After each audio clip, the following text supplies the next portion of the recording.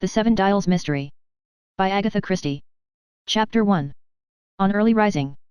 That amiable youth, Jimmy Thesiger, came racing down the big staircase at chimneys 2 steps at a time. So precipitate was his descent that he collided with Treadwell, the stately butler, just as the latter was crossing the hall bearing a fresh supply of hot coffee. Owing to the marvelous presence of mind and masterly agility of Treadwell, no casualty occurred. "Sorry," apologized Jimmy. "I say, Treadwell, am I the last down?" "No, sir, Mr. Wade has not come down yet." "Good," said Jimmy, and entered the breakfast room. The room was empty save for his hostess, and her reproachful gaze gave Jimmy the same feeling of discomfort he always experienced on catching the eye of a defunct codfish exposed on a fishmonger's slab. Yet, hang it all, why should the woman look at him like that? To come down at a punctual 9:30 when staying in a country house simply wasn't done. To be sure, it was now 11:15 which was, perhaps, the outside limit, but even then. "Afraid I'm a bit late, Lady Coote." "What?" "Oh. It doesn't matter," said Lady Coote in a melancholy voice. As a matter of fact, people being late for breakfast worried her very much. For the first 10 years of her married life, Sir Oswald Coote, then plain Mr., had, to put it baldly, raised hell if his morning meal were even a half-minute later than 8 o'clock. Lady Coote had been disciplined to regard unpunctuality as a deadly sin of the most unpardonable nature. And habit dies hard. Also, she was an earnest woman, and she could not help asking herself what possible good these young people would ever do in the world without early rising. As Sir Oswald so often said, to reporters and others, "I attribute my success entirely to my habits of early rising, frugal living, and methodical habits." Lady Coote was a big, handsome woman in a tragic sort of fashion. She had large, dark, mournful eyes and a deep voice. An artist looking for a model for Rachel mourning for her children would have hailed Lady Coote with delight. She would have done well, too, in melodrama, staggering through the falling snow as the deeply wronged wife of the villain. She looked as though she had some terrible secret sorrow in her life, and yet if the truth be told, Lady Coote had had no trouble in her life whatever, except the meteoric rise to prosperity of Sir Oswald. As a young girl she had been a jolly flamboyant creature, very much in love with Oswald Coote, the aspiring young man in the bicycle shop next to her father's hardware store. They had lived very happily, first in a couple of rooms, and then in a tiny house, and then in a larger house, and then in successive houses of increasing magnitude, but always within a reasonable distance of the works until now Sir Oswald had reached such an eminence that he and the works were no longer interdependent, and it was his pleasure to rent the very largest and most magnificent mansions available all over England.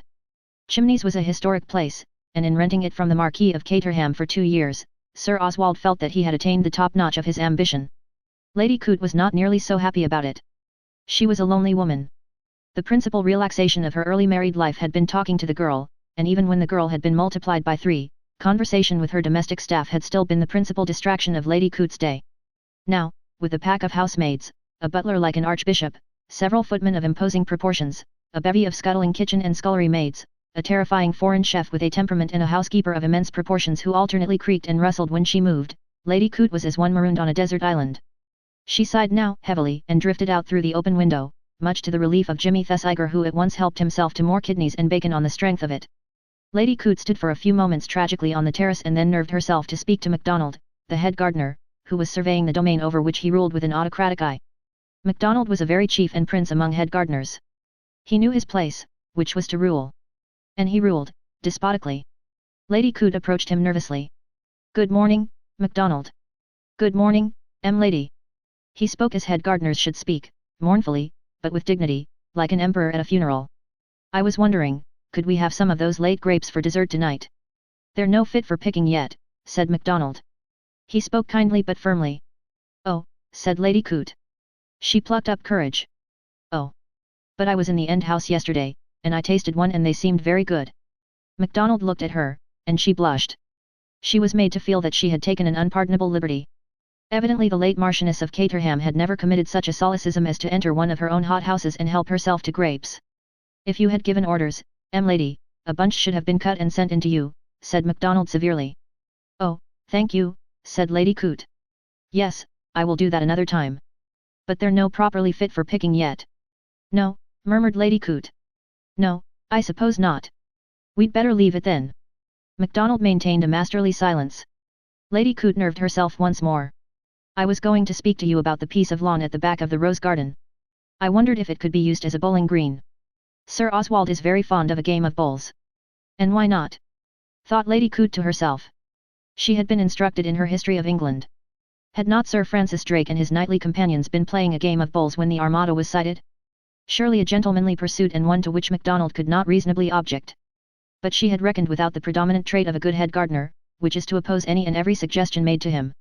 Nay, dude, it could be used for that purpose, said MacDonald noncommittally.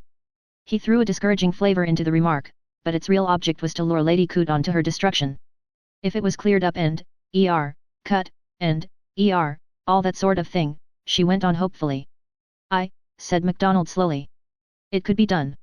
But it would mean taking William from the lower border. Oh, said Lady Coote doubtfully. The words lower border conveyed absolutely nothing to her mind, except a vague suggestion of a Scottish song, but it was clear that to MacDonald they constituted an insuperable objection. And that would be a pity, said MacDonald. Oh. Of course, said Lady Coote. It would.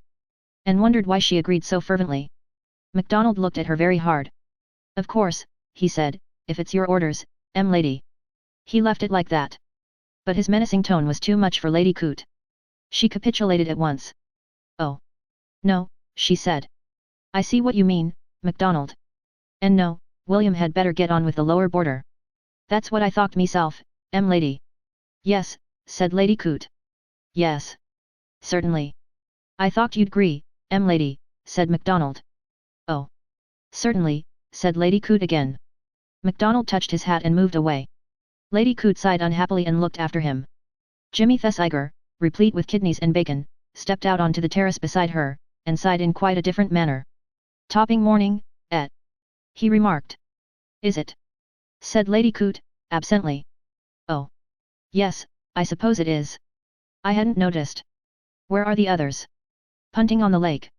I expect so. I mean, I shouldn't wonder if they were. Lady Coote turned and plunged abruptly into the house again. Treadwell was just examining the coffee pot. Oh, dear, said Lady Coote. Isn't Mr. Wade, lady? Yes, Mr. Wade. Isn't he down yet? No, lady. It's very late. Yes, lady. Oh. Dear. I suppose he will come down sometime, Treadwell. Oh, undoubtedly, lady. It was 11:30 yesterday morning when Mr. Wade came down, lady. Lady Coote glanced at the clock. It was now 20 minutes to 12. A wave of human sympathy rushed over her. It's very hard luck on you, Treadwell. Having to clear and then get lunch on the table by 1 o'clock. I am accustomed to the ways of young gentlemen, lady. The reproof was dignified, but unmistakable. So might a prince of the church reprove a Turk or an infidel who had unwittingly committed a solecism in all good faith. Lady Coote blushed for the second time that morning. But a welcome interruption occurred. The door opened and a serious, spectacled young man put his head in. Oh. There you are, Lady Coote. Sir Oswald was asking for you. Oh, I'll go to him at once, Mr. Bateman. Lady Coote hurried out. Rupert Bateman, who was Sir Oswald's private secretary, went out the other way, through the window where Jimmy Thesiger was still lounging amiably. Morning, Pongo, said Jimmy. I suppose I shall have to go and make myself agreeable to those blasted girls. You coming? Bateman shook his head and hurried along the terrace and in at the library window. Jimmy grinned pleasantly at his retreating back. He and Bateman had been at school together, when Bateman had been a serious, spectacled boy, and had been nicknamed Pongo for no earthly reason whatever. Pongo, Jimmy reflected, was very much the same sort of ass now that he had been then. The words life is real, life is earnest might have been written specially for him. Jimmy yawned and strolled slowly down to the lake. The girls were there, 3 of them, just the usual sort of girls, 2 with dark, shingled heads and 1 with a fair, shingled head. The one that giggled most was, he thought, called Helen, and there was another called Nancy, and the third one was, for some reason, addressed as Socks. With them were his 2 friends, Bill Eversley and Ronnie Devereux, who were employed in a purely ornamental capacity at the Foreign Office. Hello, said Nancy, or possibly Helen. It's Jimmy. Where's what's his name? You don't mean to say, said Bill Eversley, that Gary Wade's not up yet? Something ought to be done about it. If he's not careful, said Ronnie Devereux, he'll miss his breakfast altogether one day, find it's lunch or tea instead when he rolls down. It's a shame, said the girl called Socks. Because it worries Lady Coote so. She gets more and more like a hen that wants to lay an egg and can't. It's too bad. Let's pull him out of bed, suggested Bill. Come on, Jimmy. Oh. Let's be more subtle than that, said the girl called Socks. Subtle was a word of which she was rather fond. She used it a great deal. I'm not subtle, said Jimmy. I don't know how. Let's get together and do something about it tomorrow morning, suggested Ronnie vaguely. You know, get him up at 7. Stagger the household. Treadwell loses his false whiskers and drops the tea urn. Lady Coote has hysterics and faints in Bill's arms, Bill being the weight carrier. Sir Oswald says ha, and Steele goes up a point and 5/8. Pongo registers emotion by throwing down his spectacles and stamping on them. You don't know Gary, said Jimmy. I dare say enough cold water might wake him, judiciously applied, that is. But he'd only turn over and go to sleep again. Oh. We must think of something more subtle than cold water, said Socks. Well, what? Asked Ronnie bluntly. And nobody had any answer ready. We ought to be able to think of something, said Bill. Who's got any brains? Pongo, said Jimmy. And here he is, rushing along in a hurried manner as usual. Pongo was always the one for brains. It's been his misfortune from his youth upwards. Let's turn Pongo onto it.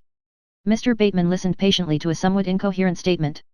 His attitude was that of one poised for flight. He delivered his solution without loss of time. I should suggest an alarm clock, he said briskly. I always use one myself for fear of oversleeping.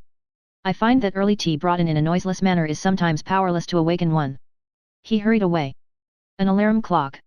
Ronnie shook his head. One alarm clock. It would take about a dozen to disturb Gary Wade. Well, why not? Bill was flushed and earnest. I've got it. Let's all go into Market Basing and buy an alarm clock each. There was laughter and discussion. Bill and Ronnie went off to get hold of cars. Jimmy was deputed to spy upon the dining room. He returned rapidly. He's there right enough. Making up for lost time and wolfing down toast and marmalade. How are we going to prevent him coming along with us? It was decided that Lady Coote must be approached and instructed to hold him in play. Jimmy and Nancy and Helen fulfilled this duty. Lady Coote was bewildered and apprehensive. Rag? You will be careful, won't you, my dears? I mean, you won't smash the furniture and wreck things or use too much water. We've got to hand this house over next week, you know. I shouldn't like Lord Caterham to think. Bill, who had returned from the garage, broke in reassuringly. That's all right, Lady Coote. Bundle Brent, Lord Caterham's daughter, is a great friend of mine. And there's nothing she'd stick at it, absolutely nothing. You can take it from me. And anyway there's not going to be any damage done. This is quite a quiet affair. Subtle, said the girl called Socks. Lady Coote went sadly along the terrace just as Gerald Wade emerged from the breakfast room. Jimmy Thesiger was a fair, cherubic young man, and all that could be said of Gerald Wade was that he was fairer and more cherubic, and that his vacuous expression made Jimmy's face quite intelligent by contrast. Morning, Lady Coote, said Gerald Wade. Where are all the others? They've all gone to Market Basing, said Lady Coote. What for? Some joke, said Lady Coote in her deep, melancholy voice.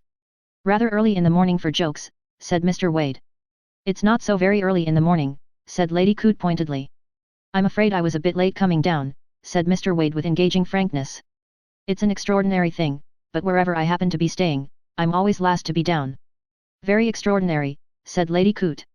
I don't know why it is, said Mr. Wade, meditating. I can't think, I'm sure. Why don't you just get up? Suggested Lady Coote. Oh, said Mr. Wade. The simplicity of the solution rather took him aback. Lady Coote went on earnestly. I've heard Sir Oswald say so many times that there's nothing for getting a young man on in the world like punctual habits. Oh. I know, said Mr. Wade. And I have to when I'm in town. I mean, I have to be round at the jolly old Foreign Office by 11 o'clock. You mustn't think I'm always a slacker, Lady Coote. I say, what awfully jolly flowers you've got down in that lower border. I can't remember the names of them, but we've got some at home, those mauve thingamabobs. My sister's tremendously keen on gardening. Lady Coote was immediately diverted. Her wrongs rankled within her. What kind of gardeners do you have? Oh. Just one. Rather an old fool, I believe. Doesn't know much, but he does what he's told. And that's a great thing, isn't it? Lady Coote agreed that it was with a depth of feeling in her voice that would have been invaluable to her as an emotional actress. They began to discourse on the iniquities of gardeners. Meanwhile the expedition was doing well. The principal emporium of Market Basing had been invaded and the sudden demand for alarm clocks was considerably puzzling the proprietor. I wish we'd got Bundle here, murmured Bill. You know her, don't you, Jimmy? Oh, you'd like her. She's a splendid girl, a real good sport, and mark you, she's got brains too. You know her, Ronnie? Ronnie shook his head. Don't know Bundle? Where have you been vegetating? She's simply it. Be a bit more subtle, Bill, said Socks. Stop blood-herring about your lady friends and get on with the business. Mr. Murgatroyd, owner of Murgatroyd's stores, burst into eloquence. If you'll allow me to advise you, miss, I should say, not the 7/11th one. It's a good clock, I'm not running it down, mark you, but I should strongly advise this kind at 10/6. Well worth the extra money. Reliability, you understand. I shouldn't like you to say afterwards. It was evident to everybody that Mr. Murgatroyd must be turned off like a tap. We don't want a reliable clock, said Nancy. It's got to go for one day, that's all, said Helen. We don't want a subtle one, said Socks. We want one with a good loud ring. We want, began Bill, but was unable to finish, because Jimmy, who was of a mechanical turn of mind, had at last grasped the mechanism. For the next 5 minutes the shop was hideous with the loud raucous ringing of many alarum clocks. In the end 6 excellent starters were selected. And I'll tell you what, said Ronnie handsomely, I'll get one for Pongo. It was his idea, and it's a shame that he should be out of it. He shall be represented among those present. That's right, said Bill. And I'll take an extra one for Lady Coot. The more the merrier. And she's doing some of the spade work. Probably gassing away to old Gary now. Indeed at this precise moment Lady Coot was detailing a long story about MacDonald and a prize peach and enjoying herself very much. The clocks were wrapped up and paid for. Mr. Murgatroyd watched the cars drive away with a puzzled air. Very spirited the young people of the upper classes nowadays, very spirited indeed, but not at all easy to understand. He turned with relief to attend to the vicar's wife, who wanted a new kind of dripless teapot. Chapter 2. Concerning alarum clocks. Now where shall we put them? Dinner was over. Lady Coot had been once more detailed for duty. Sir Oswald had unexpectedly come to the rescue by suggesting bridge, not that suggesting is the right word. Sir Oswald, as became one of our captains of industry, number 7 of Series I, merely expressed a preference and those around him hastened to accommodate themselves to the great man's wishes. Rupert Bateman and Sir Oswald were partners against Lady Coot and Gerald Wade, which was a very happy arrangement. Sir Oswald played bridge, like he did everything else, extremely well and liked a partner to correspond. Bateman was as efficient a bridge player as he was a secretary. Both of them confined themselves strictly to the matter in hand, merely uttering in curt short barks, 2 no trumps, double, 3 spades. Lady Coot and Gerald Wade were amiable and discursive and the young man never failed to say at the conclusion of each hand, I say, partner, you played that simply splendidly, in tones of simple admiration which Lady Coot found both novel and extremely soothing. They also held very good cards. The others were supposed to be dancing to the wireless in the big ballroom. In reality they were grouped around the door of Gerald Wade's bedroom, and the air was full of subdued giggles and the loud ticking of clocks. Under the bed in a row, suggested Jimmy in answer to Bill's question. And what shall we set them at? What time, I mean? All together so that there's one glorious what-not, or at intervals. The point was hotly disputed. One party argued that for a champion sleeper like Gary Wade the combined ringing of 8 alarum clocks was necessary. The other party argued in favor of steady and sustained effort. In the end the latter won the day. The clocks were set to go off one after the other, starting at 6:30 a.m. And I hope, said Bill virtuously, that this will be a lesson to him. Here, said Socks. The business of hiding the clocks was just being begun when there was a sudden alarm. Hist! Cried Jimmy. Somebody's coming up the stairs. There was a panic. It's all right, said Jimmy. It's only Pongo. Taking advantage of being dummy, Mr. Bateman was going to his room for a handkerchief. He paused on his way and took in the situation at a glance. He then made a comment, a simple and practical one. He will hear them ticking when he goes to bed. The conspirators looked at each other. What did I tell you? Said Jimmy in a reverent voice. Pongo always did have brains. The brainy one passed on. It's true, admitted Ronnie Devereux, his head on one side. 8 clocks all ticking at once do make a devil of a row. Even old Gary, ass as he is, couldn't miss it. He'll guess something's up. I wonder if he is, said Jimmy Thesiger. Is what? Such an ass as we all think. Ronnie stared at him. We all know old Gerald. Do we? Said Jimmy. I've sometimes thought that, well, that it isn't possible for anyone to be quite the ass old Gary makes himself out to be. They all stared at him. There was a serious look on Ronnie's face. Jimmy, he said, you've got brains. A second Pongo, said Bill encouragingly.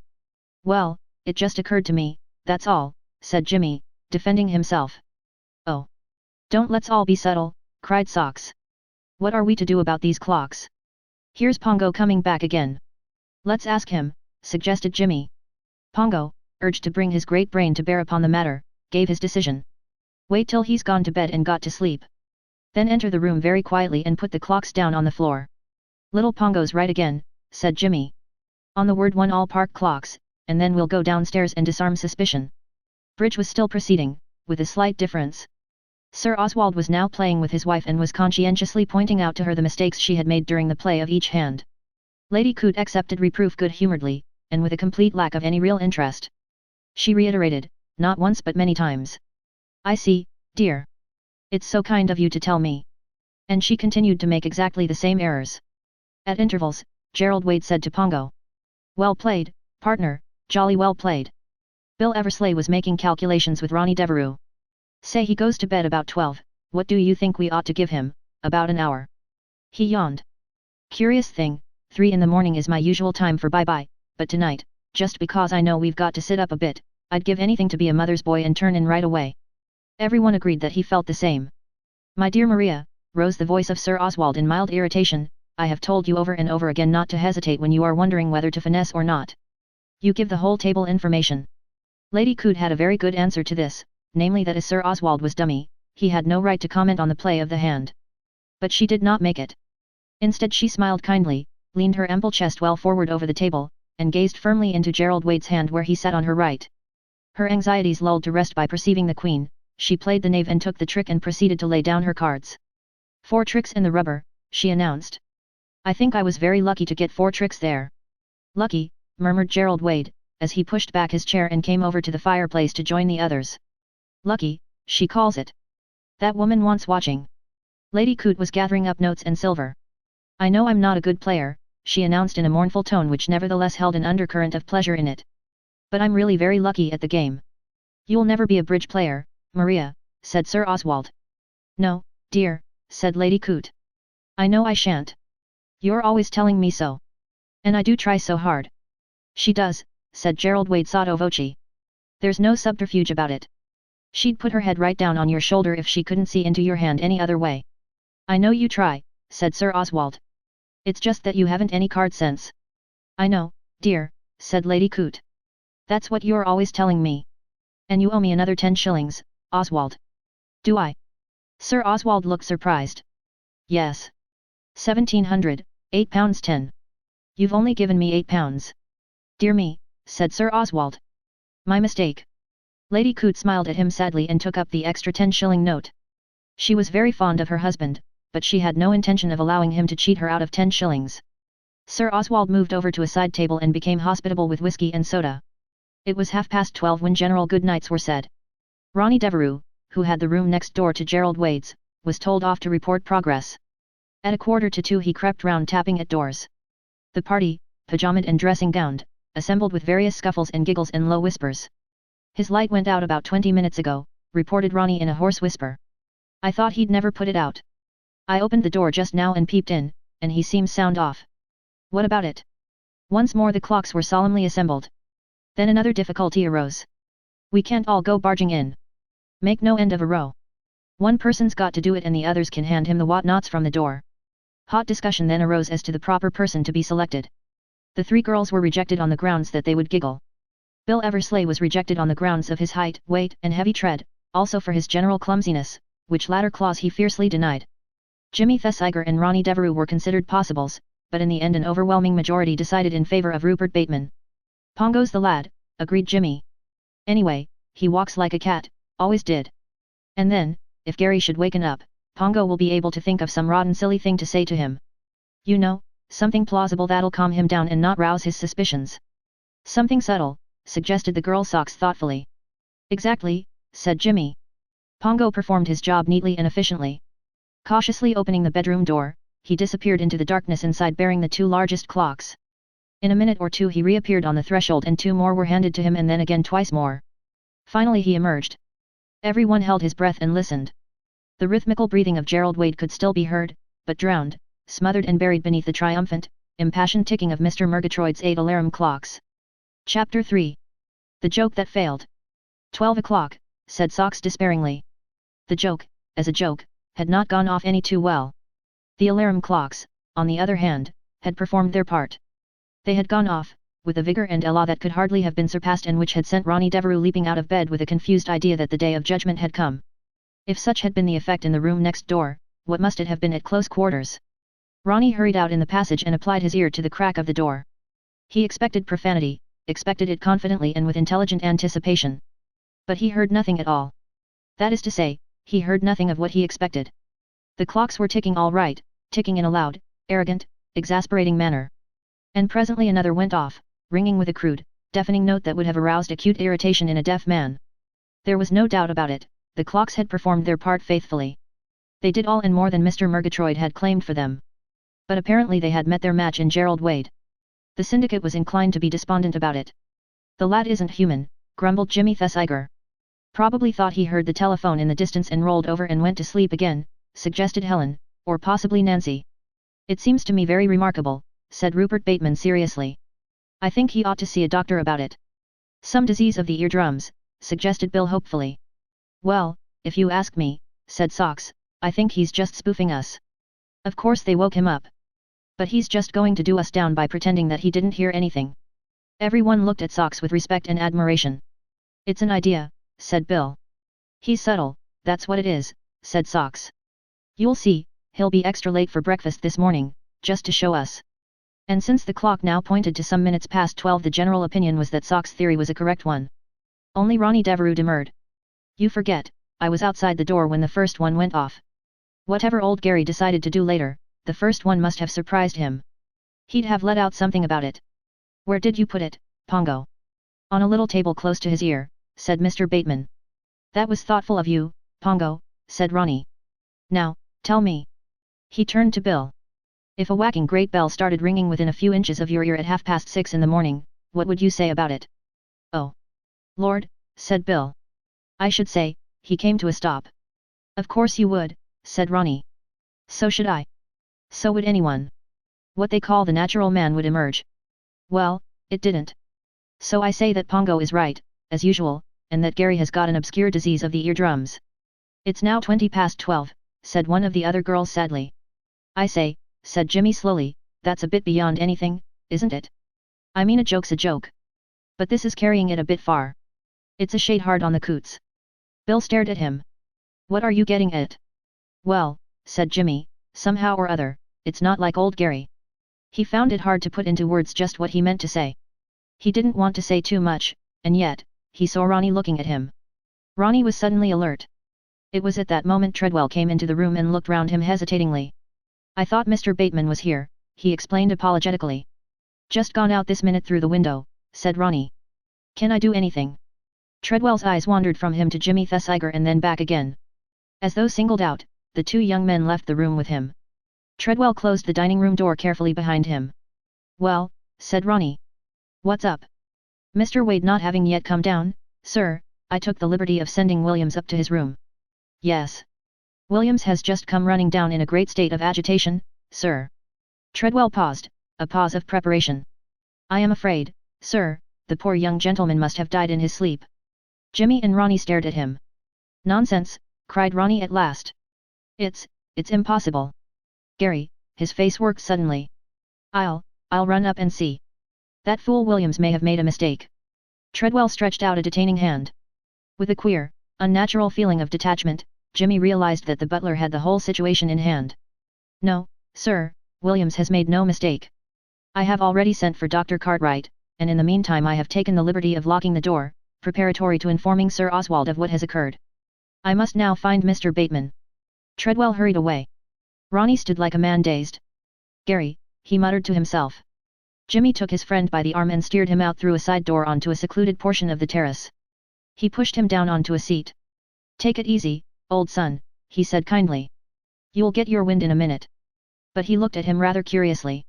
He had had no idea that Ronnie was such a friend of Gary Wade's. Poor old Gary, he said thoughtfully. If ever a man looked fit, he did. Ronnie nodded. All that clock business seems so rotten now, went on Jimmy. It's odd, isn't it, why farce so often seems to get mixed up with tragedy. He was talking more or less at random, to give Ronnie time to recover himself. The other moved restlessly. I wish that doctor would come. I want to know. Know what? What he died of. Jimmy pursed up his lips. Heart. He hazarded. Ronnie gave a short, scornful laugh. I say, Ronnie, said Jimmy. Well. Jimmy found a difficulty in going on. You don't mean, you aren't thinking, I mean, you haven't got it into your head that, well, I mean he wasn't biffed on the head or anything. Treadwell's locking the door and all that. It seemed to Jimmy that his words deserved an answer, but Ronnie continued to stare straight out in front of him. Jimmy shook his head and relapsed into silence. He didn't see that there was anything to do except just wait. So he waited. It was Treadwell who disturbed them. The doctor would like to see you two gentlemen in the library, if you please, sir. Ronnie sprang up.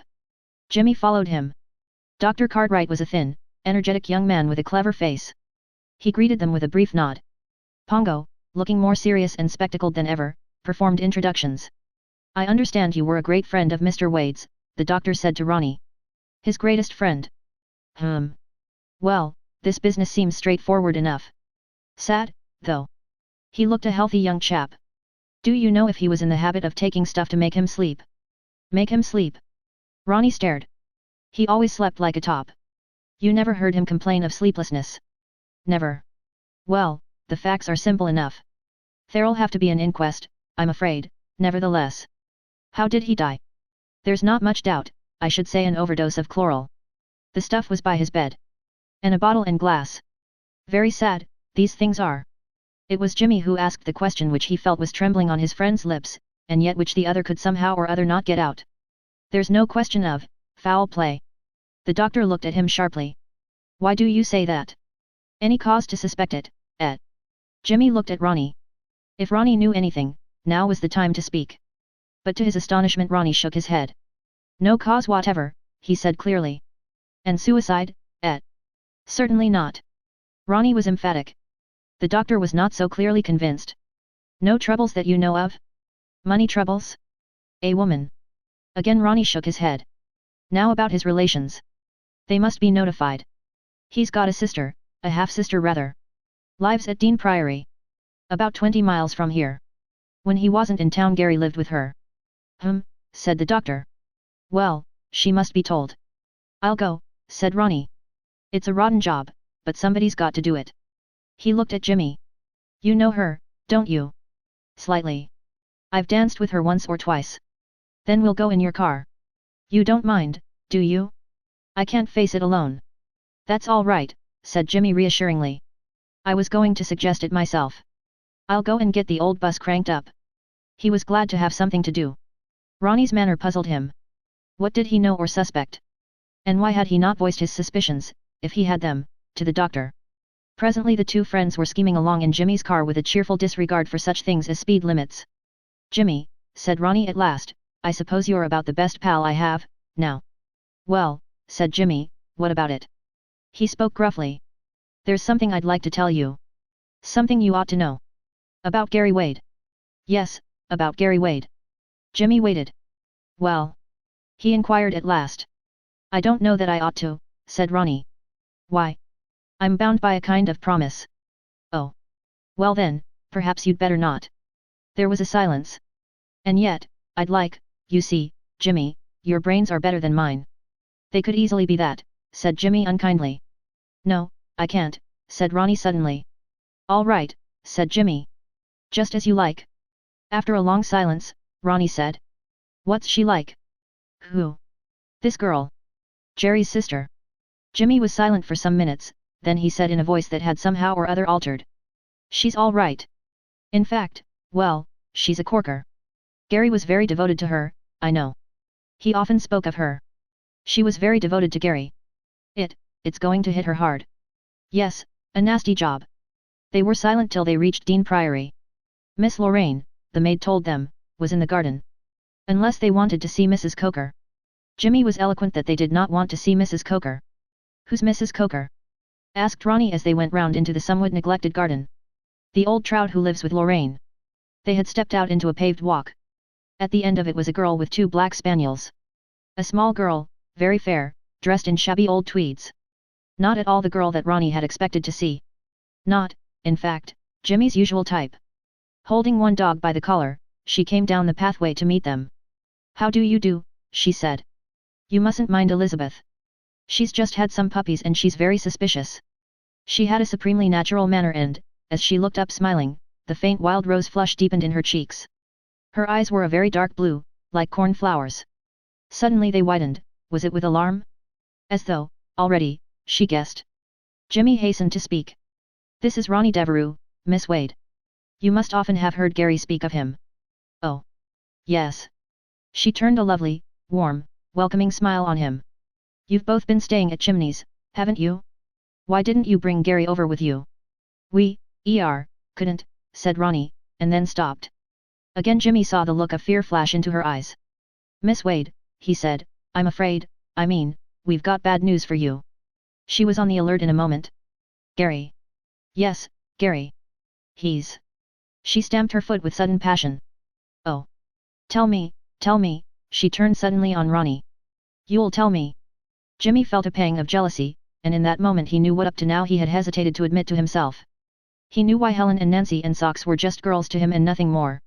He only half heard Ronnie's voice saying gravely. Yes, Miss Wade, I'll tell you.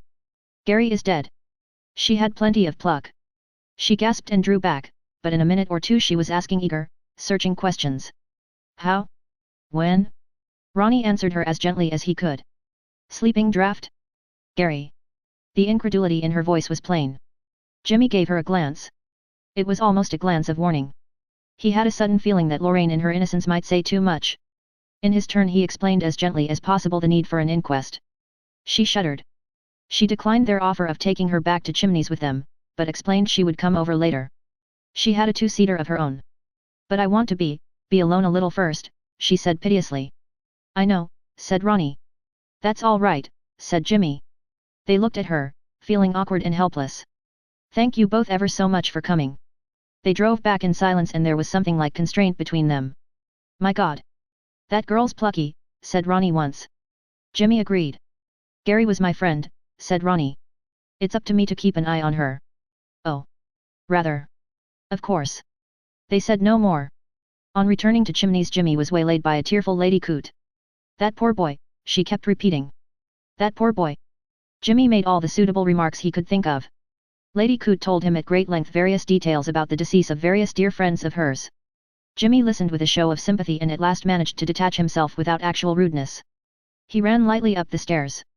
Ronnie was just emerging from Gerald Wade's room. He seemed taken aback at the sight of Jimmy. I've been in to see him, he said. Are you going in?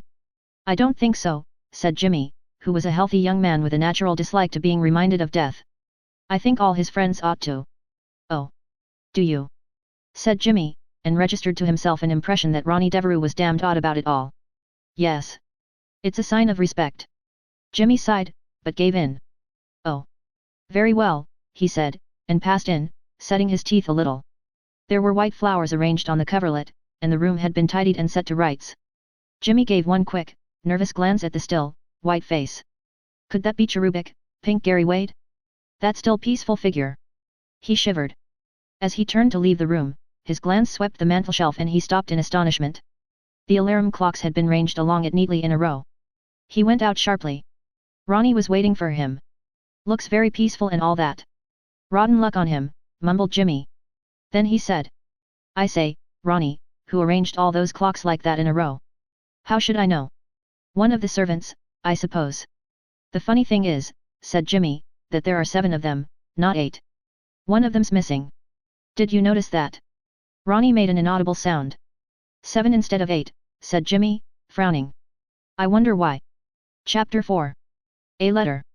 Inconsiderate, that's what I call it, said Lord Caterham. He spoke in a gentle, plaintive voice and seemed pleased with the adjective he had found. Yes, distinctly inconsiderate. I often find these self-made men are inconsiderate. Very possibly that is why they amass such large fortunes. He looked mournfully out over his ancestral acres, of which he had today regained possession. His daughter, Lady Eileen Brent, known to her friends and society in general as Bundle, laughed. You'll certainly never amass a large fortune, she observed dryly, though you didn't do so badly out of old Coote, sticking him for this place. What was he like? Presentable. One of those large men, said Lord Caterham, shuddering slightly, with a red square face and iron grey hair. Powerful, you know. What they call a forceful personality. The kind of a man you'd get if a steamroller were turned into a human being. Rather tiring, suggested Bundle sympathetically. Frightfully tiring, full of all the most depressing virtues like sobriety and punctuality. I don't know which are the worst, powerful personalities or earnest politicians. I do so prefer the cheerful inefficient. A cheerful inefficient wouldn't have been able to pay you the price you asked for this old mausoleum, Bundle reminded him. Lord Caterham winced. I wish you wouldn't use that word, Bundle. We were just getting away from the subject. I don't see why you're so frightfully sensitive about it, said Bundle. After all, people must die somewhere. They needn't die in my house, said Lord Caterham. I don't see why not. Lots of people have. Masses of stuffy old great-grandfathers and grandmothers. That's different, said Lord Caterham. Naturally I expect Brents to die here, they don't count. But I do object to strangers. And I especially object to inquests. The thing will become a habit soon. This is the second. You remember all that fuss we had 4 years ago? For which, by the way, I hold George Lomax entirely to blame. And now you're blaming poor old steamroller Coote. I'm sure he was quite as annoyed about it as anyone. Very inconsiderate, said Lord Caterham obstinately. People who are likely to do that sort of thing oughtn't to be asked to stay. And you may say what you like, Bundle, I don't like inquests. I never have and I never shall. Well, this wasn't the same sort of thing as the last one, said Bundle soothingly. I mean, it wasn't a murder. It might have been, from the fuss that thickhead of an inspector made. He's never got over that business 4 years ago. He thinks every death that takes place here must necessarily be a case of foul play fraught with grave political significance. You've no idea the fuss he made. I've been hearing about it from Treadwell. Tested everything imaginable for fingerprints. And of course they only found the dead man's own. The clearest case imaginable, though whether it was suicide or accident is another matter. I met Gary Wade once, said Bundle. He was a friend of Bill's. You'd have liked him, father. I never saw anyone more cheerfully inefficient than he was. I don't like anyone who comes and dies in my house on purpose to annoy me, said Lord Caterham obstinately. But I certainly can't imagine anyone murdering him, continued Bundle. The idea's absurd. Of course it is, said Lord Caterham. Or would be to anyone but an ass like Inspector Raglan. I dare say looking for fingerprints made him feel important, said Bundle soothingly. Anyway, they brought it in death by misadventure, didn't they? Lord Caterham acquiesced. They had to show some consideration for the sister's feelings. Was there a sister? I didn't know. Half-sister, I believe. She was much younger. Old Wade ran away with her mother, he was always doing that sort of thing. No woman appealed to him unless she belonged to another man. I'm glad there's one bad habit you haven't got, said Bundle. I've always led a very respectable God-fearing life, said Lord Caterham. It seems extraordinary, considering how little harm I do to anybody, that I can't be let alone. If only. He stopped as Bundle made a sudden excursion through the window. MacDonald, called Bundle in a clear, autocratic voice. The Emperor approached. Something that might possibly have been taken for a smile of welcome tried to express itself on his countenance, but the natural gloom of Gardner's dispelled it. Your ladyship, said MacDonald. How are you? Said Bundle. I'm no vera grand, said MacDonald. I wanted to speak to you about the bowling green. It's shockingly overgrown. Put someone onto it, will you? MacDonald shook his head dubiously. It would mean taking William from the lower border, lady. Damn the lower border, said Bundle. Let him start at once. And, MacDonald. Yes, lady. Let's have some of those grapes in from the far house. I know it's the wrong time to cut them because it always is, but I want them all the same. See. Bundle re-entered the library. Sorry, father, she said, I wanted to catch MacDonald. Were you speaking? As a matter of fact I was, said Lord Caterham. But it doesn't matter. What were you saying to MacDonald? Trying to cure him of thinking he's God Almighty. But that's an impossible task. I expect the Cootes have been bad for him. MacDonald wouldn't care 1 hoot, or even 2 hoots for the largest steamroller that ever was. What's Lady Coote like? Lord Caterham considered the question. Very like my idea of Mrs. Siddons, he said at last.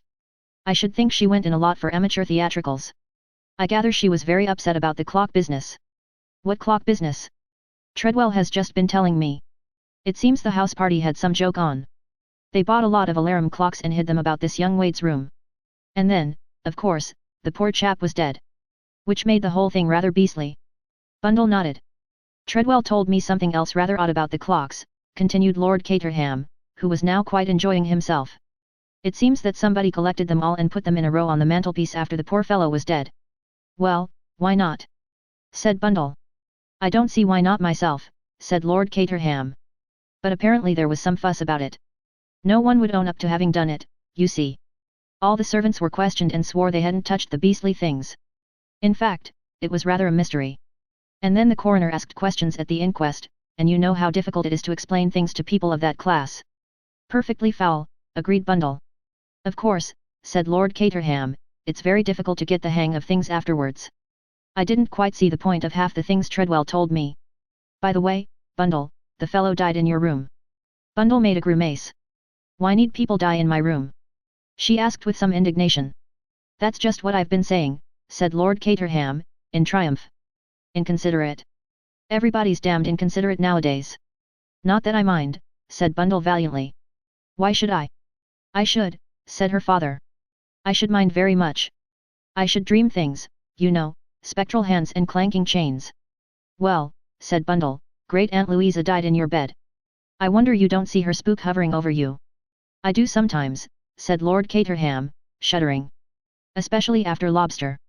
Well, thank heavens I'm not superstitious, declared Bundle. Yet that evening, as she sat in front of her bedroom fire, a slim, pajamaed figure, she found her thoughts reverting to that cheery, vacuous young man, Gary Wade. Impossible to believe that anyone so full of the joy of living could deliberately have committed suicide.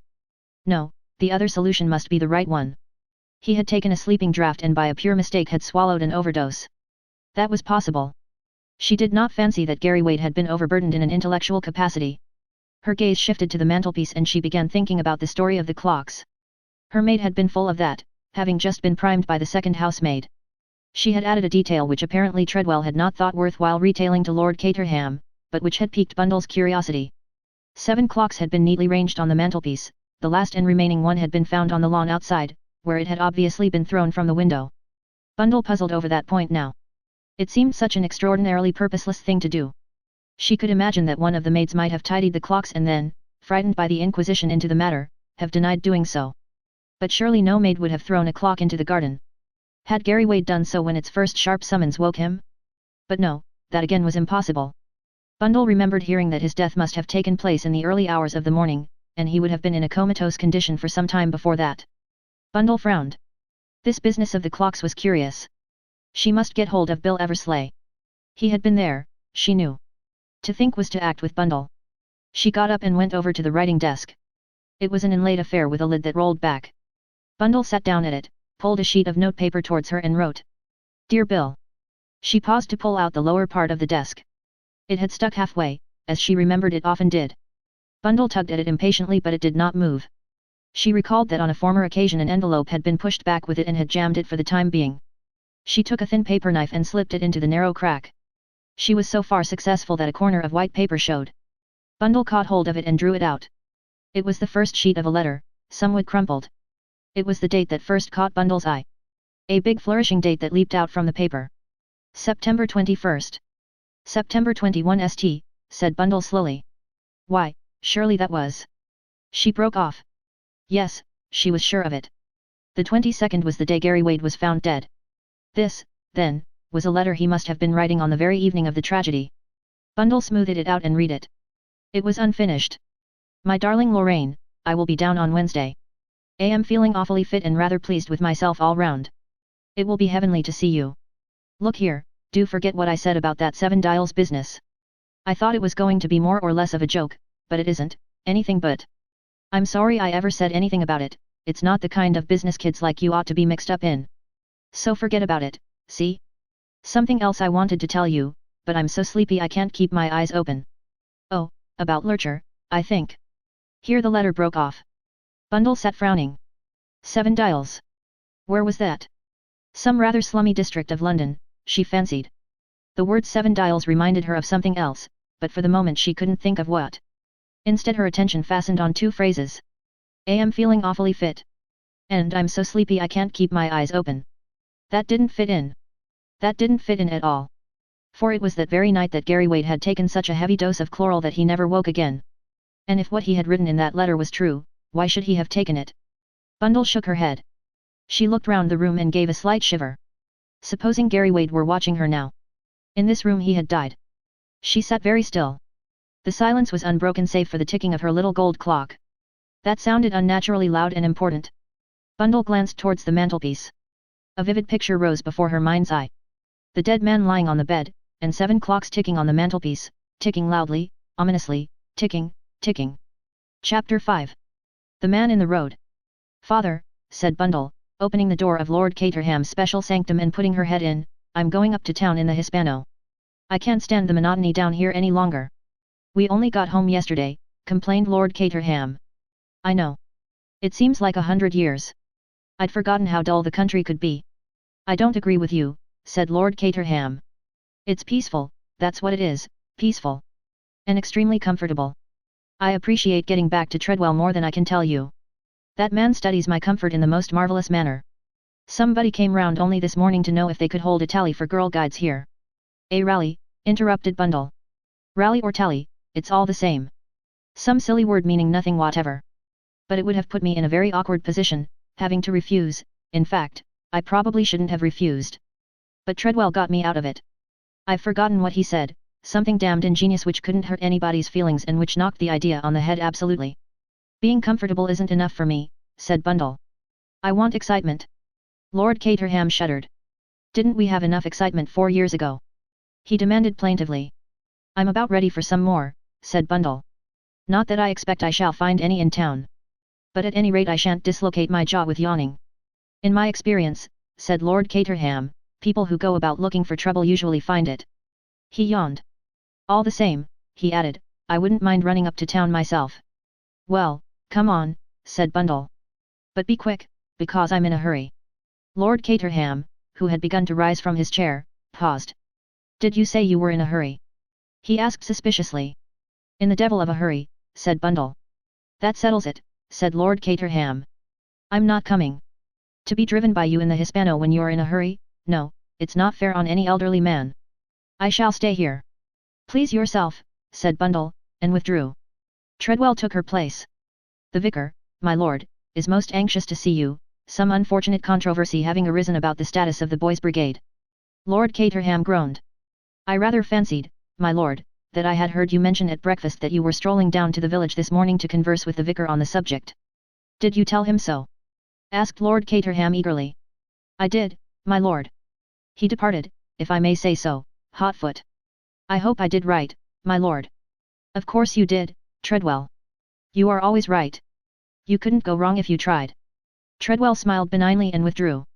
Bundle, meanwhile, was sounding the klaxon impatiently before the lodge gates, while a small child came hastening out with all speed from the lodge, admonishment from her mother following her. Make haste, Katie. That be her ladyship in a mortal hurry as always. It was indeed characteristic of Bundle to be in a hurry, especially when driving a car. She had skill and nerve and was a good driver, had it been otherwise her reckless pace would have ended in disaster more than once. It was a crisp October day, with a blue sky and a dazzling sun. The sharp tang of the air brought the blood to Bundle's cheeks and filled her with the zest of living. She had that morning sent Gerald Waite's unfinished letter to Lorraine Waite at Dean Priory, enclosing a few explanatory lines. The curious impression it had made upon her was somewhat dimmed in the daylight, yet it still struck her as needing explanation.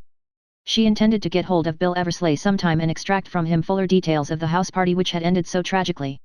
In the meantime, it was a lovely morning and she felt particularly well and the Hispano was running like a dream. Bundle pressed her foot down on the accelerator and the Hispano responded at once. Mile after mile vanished, traffic stops were few and far between and Bundle had a clear stretch of road in front of her. And then, without any warning whatever, a man reeled out of the hedge and onto the road right in front of the car.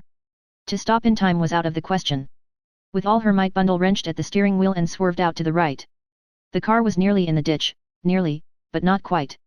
It was a dangerous maneuver, but it succeeded. Bundle was almost certain that she had missed the man.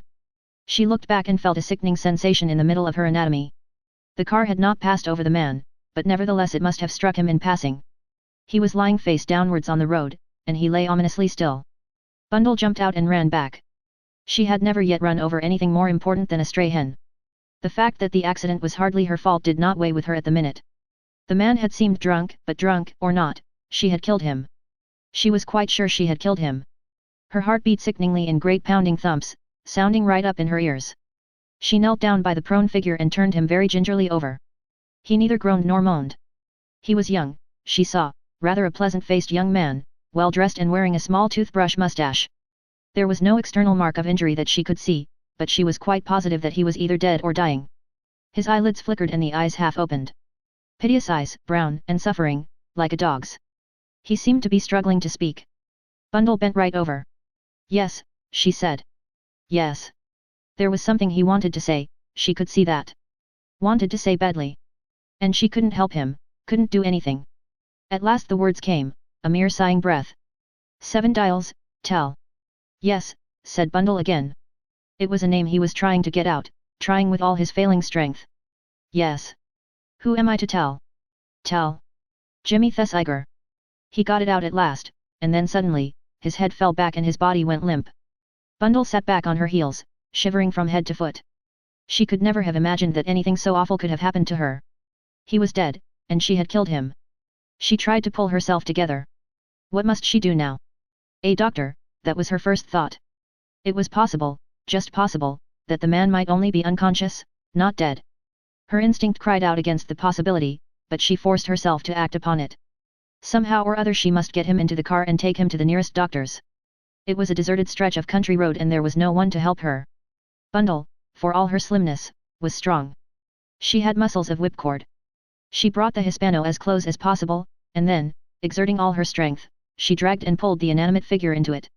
It was a horrid business, and one that made her set her teeth, but at last she managed it. Then she jumped into the driver's seat and started off. A couple of miles brought her into a small town and on inquiry she was quickly directed to the doctor's house. Dr. Castle, a kindly, middle-aged man, was startled to come into his surgery and find a girl there who was evidently on the verge of collapse. Bundle spoke abruptly. I think I've killed a man. I ran over him. I brought him along in the car. He's outside now. I was driving too fast, I suppose. I've always driven too fast. The doctor cast a practiced glance over her. He stepped over to a shelf and poured something into a glass. He brought it over to her. Drink this down, he said, and you'll feel better. You've had a shock. Bundle drank obediently and a tinge of color came into her pallid face. The doctor nodded approvingly. That's right. Now I want you to sit quietly here. I'll go out and attend to things. After I've made sure there's nothing to be done for the poor fellow, I'll come back and we'll talk about it. He was away some time. Bundle watched the clock on the mantelpiece. 5 minutes, 10 minutes, a quarter of an hour, 20 minutes, would he never come? Then the door opened and Dr. Castle reappeared.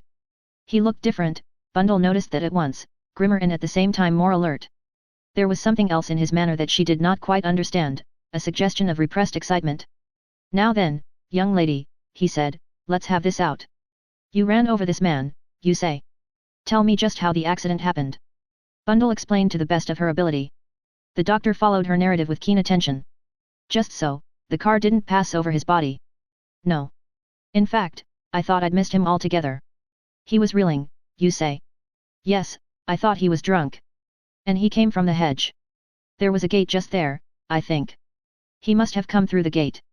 The doctor nodded, then he leaned back in his chair and removed his pince-nez. I've no doubt at all, he said, that you're a very reckless driver, and that you'll probably run over some poor fellow and do for him one of these days, but you haven't done it this time. But the car never touched him. This man was shot. Chapter 6. 7 dials again. Bundle stared at him. And very slowly the world, which for the last 3/4 of an hour had been upside down, shifted till it stood once more the right way up. It was quite 2 minutes before Bundle spoke, but when she did it was no longer the panic-stricken girl but the real Bundle, cool, efficient, and logical. How could he be shot? She said. I don't know how he could, said the doctor dryly. But he was. He's got a rifle bullet in him all right. He bled internally, that's why you didn't notice anything. Bundle nodded. The question is, the doctor continued, who shot him? You saw nobody about. Bundle shook her head. It's odd, said the doctor. If it was an accident, you'd expect the fellow who did it would come running to the rescue, unless just possibly he didn't know what he'd done. There was no one about, said Bundle. On the road, that is. It seems to me, said the doctor, that the poor lad must have been running, the bullet got him just as he passed through the gate and he came reeling onto the road in consequence. You didn't hear a shot. Bundle shook her head. But I probably shouldn't anyway, she said, with the noise of the car. Just so. He didn't say anything before he died. He muttered a few words. Nothing to throw light on the tragedy. No. He wanted something, I don't know what, told to a friend of his. Oh. Yes, and he mentioned 7 dials. Said Dr. Castle. Not a likely neighborhood for one of his class. Perhaps his assailant came from there. Well, we needn't worry about that now. You can leave it in my hands. I'll notify the police. You must, Of course, leave your name and address, as the police are sure to want to question you. In fact, perhaps you'd better come round to the police station with me now. They might say I ought to have detained you. They went together in Bundle's car. The police inspector was a slow-speaking man. He was somewhat overawed by Bundle's name and address when she gave it to him, and he took down her statement with great care. Lads, he said. That's what it is. Lads practicing. Cruel stupid, them young varmints are. Always loosing off at birds with no consideration for anyone as may be the other side of a hedge. The doctor thought it a most unlikely solution, but he realized that the case would soon be in abler hands and it did not seem worthwhile to make objections. Name of deceased? Asked the sergeant, moistening his pencil. He had a card case on him. He appears to have been a Mr. Ronald Devereux, with an address in the Albany. Bundle frowned. The name Ronald Devereux awoke some chord of remembrance. She was sure she had heard it before. It was not until she was halfway back to Chimneys in the car that it came to her. Of course. Ronnie Devereux. Bill's friend in the Foreign Office. He and Bill and, yes, Gerald Wade. As this last realization came to her, Bundle nearly went into the hedge. First Gerald Wade, then Ronnie Devereux. Gary Wade's death might have been natural, the result of carelessness, but Ronnie Devereux's surely bore a more sinister interpretation. And then Bundle remembered something else. 7 dials. When the dying man had said it, it had seemed vaguely familiar. Now she knew why. Gerald Wade had mentioned 7 dials in that last letter of his written to his sister on the night before his death. And that again connected up with something else that escaped her. Thinking all these things over, Bundle had slowed down to such a sober pace that nobody would have recognized her. She drove the car round to the garage and went in search of her father.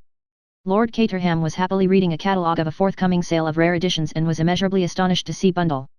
Even you, he said, can't have been to London and back in this time. I haven't been to London, said Bundle. I ran over a man. What? Only I didn't really.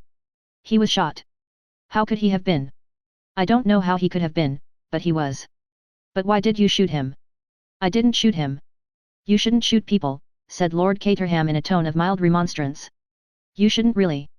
I dare say some of them richly deserve it, but all the same it will lead to trouble. I tell you I didn't shoot him. Well, who did? Nobody knows, said Bundle.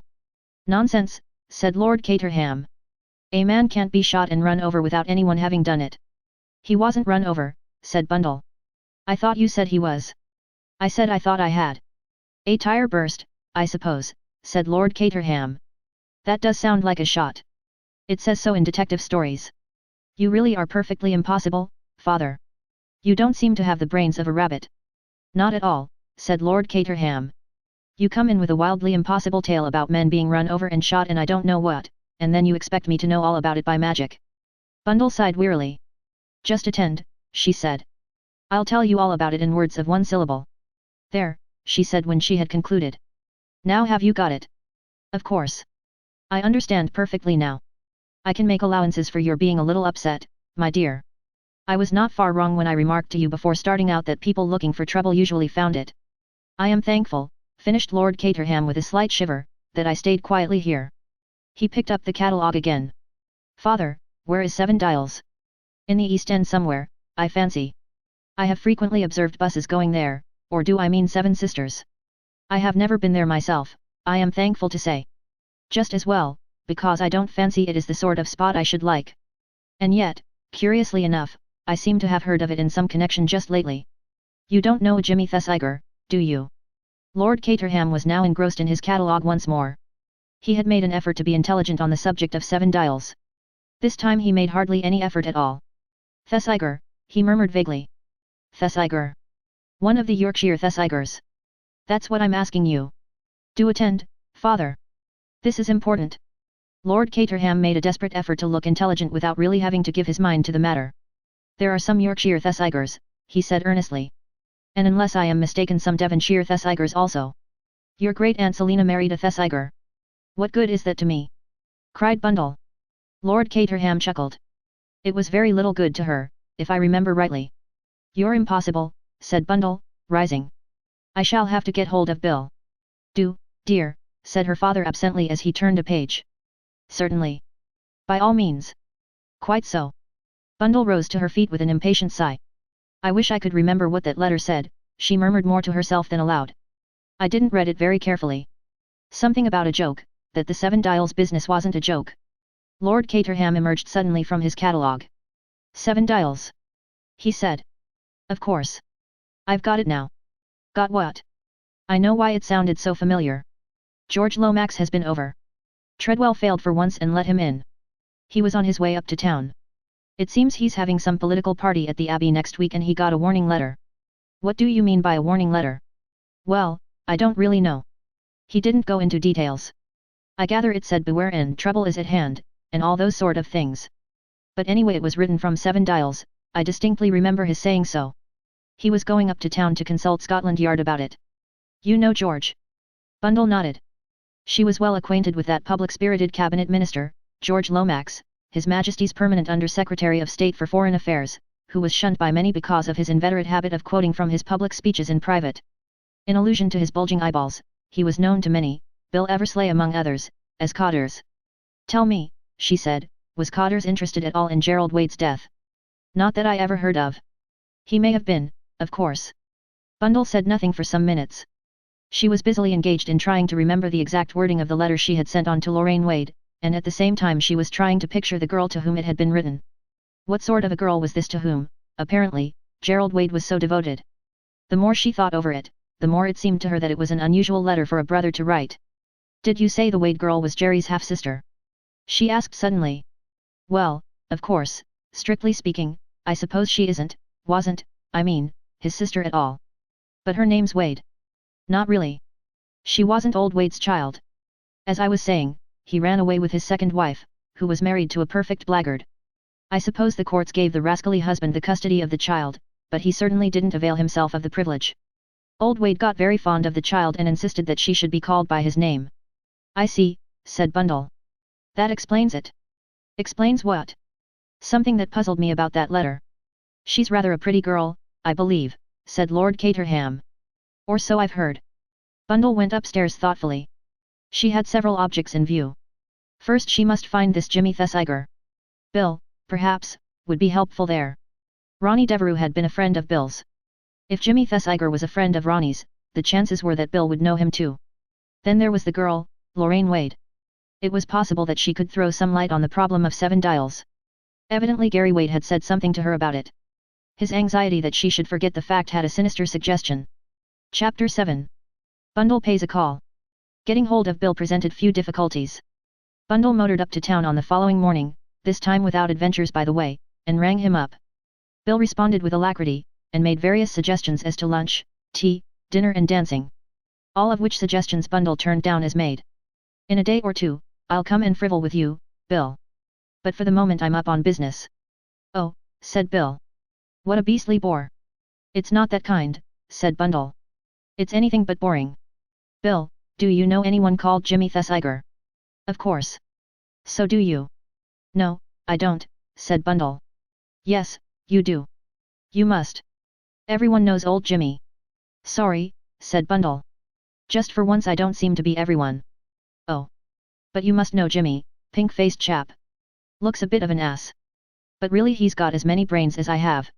You don't say so, said Bundle. He must feel a bit top-heavy when he walks about. Was that meant for sarcasm? It was a feeble effort at it. What does Jimmy Thesiger do? How do you mean, what does he do? Does being at the Foreign Office prevent you from understanding your native language? Oh. I see, you mean, has he got a job? No, he just tools around. Why should he do anything? In fact, more money than brains. Oh. I wouldn't say that. I told you just now that he had more brains than you'd think. Bundle was silent. She was feeling more and more doubtful. This gilded youth did not sound a very promising ally. And yet it was his name that had come first to the dying man's lips. Bill's voice chimed in suddenly with singular appropriateness. Ronnie always thought a lot of his brains. You know, Ronnie Devereux. Thesiger was his greatest pal. Ronnie. Bundle stopped, undecided. Clearly Bill knew nothing of the other's death. It occurred to Bundle for the first time that it was odd the morning papers had contained nothing of the tragedy. Surely it was the kind of spicy item of news that would never be passed over. There could be one explanation, and one explanation only. The police, for reasons of their own, were keeping the matter quiet. Bill's voice was continuing. I haven't seen Ronnie for an age, not since that weekend down at your place. You know, when poor old Gary Wade passed out. He paused and then went on. Rather a foul business that altogether. I expect you've heard about it. I say, Bundle, are you there still? Of course I'm here. Well, you haven't said anything for an age. I began to think that you had gone away. No, I was just thinking over something. Should she tell Bill of Ronnie's death? She decided against it, it was not the sort of thing to be said over the telephone. But soon, very soon, she must have a meeting with Bill. In the meantime. Bill. Hello. I might dine with you tomorrow night. Good, and we'll dance afterwards. I've got a lot to talk to you about. As a matter of fact, I've been rather hard hit, the foulest luck. Well, tell me about it tomorrow, said Bundle, cutting him short rather unkindly. In the meantime, what is Jimmy Thesiger's address? Jimmy Thesiger. That's what I said. He's got rooms in German Street, do I mean German Street or the other one? Bring that Class A brain to bear upon it. Yes, German Street. Wait a bit and I'll give you the number. There was a pause. Are you there still? I'm always there. Well, one never knows with these dashed telephones. The number is 103. Got it. 103. Thank you, Bill. Yes, but I say, what do you want it for? You said you didn't know him. I don't, but I shall in half an hour. You're going round to his rooms. Quite right, Sherlock. Yes, but I say, well, for one thing he won't be up. Won't be up? I shouldn't think so. I mean, who would if they hadn't got to? Look at it that way.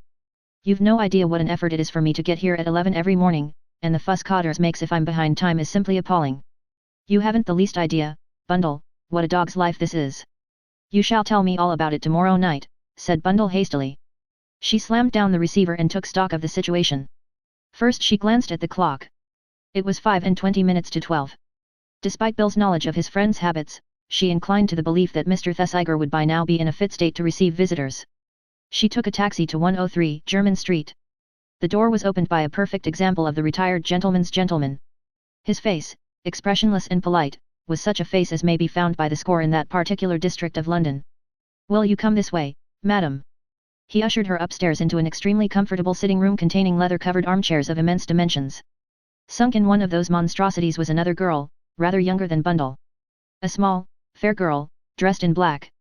What name shall I say, madam? I won't give any name, said Bundle. I just want to see Mr. Thesiger on important business. The grave gentleman bowed and withdrew, shutting the door noiselessly behind him. There was a pause. It's a nice morning, said the fair girl timidly. It's an awfully nice morning, agreed Bundle. There was another pause. I motored up from the country this morning, said Bundle, plunging once more into speech. And I thought it was going to be one of those foul fogs. But it wasn't. No, said the other girl. It wasn't. And she added, I've come up from the country too. Bundle eyed her more attentively. She had been slightly annoyed at finding the other there. Bundle belonged to the energetic order of people who like to get on with it, and she foresaw that the second visitor would have to be disposed of and got rid of before she could broach her own business. It was not a topic she could introduce before a stranger. Now, as she looked more closely, an extraordinary idea rose in her brain. Could it be? Yes, the girl was in deep mourning, her black, silk-clad ankles showed that. It was a long shot, but Bundle was convinced that her idea was right. She drew a long breath. Look here, she said. Are you by any chance Lorraine Wade? Lorraine's eyes opened wide. Yes, I am. How clever of you to know. We've never met, have we? Bundle shook her head. I wrote to you yesterday, though. I'm Bundle Brent. It was so very kind of you to send me Jerry's letter, said Lorraine. I've written to thank you. I never expected to see you here. I'll tell you why I'm here, said Bundle. Did you know Ronnie Devereux? Lorraine nodded. He came over the day that Gary, you know. And he's been to see me 2 or 3 times since. He was one of Jerry's greatest friends. I know. Well, he's dead. Lorraine's lips parted in surprise. Dead. But he always seemed so fit. Bundle narrated the events of the preceding day as briefly as possible. A look of fear and horror came into Lorraine's face. Then it is true. It is true. What's true? What I've thought, what I've been thinking all these weeks. Gerald didn't die a natural death. He was killed. You've thought that, have you? Yes. Gary would never have taken things to make him sleep. She gave the little ghost of a laugh. He slept much too well to need them. I always thought it queer. And he thought so too, I know he did. Who? Ronnie. And now this happens. Now he's killed too. She paused and then went on, that's what I came for today. That letter of Jerry's you sent me, as soon as I read it, I tried to get hold of Ronnie, but they said he was away. So I thought I'd come and see Jimmy, he was Ronnie's other great friend. I thought perhaps he'd tell me what I ought to do. You mean, Bundle paused. About 7 dials. Lorraine nodded. You see, she began. But at that moment Jimmy Thesiger entered the room. Chapter 8. Visitors for Jimmy. We must at this point go back to some 20 minutes earlier. To a moment when Jimmy Thesiger, emerging from the mists of sleep, was conscious of a familiar voice speaking unfamiliar words. His sleep-ridden brain tried for a moment to cope with the situation, but failed. He yawned and rolled over again. A young lady, sir, has called to see you. The voice was implacable. So prepared was it to go on repeating the statement indefinitely that Jimmy resigned himself to the inevitable. He opened his eyes and blinked. Stevens. He said. Say that again. A young lady, sir, has called to see you. Oh. Jimmy strove to grasp the situation. Why? I couldn't say, sir. No, I suppose not. No, he thought it over. I suppose you couldn't. Stevens swooped down upon a tray by the bedside. I will bring you some fresh tea, sir. This is cold. You think that I ought to get up and, see the lady? Stevens made no reply, but he held his back very stiff and Jimmy read the signs correctly. Oh. Very well, he said. I suppose I'd better. She didn't give her name. No, sir. She couldn't be by any possible chance my Aunt Jemima, could she? Because if so, I'm damned if I'm going to get up. The lady, sir, could not possibly be anyone's aunt, I should say, unless the youngest of a large family. Aha, said Jimmy. Young and lovely. Is she, what kind is she? The young lady, sir, is most undoubtedly strictly comme il faut, if I may use the expression. You may use it, said Jimmy graciously. Your French pronunciation, Stevens, if I may say so, is very good. Much better than mine. I am gratified to hear it, sir. I have lately been taking a correspondence course in French. Have you really?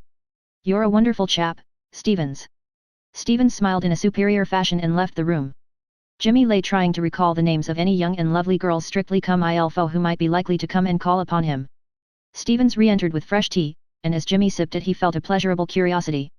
You've given her the paper and all that, I hope, Stevens, he said. I supplied her with the Morning Post and Punch, sir.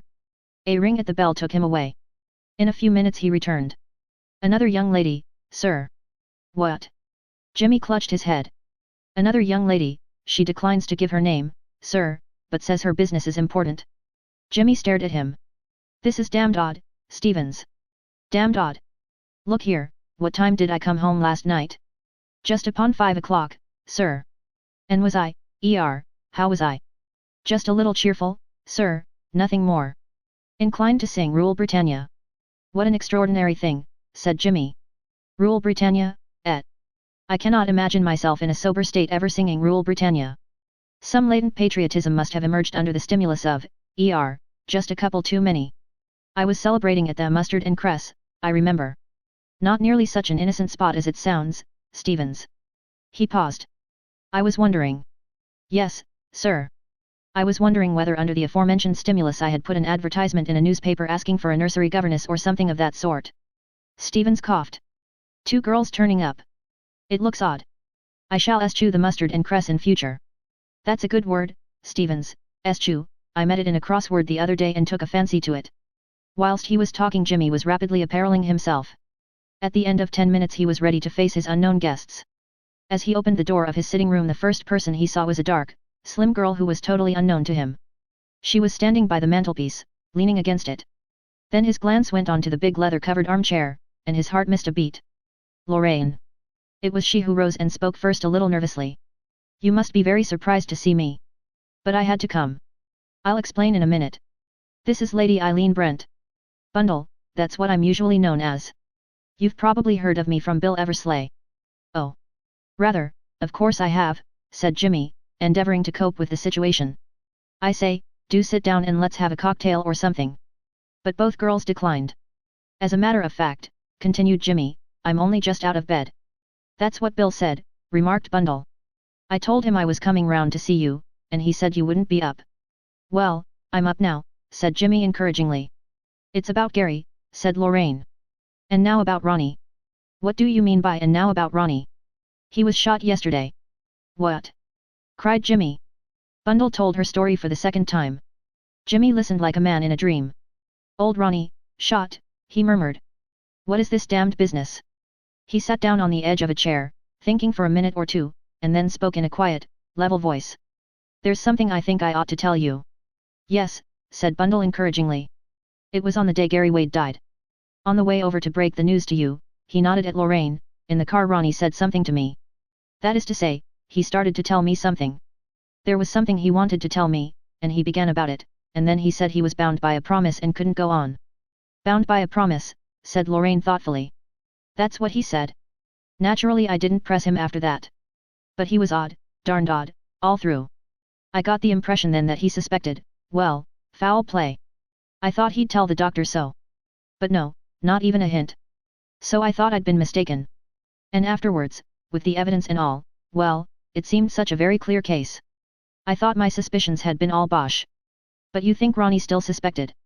Asked Bundle. Jimmy nodded. That's what I think now. Why, none of us have seen anything of him since. I believe he was playing a lone hand, trying to find out the truth about Jerry's death, and what's more, I believe he did find out. That's why the devils shot him. And then he tried to send word to me, but could only get out those 2 words. 7 dials, said Bundle, and shivered a little. 7 dials, said Jimmy gravely. At any rate we've got that to go on with. Bundle turned to Lorraine. You were just going to tell me. Oh. Yes. First, about the letter. She spoke to Jimmy. Gary left a letter. Lady Eileen. Bundle. Bundle found it. She explained the circumstances in a few words. Jimmy listened, keenly interested. This was the first he had heard of the letter. Lorraine took it from her bag and handed it to him. He read it, then looked across at her. This is where you can help us. What was it Gary wanted you to forget? Lorraine's brows wrinkled a little in perplexity. It's so hard to remember exactly now. I opened a letter of Jerry's by mistake. It was written on cheap sort of paper, I remember, and very illiterate handwriting. It had some address and 7 dials at the head of it. I realized it wasn't for me, so I put it back in the envelope without reading it. Sure? Asked Jimmy very gently. Lorraine laughed for the first time. I know what you think, and I admit that women are curious. But, you see, this didn't even look interesting. It was a kind of list of names and dates. Names and dates, said Jimmy thoughtfully. Gary didn't seem to mind much, continued Lorraine. He laughed. He asked me if I had ever heard of the Mafia, and then said it would be queer if a society like the Mafia started in England, but that kind of secret society didn't take on much with English people. Our criminals, he said, haven't got a picturesque imagination. Jimmy pursed up his lips into a whistle. I'm beginning to see, he said. 7 dials must be the headquarters of some secret society. As he says in his letter to you, he thought it rather a joke to start with. But evidently it wasn't a joke, he says as much. And there's something else, his anxiety that you should forget what he'd told you. There can be only one reason for that, if that society suspected that you had any knowledge of its activity, you too would be in danger. Gerald realized the peril, and he was terribly anxious, for you. He stopped, then he went on quietly. I rather fancy that we're all going to be in danger, if we go on with this. If? Cried Bundle indignantly. I'm talking to you too. It's different for me. I was poor old Ronnie's pal. He looked at Bundle. You've done your bit. You've delivered the message he sent me. No, for God's sake keep out of it, you and Lorraine. Bundle looked questioningly at the other girl. Her own mind was definitely made up, but she gave no indication of it just then. She had no wish to push Lorraine Wade into a dangerous undertaking. But Lorraine's small face was alight at once with indignation. You say that? Do you think for 1 minute I'd be contented to keep out of it, when they killed Gary, my own dear Gary, the best and dearest and kindest brother any girl ever had? The only person belonging to me I had in the whole world. Jimmy cleared his throat uncomfortably. Lorraine, he thought, was wonderful, simply wonderful. Look here, he said awkwardly, you mustn't say that. About being alone in the world, all that rot. You've got lots of friends, only too glad to do what they can. See what I mean? It is possible that Lorraine did, for she suddenly blushed, and to cover her confusion began to talk nervously. That's settled, she said. I'm going to help. Nobody's going to stop me. And so am I, of course, said Bundle.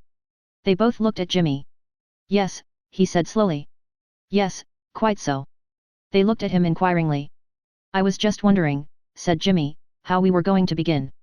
Chapter 9. Plans? Jimmy's words lifted the discussion at once into a more practical sphere. All things considered, he said, we haven't got much to go on. In fact, just the word 7 Dials. As a matter of fact, I don't even know exactly where 7 Dials is. But, anyway, we can't very well comb out the whole of that district, house by house. We could, said Bundle. Well, perhaps we could eventually, though I'm not so sure. I imagine it's a well-populated area. But it wouldn't be very subtle. The word reminded him of the girl socks and he smiled. Then, of course, there's the part of the country where Ronnie was shot. We could nose around there. But the police are probably doing everything we could do, and doing it much better. What I like about you, said Bundle sarcastically, is your cheerful and optimistic disposition. Never mind her, Jimmy, said Lorraine softly. Go on. Don't be so impatient, said Jimmy to Bundle. All the best sleuths approach a case this way, by eliminating unnecessary and unprofitable investigation. I'm coming now to the third alternative, Gerald's death. Now that we know it was murder, by the way, you do both believe that, don't you? Yes, said Lorraine. Yes, said Bundle. Good.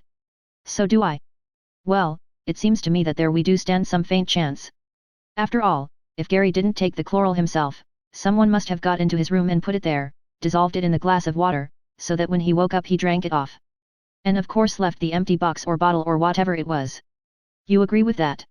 Yes, said Bundle slowly. But... wait. And that someone must have been in the house at the time. It couldn't very well have been someone from outside. No, agreed Bundle, more readily this time. Very well. Now, that narrows down things considerably. To begin with, I suppose a good many of the servants are family ones, they're your lot, I mean. Yes, said Bundle. Practically all the staff stayed when we let it. All the principal ones are there still, of course there have been changes among the underservants. Exactly, that's what I am getting at. You, he addressed Bundle, must go into all that. Find out when new servants were engaged. What about footmen, for instance? One of the footmen is new. John, his name is. Well, make inquiries about John. And about any others who have only come recently. I suppose, said Bundle slowly, it must have been a servant. It couldn't have been one of the guests. I don't see how that's possible. Who were there exactly? Well, there were 3 girls, Nancy and Helen and Socks. Socks Daventry? I know her. May have been. Girl who was always saying things were subtle. That's Socks all right. Subtle is one of her words. And then there were Gary Wade and me and Bill Eversley and Ronnie. And, of course, Sir Oswald and Lady Coote. Oh. And Pongo. Who's Pongo? Chap called Bateman, secretary to old Coote. Solemn sort of cove but very conscientious. I was at school with him. There doesn't seem anything very suspicious there, remarked Lorraine. No, there doesn't, said Bundle. As you say, we'll have to look amongst the servants. By the way, you don't suppose that clock being thrown out of the window had anything to do with it? A clock thrown out of the window, said Jimmy, staring. It was the first he had heard of it. I can't see how it can have anything to do with it, said Bundle. But it's odd somehow. There seems no sense in it. I remember, said Jimmy slowly. I went to see poor old Gary, and there were the clocks ranged along the mantelpiece. I remember noticing there were only 7, not 8. He gave a sudden shiver and explained himself apologetically. Sorry. But somehow those clocks have always given me the shivers. I dream of them sometimes. I'd hate to go into that room in the dark and see them there in a row. You wouldn't be able to see them if it was dark, said Bundle practically. Not unless they had luminous dials, oh. She gave a sudden gasp and the color rushed into her cheeks. Don't you see? 7 dials. The others looked at her doubtfully, but she insisted with increasing vehemence. It must be. It can't be a coincidence. There was a pause. You may be right, said Jimmy Thesiger at last. It's dashed odd. Bundle started questioning him eagerly. Who bought the clocks? All of us. Who thought of them? All of us. Nonsense, somebody must have thought of them first. It didn't happen that way. We were discussing what we could do to get Gary up, and Pongo said an alarm clock, and somebody said one would be no good, and somebody else, Bill Eversley, I think, said why not get a dozen. And we all said good egg and hoofed off to get them. We got one each and an extra one for Pongo and one for Lady Coote, just out of the generosity of our hearts. There was nothing premeditated about it, it just happened. Bundle was silenced, but not convinced. Jimmy proceeded to sum up methodically. I think we can say we're sure of certain facts. There's a secret society, with points of resemblance to the mafia, in existence. Gary Wade came to know about it. At first he treated it as rather a joke, as an absurdity, shall we say. He couldn't believe in its being really dangerous. But later something happened to convince him, and then he got the wind up in earnest. I rather fancy he must have said something to Ronnie Devereux about it. Anyway, when he was put out of the way, Ronnie suspected, and he must have known enough to get on the same track himself. The unfortunate thing is that we've got to start quite from the outer darkness. We haven't got the knowledge the other two had. Perhaps that's an advantage, said Lorraine coolly. They won't suspect us and therefore they won't be trying to put us out of the way. I wish I felt sure about that, said Jimmy in a worried voice. You know, Lorraine, old Gary himself wanted you to keep out of it. Don't you think you could? No, I couldn't, said Lorraine. Don't let's start discussing that again. It's only a waste of time. At the mention of the word time, Jimmy's eyes rose to the clock and he uttered an exclamation of astonishment. He rose and opened the door. Stevens. Yes, sir. What about a spot of lunch, Stevens? Could it be managed? I anticipated that it would be required, sir. Mrs. Stevens has made preparations accordingly. That's a wonderful man, said Jimmy, as he returned, heaving a sigh of relief. Brain, you know. Sheer brain. He takes correspondence courses. I sometimes wonder if they'd do any good to me. Don't be silly, said Lorraine. Stevens opened the door and proceeded to bring in a most recherché meal. An omelette was followed by quails and the very lightest things and soufflés. Why are men so happy when they're single, said Lorraine tragically. Why are they so much better looked after by other people than by us? Oh. But that's rot, you know, said Jimmy. I mean, they're not. How could they be? I often think. He stammered and stopped. Lorraine blushed again. Suddenly Bundle let out a whoop and both the others started violently. Idiot, said Bundle. Imbecile. Me, I mean. I knew there was something I'd forgotten. What? You know Cotters, George Lomax, I mean. I've heard of him a good deal, said Jimmy. From Bill and Ronnie, you know. Well, Cotters is giving some sort of a dry party next week, and he's had a warning letter from 7 Dials. What? Cried Jimmy excitedly, leaning forward. You can't mean it. Yes, I do. He told father about it. Now what do you think that points to? Jimmy leant back in his chair. He thought rapidly and carefully. At last he spoke. His speech was brief and to the point. Something's going to happen at that party, he said. That's what I think, said Bundle. It all fits in, said Jimmy almost dreamily. He turned to Lorraine. How old were you when the war was on? He asked unexpectedly. 9, no, 8. And Gary, I suppose, was about 20. Most lads of 20 fought in the war. Gary didn't. No, said Lorraine, after thinking a minute or two. No, Gary wasn't a soldier. I don't know why. I can tell you why, said Jimmy. Or at least I can make a very shrewd guess. He was out of England from 1915 to 1918. I've taken the trouble to find that out. And nobody seems to know exactly where he was. I think he was in Germany. The color rose in Lorraine's cheeks. She looked at Jimmy with admiration. How clever of you. He spoke German well, didn't he? Oh. Yes, like a native. I'm sure I'm right. Listen, you two. Gary Wade was at the Foreign Office. He appeared to be the same sort of amiable idiot, excuse the term, but you know what I mean, as Bill Eversley and Ronnie Devereux. A purely ornamental excrescence. But in reality he was something quite different. I think Gary Wade was the real thing. Our Secret Service is supposed to be the best in the world. I think Gary Wade was pretty high up in that service. And that explains everything. I remember saying idly that last evening at Chimneys that Gary couldn't be quite such an ass as he made himself out to be. And if you're right, said Bundle, practical as ever, then the thing's bigger than we thought. This 7 Dials business isn't merely criminal, it's international. One thing's certain, somebody has got to be at this house party of Lomax's. Bundle made a slight grimace. I know George well, but he doesn't like me. He'd never think of asking me to a serious gathering. All the same, I might. She remained a moment lost in thought. Do you think I could work it through Bill? Asked Jimmy. He's bound to be there as Cotters's right-hand man. He might bring me along somehow or other. I don't see why not, said Bundle. You'll have to prime Bill and make him say the right things. He's incapable of thinking of them for himself. What do you suggest? Asked Jimmy humbly. Oh. It's quite easy. Bill describes you as a rich young man, interested in politics, anxious to stand for Parliament. George will fall at once. You know what these political parties are, always looking for new, rich young men. The richer Bill says you are, the easier it will be to manage. Short of being described as Rothschild, I don't mind, said Jimmy. Then I think that's practically settled. I'm dining with Bill tomorrow night, and I'll get a list of who is to be there. That will be useful. I'm sorry you can't be there, said Jimmy. But on the whole I think it's all for the best. I'm not so sure I shan't be there, said Bundle. Cotters hates me like poison, but there are other ways. She became meditative. And what about me? Asked Lorraine in a small, meek voice. You're not on in this act, said Jimmy instantly. See? After all, we've got to have someone outside to, To what? Said Lorraine. Jimmy decided not to pursue this tack. He appealed to Bundle. Look here, he said. Lorraine must keep out of this, mustn't she? I certainly think she'd better. Next time, said Jimmy kindly. And suppose there isn't a next time, said Lorraine. Oh. There probably will be. Not a doubt of it. I see. I'm just to go home and, wait. That's it, said Jimmy, with every appearance of relief.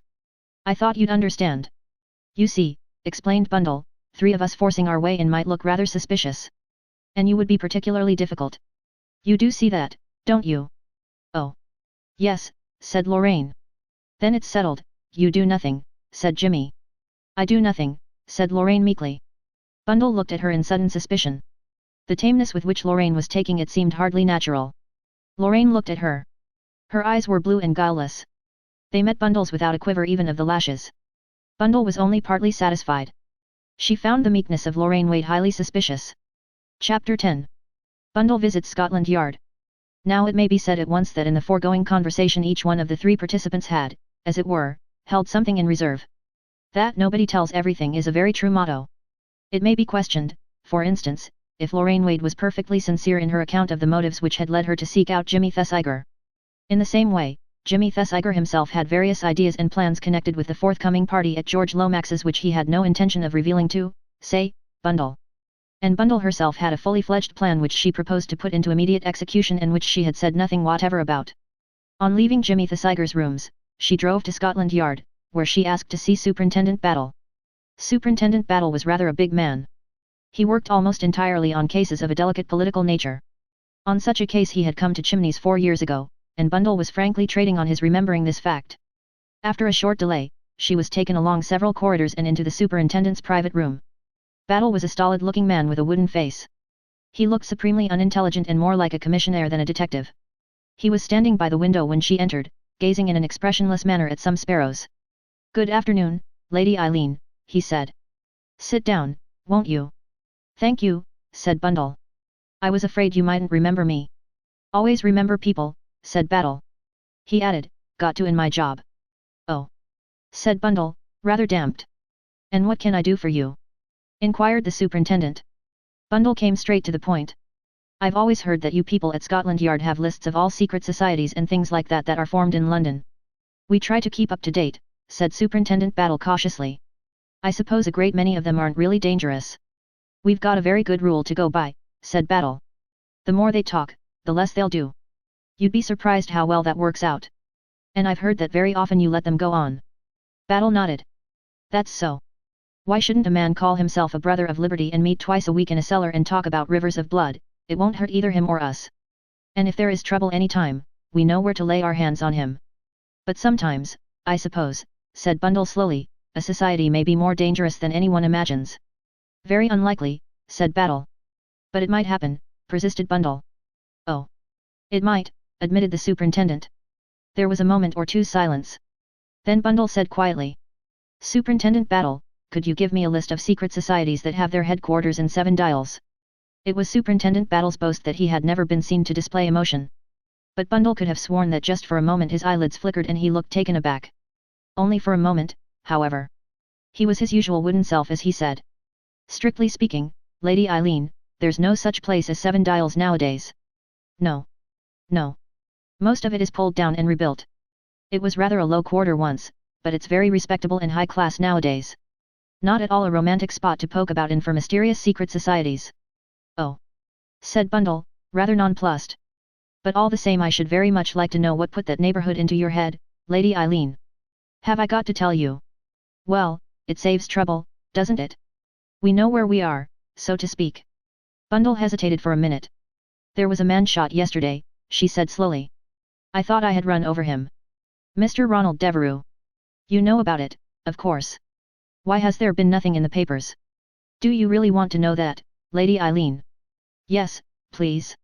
Well, we just thought we should like to have a clear 24 hours, see? It will be in the papers tomorrow. Oh. Bundle studied him, puzzled. What was hidden behind that immovable face? Did he regard the shooting of Ronald Devereux as an ordinary crime or as an extraordinary one? He mentioned 7 dials when he was dying, said Bundle slowly. Thank you, said Battle. I'll make a note of that. He wrote a few words on the blotting pad in front of him. Bundle started on another tack. Mr. Lomax, I understand, came to see you yesterday about a threatening letter he had had. He did. And that was written from 7 dials. It had 7 dials written at the top of it, I believe. Bundle felt as though she was battering hopelessly on a locked door. If you'll let me advise you, Lady Eileen. I know what you are going to say. I should go home and, well, think no more about these matters. Leave it to you, in fact. Well, said Superintendent Battle, after all, we are the professionals. And I'm only an amateur? Yes, but you forget one thing, I mayn't have your knowledge and skill, but I have one advantage over you. I can work in the dark. She thought that the superintendent seemed a little taken aback, as though the force of her words struck home. Of course, said Bundle, if you won't give me a list of secret societies. Oh. I never said that. You shall have a list of the whole lot. He went to the door, put his head through and called out something, then came back to his chair. Bundle, rather unreasonably, felt baffled. The ease with which he acceded to her request seemed to her suspicious. He was looking at her now in a placid fashion. Do you remember the death of Mr. Gerald Wade? She asked abruptly. Down at your place, wasn't it? Took an overdraft of sleeping mixture. His sister says he never took things to make him sleep. Ah. Said the superintendent. You'd be surprised what a lot of things there are that sisters don't know. Bundle again felt baffled. She sat in silence till a man came in with a typewritten sheet of paper, which he handed to the superintendent. Here you are, said the latter when the other had left the room. The Blood Brothers of Saint Sebastian. The Wolfhounds. The Comrades of Peace. The Comrades Club. The Friends of Oppression. The Children of Moscow. The Red Standard Bearers. The Herrings. The Comrades of the Fallen, and half a dozen more. He handed it to her with a distinct twinkle in his eye. You give it to me, said Bundle, because you know it's not going to be the slightest use to me.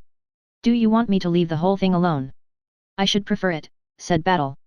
You see, if you go messing round all these places, well, it's going to give us a lot of trouble. Looking after me, you mean? Looking after you, Lady Eileen. Bundle had risen to her feet. Now she stood undecided. So far the honors lay with Superintendent Battle. Then she remembered one slight incident, and she based a last appeal upon it. I said just now that an amateur could do some things which a professional couldn't. You didn't contradict me. That's because you're an honest man, Superintendent Battle. You knew I was right. Go on, said Battle quietly. At Chimneys you let me help. Won't you let me help now? Battle seemed to be turning the thing over in his mind. Emboldened by his silence, Bundle continued. You know pretty well what I'm like, Superintendent Battle. I butt into things. I'm a nosy Parker. I don't want to get in your way or to try and do things that you're doing and can do a great deal better. But if there's a chance for an amateur, let me have it. Again there was a pause, and then Superintendent Battle said quietly. You couldn't have spoken fairer than you have done, Lady Eileen. But I'm just going to say this to you. What you propose is dangerous. And when I say dangerous, I mean dangerous. I've grasped that, said Bundle. I'm not a fool. No, said Superintendent Battle. Never knew a young lady who was less so. What I'll do for you, Lady Eileen, is this. I'll just give you one little hint. And I'm doing it because I never have thought much of the motto safety first. In my opinion half the people who spend their lives avoiding being run over by buses had much better be run over and put safely out of the way. They're no good. This remarkable utterance issuing from the conventional lips of Superintendent Battle quite took Bundle's breath away. What was the hint you were going to give me? She asked at last. You know Mr. Eversley, don't you? No Bill? Why, of course. But what? I think Mr. Bill Eversley will be able to tell you all you want to know about 7 dials. Bill knows about it. Bill. I didn't say that. Not at all. But I think, being a quick-witted young lady, you'll get what you want from him. And now, said Superintendent Battle firmly, I'm not going to say another word. Chapter 11. Dinner with Bill. Bundle set out to keep her appointment with Bill on the following evening full of expectation. Bill greeted her with every sign of elation. Bill really is rather nice, thought Bundle to herself. Just like a large, clumsy dog that wags its tail when it's pleased to see you. The large dog was uttering short staccato yelps of comment and information. You look tremendously fit, Bundle. I can't tell you how pleased I am to see you. I've ordered oysters, you do like oysters, don't you? And how's everything? What did you want to go mouldering about abroad so long? Were you having a very gay time? No, deadly, said Bundle. Perfectly foul. Old diseased colonels creeping about in the sun, and active, wizened spinsters running libraries and churches. Give me England, said Bill. I bar this foreign business, except Switzerland. Switzerland's all right. I'm thinking of going this Christmas. Why don't you come along? I'll think of it, said Bundle. What have you been doing with yourself lately, Bill? It was an incautious query. Bundle had merely made it out of politeness and as a preliminary to introducing her own topics of conversation. It was, however, the opening for which Bill had been waiting. That's just what I've been wanting to tell you about. You're brainy, Bundle, and I want your advice. You know that musical show, Damn Your Eyes? Yes. Well, I'm going to tell you about one of the dirtiest pieces of work imaginable. My God! The theatrical crowd. There's a girl, a Yankee girl, a perfect stunner. Bundle's heart sank. The grievances of Bill's lady friends were always interminable, they went on and there was no stemming them. This girl, Babe St. Moore her name is. I wonder how she got that name. Said Bundle sarcastically. Bill replied literally. She got it out of Who's Who. Opened it and jabbed her finger down on a page without looking. Pretty nifty, eh? Her real name's Goldschmidt or Obermeyer, something quite impossible. Oh. Quite, agreed Bundle. Well, Babe St. Moore is pretty smart. And she's got muscles. She was one of the 8 girls who made the living bridge. Bill, said Bundle desperately, I went to see Jimmy Thesiger yesterday morning. Good old Jimmy, said Bill. Well, as I was telling you, Babe's pretty smart. You've got to be nowadays. She can put it over on most theatrical people. If you want to live, be high-handed, that's what Babe says. And mind you, she's the goods all right. She can act, it's marvelous how that girl can act. She'd not much chance in Damn Your Eyes, just swamped in a pack of good-looking girls. I said why not try the legitimate stage, you know, Mrs. Tanqueray, that sort of stuff, but Babe just laughed. Have you seen Jimmy at all? Saw him this morning. Let me see, where was I? Oh, yes, I hadn't got to the rumpus yet. And mind you it was jealousy, sheer, spiteful jealousy. The other girl wasn't a patch on Babe for looks and she knew it. So she went behind her back. Bundle resigned herself to the inevitable and heard the whole story of the unfortunate circumstances which had led up to Babe St. Moore's summary disappearance from the cast of Damn Your Eyes. It took a long time. When Bill finally paused for breath and sympathy, Bundle said. You're quite right, Bill, it's a rotten shame. There must be a lot of jealousy about. The whole theatrical world's rotten with it. It must be. Did Jimmy say anything to you about coming down to the Abbey next week? For the first time, Bill gave his attention to what Bundle was saying. He was full of a long rigmarole he wanted me to stuff Cotters with. About wanting to stand in the conservative interest. But you know, Bundle, it's too damned risky. Stuff, said Bundle. If George does find him out, he won't blame you. You'll just have been taken in, that's all. That's not it at all, said Bill. I mean it's too damned risky for Jimmy. Before he knows where he is, he'll be parked down somewhere like Tooting West, pledged to kiss babies and make speeches. You don't know how thorough Cotters is and how frightfully energetic. Well, we'll have to risk that, said Bundle. Jimmy can take care of himself all right. You don't know Cotters, repeated Bill. Who's coming to this party, Bill? Is it anything very special? Only the usual sort of muck. Mrs. McAdoo for one. The M.P. Yes, you know, always going off the deep end about welfare and pure milk and save the children. Think of poor Jimmy being talked to by her. Never mind Jimmy. Go on telling me. Then there's a Hungarian, what they call a young Hungarian. Countess something unpronounceable. She's all right.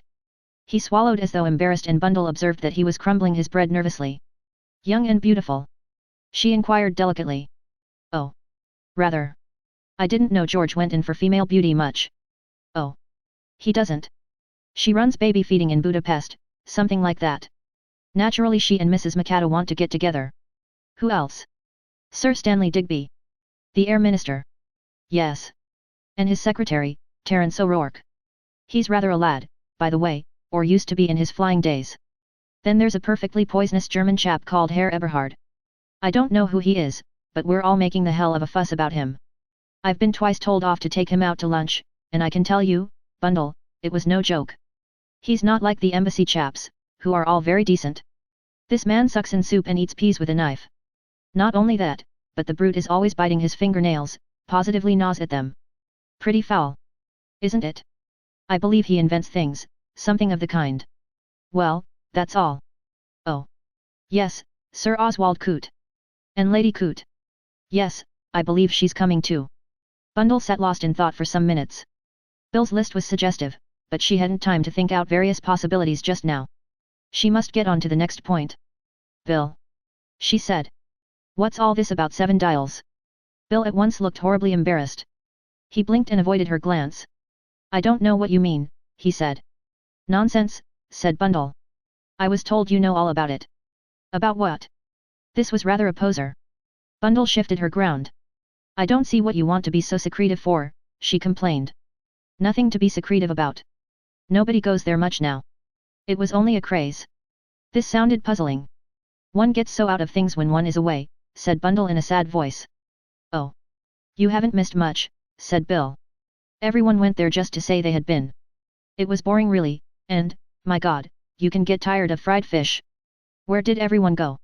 To the 7 Dials Club, of course, said Bill, staring. Wasn't that what you were asking about? I didn't know it by that name, said Bundle. Used to be a slummy sort of district round about Tottenham Court Road way. It's all pulled down and cleaned up now. But the 7 Dials Club keeps to the old atmosphere. Fried fish and chips. General squalor. Kind of East End stunt, but awfully handy to get at after a show. It's a nightclub, I suppose, said Bundle. Dancing and all that. That's it. Awfully mixed crowd. Not a posh affair.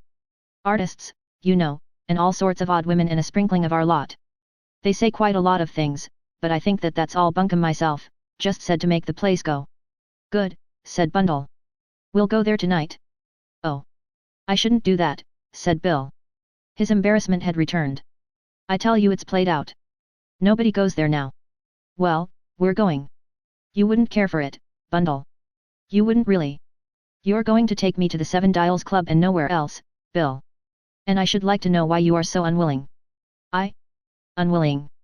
Painfully so. What's the guilty secret? Guilty secret? Don't keep repeating what I say. You do it to give yourself time. I don't, said Bill indignantly. It's only. Well? I know there's something. You never can conceal anything. I've got nothing to conceal. It's only. Well. It's a long story, you see, I took Babe St. Maur there one night. Oh. Babe St. Maur again. Why not? I didn't know it was about her, said Bundle, stifling a yawn. As I say, I took Babe there. She rather fancied a lobster. I had a lobster under my arm.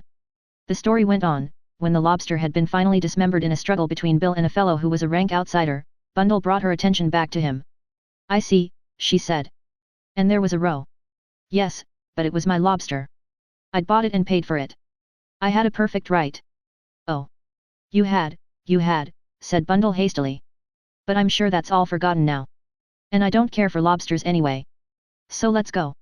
We may be raided by the police. There's a room upstairs where they play baccarat.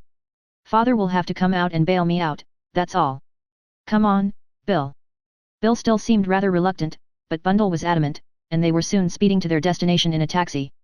The place, when they got to it, was much as she imagined it would be. It was a tall house in a narrow street, 14 Hunstanton Street, she noted the number. A man whose face was strangely familiar opened the door. She thought he started slightly when he saw her, but he greeted Bill with respectful recognition. He was a tall man, with fair hair, a rather weak, anemic face and slightly shifty eyes.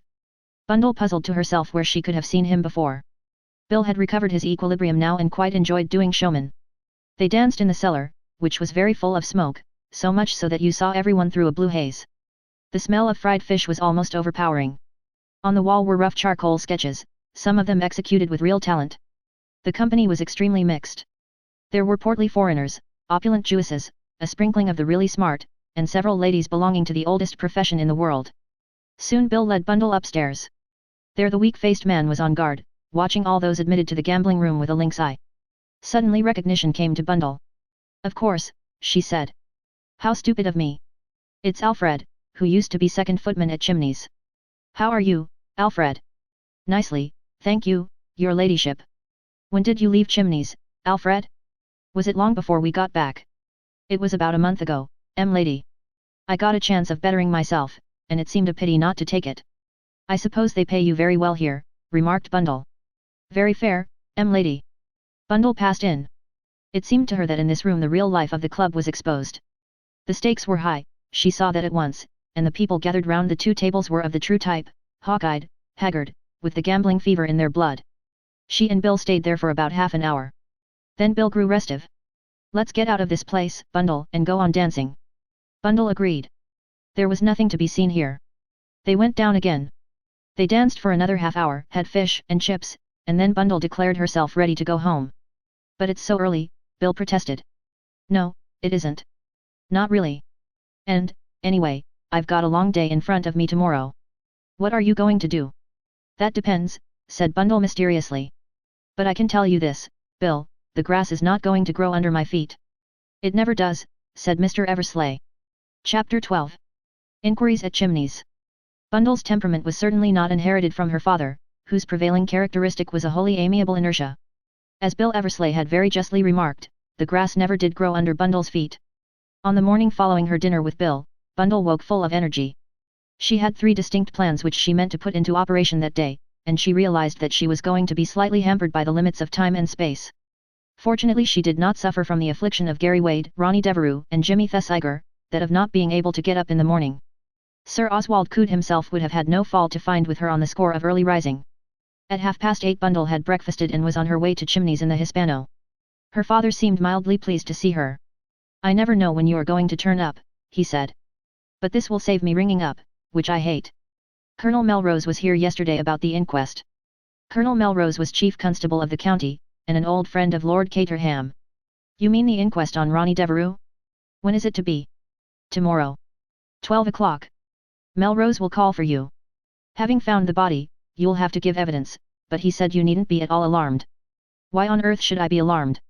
Well, you know, said Lord Caterham apologetically, Melrose is a bit old-fashioned. 12 o'clock, said Bundle. Good. I shall be here, if I'm still alive. Have you any reason to anticipate not being alive? One never knows, said Bundle. The strain of modern life, as the newspapers say. Which reminds me that George Lomax asked me to come over to the Abbey next week. I refused, of course. Quite right, said Bundle. We don't want you mixed up in any funny business. Is there going to be any funny business? Asked Lord Caterham with a sudden awakening of interest.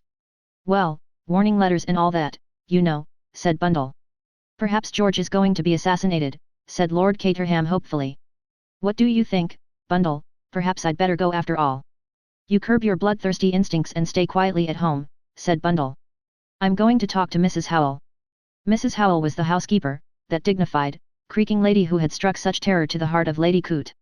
She had no terrors for Bundle, whom, indeed, she always called Miss Bundle, a relic of the days when Bundle had stayed at Chimneys, a long-legged, impish child, before her father had succeeded to the title. Now, Howelly, said Bundle, let's have a cup of rich cocoa together, and let me hear all the household news. She gleaned what she wanted without much difficulty, making mental notes as follows. 2 new scullery maids, village girls, doesn't seem much there. New third housemaid, head housemaid's niece. That sounds all right. Howelly seems to have bullied poor Lady Coote a good deal. She would. I never thought the day would come when I should see Chimneys inhabited by strangers, Miss Bundle. Oh. One must go with the times, said Bundle. You'll be lucky, Howelly, if you never see it converted into desirable flats with use of superb pleasure grounds. Mrs. Howell shivered all down her reactionary aristocratic spine. I've never seen Sir Oswald Coote, remarked Bundle. Sir Oswald is no doubt a very clever gentleman, said Mrs. Howell distantly. Bundle gathered that Sir Oswald had not been liked by his staff. Of course, it was Mr. Bateman who saw to everything, continued the housekeeper. A very efficient gentleman. A very efficient gentleman indeed, and one who knew the way things ought to be done. Bundle led the talk on to the topic of Gerald Wade's death. Mrs. Howell was only too willing to talk about it, and was full of pitying ejaculations about the poor young gentleman, but Bundle gleaned nothing new. Presently she took leave of Mrs. Howell and came downstairs again, where she promptly rang for Treadwell. Treadwell, When did Alfred leave? It would be about a month ago now, my lady. Why did he leave? It was by his own wish, my lady. I believe he has gone to London. I was not dissatisfied with him in any way. I think you will find the new footman, John, very satisfactory. He seems to know his work and to be most anxious to give satisfaction. Where did he come from? He had excellent references, my lady. He had lived last with Lord Mount Vernon. I see, said Bundle thoughtfully. She was remembering that Lord Mount Vernon was at present on a shooting trip in East Africa. What's his last name? Treadwell. Bower, my lady. Treadwell paused for a minute or two and then, seeing that Bundle had finished, he quietly left the room. Bundle remained lost in thought. John had opened the door to her on her arrival that day, and she had taken particular notice of him without seeming to do so. Apparently, he was the perfect servant, well trained, with an expressionless face. He had, perhaps, a more soldierly bearing than most footmen and there was something a little odd about the shape of the back of his head. But these details, as Bundle realized, were hardly relevant to the situation. She sat frowning down at the blotting paper in front of her. She had a pencil in her hand and was idly tracing the name Bower over and over again. Suddenly an idea struck her and she stopped dead, staring at the word. Then she summoned Treadwell once more. Treadwell, how is the name Bower spelt? Bauer, my lady. That's not an English name. I believe he is of Swiss extraction, my lady. Oh. That's all, Treadwell, thank you. Swiss extraction? No. German. That martial carriage, that flat back to the head. And he had come to Chimneys a fortnight before Gary Wade's death. Bundle rose to her feet. She had done all she could here. Now to get on with things. She went in search of her father. I'm off again, she said. I've got to go and see Aunt Marcia. Got to see Marcia. Lord Caterham's voice was full of astonishment. Poor child, how did you get let in for that? Just for once, said Bundle, I happen to be going of my own free will. Lord Caterham looked at her in amazement. That anyone could have a genuine desire to face his redoubtable sister-in-law was quite incomprehensible to him. Marcia, Marchioness of Caterham, the widow of his late brother Henry, was a very prominent personality.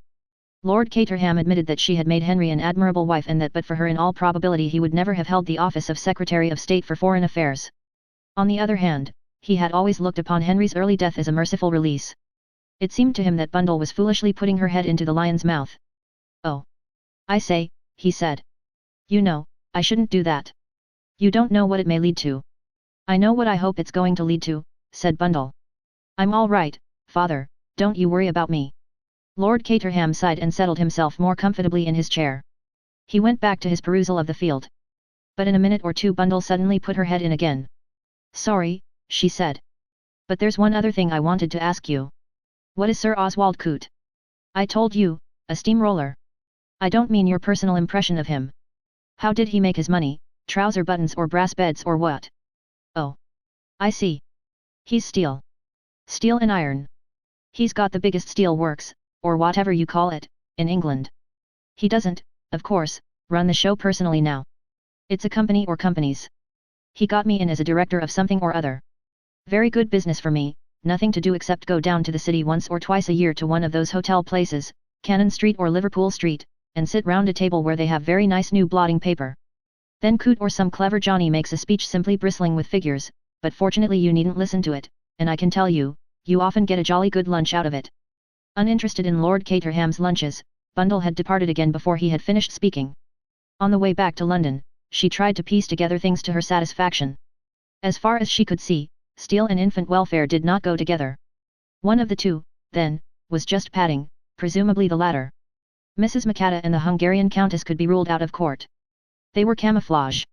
No, the pivot of the whole thing seemed to be the unattractive Herr Eberhard. He did not seem to be the type of man whom George Lomax would normally invite. Bill had said vaguely that he invented. Then there was the Air Minister and Sir Oswald Coote, who was steel. Somehow that seemed to hang together. Since it was useless speculating further, Bundle abandoned the attempt and concentrated on her forthcoming interview with Lady Caterham. The lady lived in a large gloomy house in one of London's higher-class squares. Inside it smelled of sealing wax, birdseed and slightly decayed flowers. Lady Caterham was a large woman, large in every way. Her proportions were majestic, rather than ample. She had a large beaked nose, wore gold-rimmed pince-nez and her upper lip bore just the faintest suspicion of a moustache.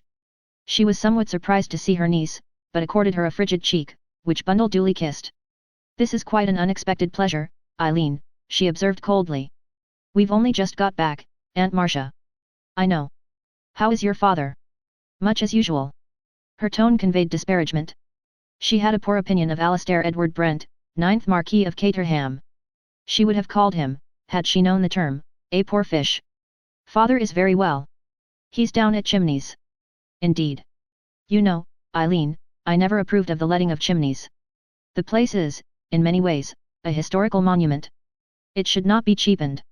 It must have been wonderful in Uncle Henry's day, said Bundle with a slight sigh. Henry realized his responsibilities, said Henry's widow. Think of the people who stayed there, went on Bundle ecstatically. All the principal statesmen of Europe. Lady Caterham sighed. I can truly say that history has been made there more than once, she observed. If only your father. She shook her head sadly. Politics bore father, said Bundle, and yet they are about the most fascinating study there is, I should say. Especially if one knew about them from the inside. She made this extravagantly untruthful statement of her feelings without even a blush. Her aunt looked at her with some surprise. I am pleased to hear you say so, she said. I always imagined, Eileen, that you cared for nothing but this modern pursuit of pleasure. I used to, said Bundle. It is true that you are still very young, said Lady Caterham thoughtfully. But with your advantages, and if you were to marry suitably, you might be one of the leading political hostesses of the day. Bundle felt slightly alarmed. For a moment she feared that her aunt might produce a suitable husband straight away. But I feel such a fool, said Bundle. I mean I know so little. That can easily be remedied, said Lady Caterham briskly. I have any amount of literature I can lend you. Thank you, Aunt Marcia, said Bundle, and proceeded hastily to her second line of attack. I wondered if you knew Mrs. Mackata, Aunt Marcia. Certainly I know her. A most estimable woman with a brilliant brain. I may say that as a general rule I do not hold with women standing for Parliament. They can make their influence felt in a more womanly fashion. She paused, doubtless to recall the womanly way in which she had forced her reluctant husband into the political arena and the marvelous success which had crowned his in her efforts. But still, times change. And the work Mrs. Mackata is doing is of truly national importance, and of the utmost value to all women. It is, I think I may say, true womanly work. You must certainly meet Mrs. Mackata. Bundle gave a rather dismal sigh. She's going to be at a house party at George Lomax's next week. He asked father, who, of course, won't go, but he never thought of asking me. Thinks I'm too much of an idiot, I suppose. It occurred to Lady Caterham that her niece was really wonderfully improved. Had she, perhaps, had an unfortunate love affair? An unfortunate love affair, in Lady Caterham's opinion, was often highly beneficial to young girls. It made them take life seriously. I don't suppose George Lomax realizes for a moment that you have, shall we say, grown up? Eileen, dear, she said, I must have a few words with him. He doesn't like me, said Bundle. I know he won't ask me. Nonsense, said Lady Caterham. I shall make a point of it. I knew George Lomax when he was so high. She indicated a quite impossible height. He will be only too pleased to do me a favor. And he will be sure to see for himself that it is vitally important that the present-day young girls of our own class should take an intelligent interest in the welfare of their country. Bundle nearly said, here, but checked herself. I will find you some literature now, said Lady Caterham, rising. She called in a piercing voice, Miss Connor. A very neat secretary with a frightened expression came running. Lady Caterham gave her various directions. Presently Bundle was driving back to Brook Street with an armful of the driest-looking literature imaginable. Her next proceeding was to ring up Jimmy Thesiger. His first words were full of triumph. I've managed it, he said. Had a lot of trouble with Bill, though. He'd got it into his thick head that I should be a lamb among the wolves. But I made him see sense at last. I've got a lot of thingamabobs now and I'm studying them. You know, blue books and white papers. Deadly dull, but one must do the thing properly. Have you ever heard of the Santa Fe boundary dispute? Never, said Bundle. Well, I'm taking special pains with that. It went on for years and was very complicated. I'm making it my subject. Nowadays one has to specialize. I've got a lot of the same sort of things, said Bundle. Aunt Marcia gave them to me. Aunt who? Aunt Marcia, father's sister-in-law. She's very political. In fact, she's going to get me invited to George's party. No? Oh, I say, that will be splendid. There was a pause and then Jimmy said. I say, I don't think we'd better tell Lorraine that, Perhaps not. You see, she mayn't like being out of it. And she really must be kept out of it. Yes. I mean you can't let a girl like that run into danger. Bundle reflected that Mr. Thesiger was slightly deficient in tact. The prospect of her running into danger did not seem to give him any qualms whatever. Have you gone away? Asked Jimmy. No, I was only thinking. I see. I say, are you going to the inquest tomorrow? Yes, are you? Yes. By the way, it's in the evening papers. But tucked away in a corner. Funny, I should have thought they'd have made rather a splash about it. Yes, so should I. Well, said Jimmy, I must be getting on with my task. I've just got to where Bolivia sent us a note. I suppose I must get on with my little lot, said Bundle. Are you going to swat at it all the evening? I think so. Are you? Oh, probably. Good night. They were both liars of the most unblushing order. Jimmy Thesiger knew perfectly well that he was taking Lorraine Wade out to dinner. As for Bundle, no sooner had she rung off than she attired herself in various nondescript garments belonging, as a matter of fact, to her maid. And having donned them, she sallied out on foot deliberating whether bus or tube would be the best route by which to reach the Seven Dials Club. Chapter 13. The Seven Dials Club. Bundle reached 14 Hunstanton Street about 6 p.m. At that hour, as she rightly judged, the Seven Dials Club was a dead spot. Bundle's aim was a simple one. She intended to get hold of the ex-footman Alfred. She was convinced that once she had got hold of him the rest would be easy. Bundle had a simple autocratic method of dealing with retainers. It seldom failed, and she saw no reason why it should fail now. The only thing of which she was not certain was how many people inhabited the club premises. Naturally she wished to disclose her presence to as few people as possible. Whilst she was hesitating as to her best line of attack, the problem was solved for her in a singularly easy fashion. The door of number 14 opened and Alfred himself came out. Good afternoon, Alfred, said Bundle pleasantly. Alfred jumped. Oh. Good afternoon, your ladyship. I didn't recognize your ladyship just for a moment. Paying a tribute in her own mind to her maid's clothing, Bundle proceeded to business. I want a few words with you, Alfred. Where shall we go? Well, really, my lady, I don't know, it's not what you might call a nice part round here, I don't know, I'm sure. Bundle cut him short. Who's in the club? No one at present, my lady. Then we'll go in there. Alfred produced a key and opened the door. Bundle passed in. Alfred, troubled and sheepish, followed her. Bundle sat down and looked straight at the uncomfortable Alfred. I suppose you know, she said crisply, that what you're doing here is dead against the law. Alfred shifted uncomfortably from one foot to the other. It's true as we've been raided twice, he admitted. But nothing compromising was found, owing to the neatness of Mr. Moskowski's arrangements. I'm not talking of the gambling only, said Bundle. There's more than that, probably a great deal more than you know. I'm going to ask you a direct question, Alfred, and I should like the truth, please. How much were you paid for leaving Chimneys? Alfred looked twice round the cornice as though seeking for inspirations, swallowed 3 or 4 times, and then took the inevitable course of a weak will opposed to a strong one. It was this way, your ladyship. Mr. Moskowski, he come with a party to visit Chimneys on one of the show days. Mr. Treadwell, he was indisposed like, an ingrowing toenail as a matter of fact, so it fell to me to show the parties over. At the end of the tour, Mr. Moskowski, he stays behind the rest, and after giving me something handsome, he falls into conversation. Yes, said Bundle encouragingly. And the long and the short of it was, said Alfred, with a sudden acceleration of his narrative, that he offers me £100 down to leave that instant minute and to look after this here club. He wanted someone as was used to the best families, to give the place a tone, as he put it. And, well, it seemed flying in the face of Providence to refuse, let alone that the wages I get here are just 3 times what they were as second footman. £100, said Bundle. That's a very large sum, Alfred.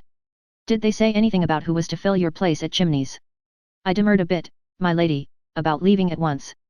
As I pointed out, it wasn't usual and might cause inconvenience. But Mr. Moskowski, he knew of a young chap, been in good service and ready to come any minute. So I mentioned his name to Mr. Treadwell and everything was settled pleasant-like. Bundle nodded. Her own suspicions had been correct and the modus operandi was much as she had thought it to be. She essayed a further inquiry. Who is Mr. Moskowski? Gentleman as runs this club. Russian gentleman. A very clever gentleman too. Bundle abandoned the getting of information for the moment and proceeded to other matters. £100 is a very large sum of money, Alfred. Larger than I ever handled, my lady, said Alfred with simple candour. Did you never suspect that there was something wrong? Wrong, my lady? Yes. I'm not talking about the gambling. I mean something far more serious. You don't want to be sent to penal servitude, do you, Alfred? Oh, Lord, my lady, you don't mean it. I was at Scotland Yard the day before yesterday, said Bundle impressively.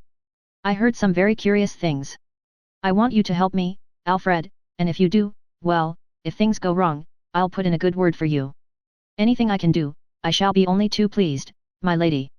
I mean, I would anyway. Well, first, said Bundle, I want to go all over this place, from top to bottom. Accompanied by a mystified and scared Alfred, she made a very thorough tour of inspection. Nothing struck her eye till she came to the gaming room. There she noticed an inconspicuous door in a corner, and the door was locked. Alfred explained readily. That's used as a getaway, your ladyship. There's a room and a door onto a staircase what comes out in the next street. That's the way the gentry goes when there's a raid. But don't the police know about it? It's a cunning door, you see, my lady. Looks like a cupboard, that's all. Bundle felt a rising excitement. I must get in here, she said. Alfred shook his head. You can't, my lady, Mr. Moskowski, he has the key. Well, said Bundle, there are other keys. She perceived that the lock was a perfectly ordinary one which probably could be easily unlocked by the key of one of the other doors. Alfred, rather troubled, was sent to collect likely specimens. The fourth that Bundle tried fitted. She turned it, opened the door and passed through. She found herself in a small, dingy apartment. A long table occupied the center of the room with chairs ranged round it. There was no other furniture in the room. 2 built-in cupboards stood on either side of the fireplace. Alfred indicated the nearer one with a nod. That's it, he explained. Bundle tried the cupboard door, but it was locked, and she saw at once that this lock was a very different affair. It was of the patent kind that would only yield to its own key. Highly ingenious, it is, explained Alfred. It looks all right when opened. Shelves, you know, with a few ledgers and that on 'em. Nobody'd ever suspect, but you touch the right spot and the whole thing swings open. Bundle had turned round and was surveying the room thoughtfully. The first thing she noticed was that the door by which they had entered was carefully fitted round with bays. It must be completely soundproof. Then her eyes wandered to the chairs. There were 7 of them, 3 each side and one rather more imposing in design at the head of the table. Bundle's eyes brightened. She had found what she was looking for. This, she felt sure, was the meeting place of the secret organization. The place was almost perfectly planned. It looked so innocent, you could reach it just by stepping through from the gaming room, or you could arrive there by the secret entrance, and any secrecy, any precautions were easily explained by the gaming going on in the next room. Idly, as these thoughts passed through her mind, she drew a finger across the marble of the mantelpiece. Alfred saw and misinterpreted the action. You won't find no dirt, not to speak of, he said. Mr. Moskowski he ordered the place to be swept out this morning, and I did it while he waited. Oh, said Bundle, thinking very hard. This morning, has to be done sometimes, said Alfred. Though the room's never what you might call used. Next minute he received a shock. Alfred, said Bundle, you've got to find me a place in this room where I can hide. Alfred looked at her in dismay. But it's impossible, my lady. You'll get me into trouble and I'll lose my job. You'll lose it anyway when you go to prison, said Bundle unkindly. But as a matter of fact, you needn't worry, nobody will know anything about it. And there ain't no place, wailed Alfred. Look round for yourself, your ladyship, if you don't believe me. Bundle was forced to admit that there was something in this argument. But she had the true spirit of one undertaking adventures. Nonsense, she said with determination. There has got to be a place. But there ain't one, wailed Alfred. Never had a room shown itself more unpropitious for concealment. Dingy blinds were drawn down over the dirty window panes, and there were no curtains. The window sill outside, which Bundle examined, was about 4 inches wide. Inside the room there were the table, the chairs, and the cupboards. The second cupboard had a key in the lock. Bundle went across and pulled it open. Inside were shelves covered with an odd assortment of glasses and crockery. Surplus stuff as we don't use, explained Alfred. You can see for yourself, my lady, there's no place here as a cat could hide. But Bundle was examining the shelves. Flimsy work, she said. Now then, Alfred, have you got a cupboard downstairs where you could shove all this glass? You have? Good. Then get a tray and start to carry it down at once. Hurry, there's no time to lose. You can't, my lady. And it's getting late, too. The cooks will be here any minute now. Mr. Moskowski doesn't come till later, I suppose. He's never here much before midnight. But, oh, my lady. Don't talk so much, Alfred, said Bundle. Get that tray. If you stay here arguing, you will get into trouble. Doing what is familiarly known as wringing his hands, Alfred departed. Presently he returned with a tray, and having by now realized that his protests were useless, he worked with a nervous energy quite surprising. As Bundle had seen, the shelves were easily detachable. She took them down, ranged them upright against the wall, and then stepped in. She remarked. Pretty narrow. It's going to be a tight fit. Shut the door on me carefully, Alfred. That's right. Yes, it can be done. Now I want a gimlet. A gimlet, my lady. That's what I said. I don't know. Nonsense, you must have a gimlet, perhaps you've got an auger as well. If you haven't got what I want, you'll have to go out and buy it, so you'd better try hard to find the right thing. Alfred departed and returned presently with quite a creditable assortment of tools. Bundle seized what she wanted and proceeded swiftly and efficiently to bore a small hole at the level of her right eye. She did this from the outside so that it should be less noticeable, and she dared not make it too large lest it should attract attention. There, that'll do, she remarked at last. Oh. But, my lady. Yes. But they'll find you, if they should open the door. They won't open the door, said Bundle, because you are going to lock it and take the key away. And if by chance Mr. Moskowski should ask for the key, tell him it's lost, said Bundle briskly. But nobody's going to worry about this cupboard, it's only here to attract attention from the other one and make a pair. Go on, Alfred, someone might come at any time. Lock me in and take the key and come and let me out when everyone's gone.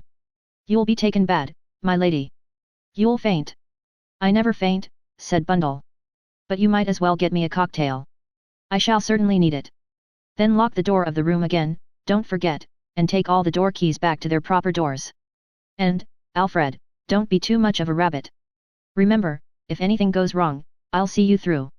And that's that, said Bundle to herself when, having served the cocktail, Alfred had finally departed. She was not nervous lest Alfred's nerve should fail and he should give her away. She knew that his sense of self-preservation was far too strong for that. His training alone helped him to conceal private emotions beneath the mask of the well-trained servant. Only one thing worried Bundle. The interpretation she had chosen to put upon the cleaning of the room that morning might be all wrong. And if so, Bundle sighed in the narrow confines of the cupboard. The prospect of spending long hours in it for nothing was not attractive. Chapter 14. The Meeting of the Seven Dials. It would be as well to pass over the sufferings of the next 4 hours as quickly as possible. Bundle found her position extremely cramped. She had judged that the meeting, if meeting there was to be, would take place at a time when the club was in full swing, somewhere probably between the hours of midnight and 2 a.m. She was just deciding that it must be at least 6 o'clock in the morning when a welcome sound came to her ears, the sound of the unlocking of a door. In another minute the electric light was switched on. The hum of voices, which had come to her for a minute or two rather like the far-off roar of sea waves, ceased as suddenly as it had begun, and Bundle heard the sound of a bolt being shot. Clearly someone had come in from the gaming room next door, and she paid tribute to the thoroughness with which the communicating door had been rendered soundproof. In another minute the intruder came into her line of vision, a line of vision that was necessarily somewhat incomplete but which yet answered its purpose. A tall man, broad-shouldered and powerful-looking, with a long black beard. Bundle remembered having seen him sitting at one of the baccarat tables on the preceding night. This, then, was Alfred's mysterious Russian gentleman, the proprietor of the club, the sinister Mr. Moskowski. Bundle's heart beat faster with excitement. So little did she resemble her father that at this minute she fairly gloried in the extreme discomfort of her position.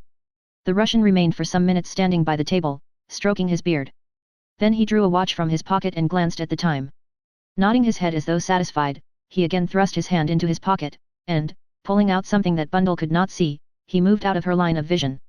When he reappeared again, she could hardly help giving a gasp of surprise. His face was now covered by a mask, but hardly a mask in the conventional sense. It was not shaped to the face.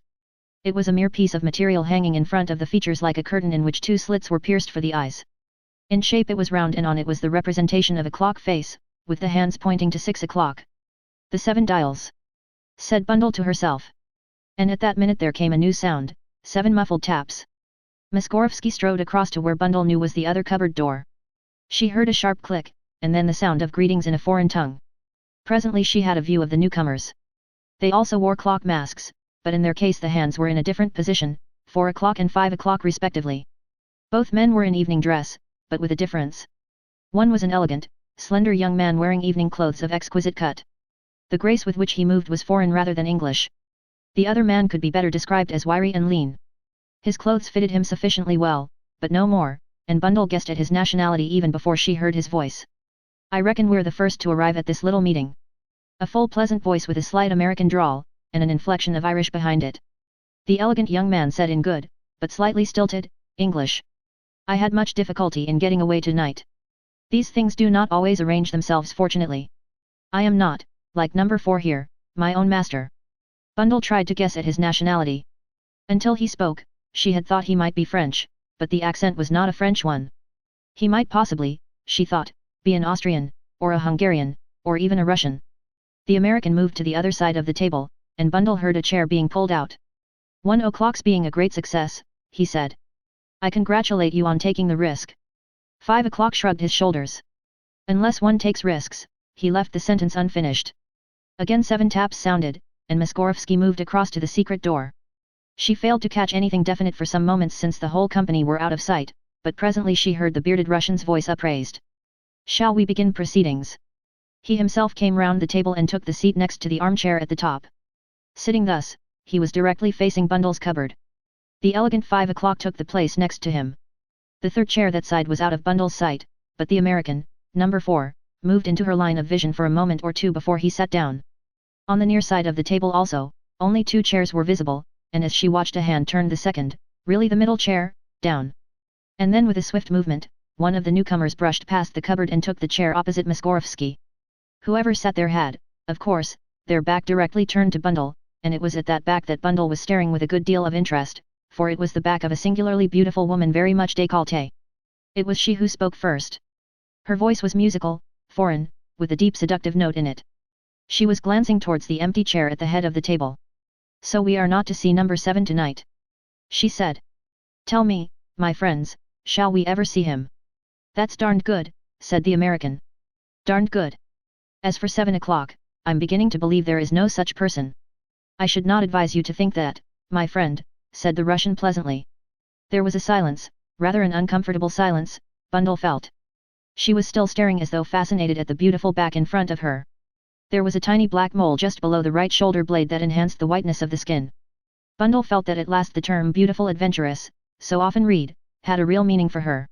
She was quite certain that this woman had a beautiful face, a dark Slavonic face with passionate eyes. She was recalled from her imaginings by the voice of the Russian, who seemed to act as master of ceremonies. Shall we get on with our business? First to our absent comrade. No to. He made a curious gesture with his hand towards the turned-down chair next to the woman, which everyone present imitated, turning to the chair as they did so. I wish number 2 were with us tonight, he continued. There are many things to be done. Unsuspected difficulties have arisen. Have you had his report? It was the American who spoke.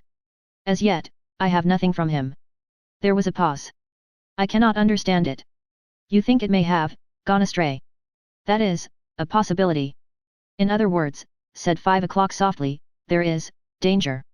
He spoke the word delicately, and yet with relish. The Russian nodded emphatically. Yes, there's danger. Too much is getting known about us, about this place. I know of several people who suspect. He added coldly, they must be silenced. Bundle felt a little cold shiver pass down her spine. If she were to be found, would she be silenced? She was recalled suddenly to attention by a word. So nothing has come to light about chimneys. Moskowski shook his head. Nothing. Suddenly number 5 leant forward. I agree with Anna, where is our president, number 7? He who called us into being. Why do we never see him? No 7, said the Russian, has his own ways of working. So you always say. I will say more, said Moskowski. I pity the man, or woman, who comes up against him. There was an awkward silence. We must get on with our business, said Moskowski quietly. Number 3, you have the plans of Wyvern Abbey. Bundle strained her ears.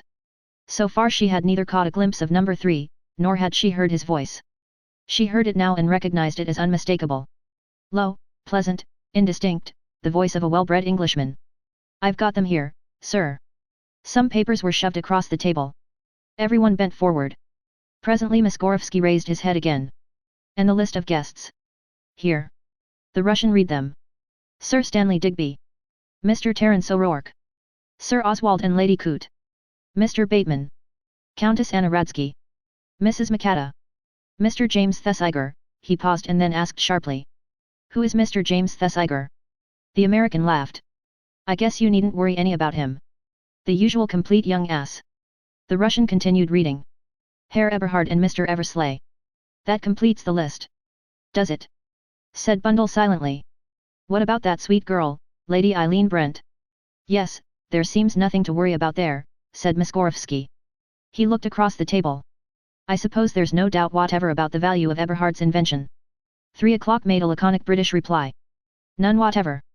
Commercially it should be worth millions, said the Russian. And internationally, well, one knows only too well the greed of nations. Bundle had an idea that behind his mask he was smiling unpleasantly. Yes, he went on, a gold mine. Well worth a few lives, said number 5, cynically, and laughed. But you know what inventions are, said the American. Sometimes these darn things won't work. A man like Sir Oswald Coote will have made no mistake, said Miskorowski. Speaking as an aviator myself, said number 5, the thing is perfectly feasible. It has been discussed for years, but it needed the genius of Eberhard to bring it to fruition. Well, said Miskorowski, I don't think we need discuss matters any further. You have all seen the plans. I do not think our original scheme can be bettered. By the way, I hear something about a letter of Gerald Waite's that has been found, a letter that mentions this organization. Who found it? Lord Caterham's daughter, Lady Eileen Brent. Bauer should have been on to that, said Miskorowski. It was careless of him. Who was the letter written to? His sister, I believe, said number 3. Unfortunate, said Miskorowski. But it cannot be helped. The inquest on Ronald Devereux is tomorrow. I suppose that has been arranged for. Reports as to local lads having been practicing with rifles have been spread everywhere, said the American. That should be all right then. I think there is nothing further to be said. I think we must all congratulate our dear 1 o'clock and wish her luck in the part she has to play. Hurrah! Cried number 5. To Anna. All hands flew out in the same gesture which Bundle had noticed before. To Anna. 1 o'clock acknowledged the salutation with a typically foreign gesture. Then she rose to her feet and the others followed suit. For the first time, Bundle caught a glimpse of number 3 as he came to put Anna's cloak round her, a tall, heavily built man. Then the party filed out through the secret door. Miskorowski secured it after them. He waited a few moments and then Bundle heard him unbolt the other door and pass through, after extinguishing the electric light. It was not until 2 hours later that a white and anxious Alfred came to release Bundle. She almost fell into his arms and he had to hold her up. Nothing, said Bundle. Just stiff, that's all. Here, let me sit down. Oh, Gord, my lady, it's been awful. Nonsense, said Bundle. It all went off splendidly. Don't get the wind up now, it's all over. It might have gone wrong, but thank goodness it didn't. Thank goodness, as you say, my lady. I've been in a twitter all the evening. They're a funny crowd, you know. A damned funny crowd, said Bundle, vigorously massaging her arms and legs. As a matter of fact, they're the sort of crowd I always imagined until tonight only existed in books. In this life, Alfred, one never stops learning. Chapter 15. The Inquest. Bundle reached home about 6 a.m. She was up and dressed by 9:30, and rang up Jimmy Thesiger on the telephone. The promptitude of his reply somewhat surprised her, till he explained that he was going down to attend the inquest. So am I, said Bundle. And I've got a lot to tell you. Well, suppose you let me drive you down and we can talk on the way. How about that? All right. But allow a bit extra because you'll have to take me to Chimneys. The chief constable's picking me up there. Why? Because he's a kind man, said Bundle. So am I, said Jimmy. Very kind. Oh. You're an ass, said Bundle. I heard somebody say so last night. Who? To be strictly accurate, a Russian Jew. No, it wasn't. It was. But an indignant protest drowned her words. I may be an ass, said Jimmy. I dare say I am, but I won't have Russian Jews saying so. What were you doing last night, Bundle? That's what I'm going to talk about, said Bundle. Goodbye for the moment. She rang off in a tantalizing manner which left Jimmy pleasantly puzzled. He had the highest respect for Bundle's capabilities, though there was not the slightest trace of sentiment in his feeling towards her. She's been up to something, he opined, as he took a last hasty drink of coffee. Depend upon it, she's been up to something. 20 minutes later, his little two-seater drew up before the Brook Street house and Bundle, who had been waiting, came tripping down the steps. Jimmy was not ordinarily an observant young man, but he noticed that there were black rings around Bundle's eyes and that she had all the appearance of having had a late night the night before. Now then, he said, as the car began to nose her way through the suburbs, what dark deeds have you been up to? I'll tell you, said Bundle. But don't interrupt until I've finished. It was a somewhat long story, and Jimmy had all he could do to keep sufficient attention on the car to prevent an accident. When Bundle had finished he sighed, then looked at her searchingly. Bundle. Yes. Look here, you're not pulling my leg. What do you mean? I'm sorry, apologized Jimmy, but it seems to me as though I'd heard it all before, in a dream, you know. I know, said Bundle sympathetically. It's impossible, said Jimmy, following out his own train of thought. The beautiful foreign adventuress, the international gang, the mysterious number 7, whose identity nobody knows, I've read it all 100 times in books. Of course you have. So have I. But it's no reason why it shouldn't really happen. I suppose not, admitted Jimmy. After all, I suppose fiction is founded on the truth. I mean, unless things did happen, people couldn't think of them. There is something in what you say, agreed Jimmy. But all the same I can't help pinching myself to see if I'm awake. That's how I felt. Jimmy gave a deep sigh. Well, I suppose we are awake. Let me see, a Russian, an American, an Englishman, a possible Austrian or Hungarian, and the lady who may be any nationality, for choice Russian or Polish, that's a pretty representative gathering. And a German, said Bundle. You've forgotten the German. Oh. Said Jimmy slowly. You think? The absent number 2 is Bauer, our footman. That seems to me quite clear from what they said about expecting a report which hadn't come in, though what there can be to report about chimneys, I can't think. It must be something to do with Gary Wade's death, said Jimmy. There's something there we haven't fathomed yet. You say they actually mentioned Bauer by name? Bundle nodded. They blamed him for not having found that letter. Well, I don't see what you could have clearer than that. There's no going against it. You'll have to forgive my first incredulity, Bundle, but you know, it was rather a tall story. You say they knew about my going down to Wyvern Abbey next week. Yes, that's when the American, it was him, not the Russian, said they needn't worry, you were only the usual kind of ass. Ah! Said Jimmy. He pressed his foot down on the accelerator viciously and the car shot forward. I'm very glad you told me that. It gives me what you might call a personal interest in the case. He was silent for a minute or two and then he said. Did you say that German inventor's name was Eberhard? Yes. Why? Wait a minute. Something's coming back to me. Eberhard, yes, I'm sure that was the name. Tell me. Eberhard was a Johnny who'd got some patent process he applied to steel. I can't put the thing properly because I haven't got the scientific knowledge, but I know the result was that it became so toughened that a wire was as strong as a steel bar had previously been. Eberhard had to do with aeroplanes and his idea was that the weight would be so enormously reduced that flying would be practically revolutionized, the cost of it, I mean.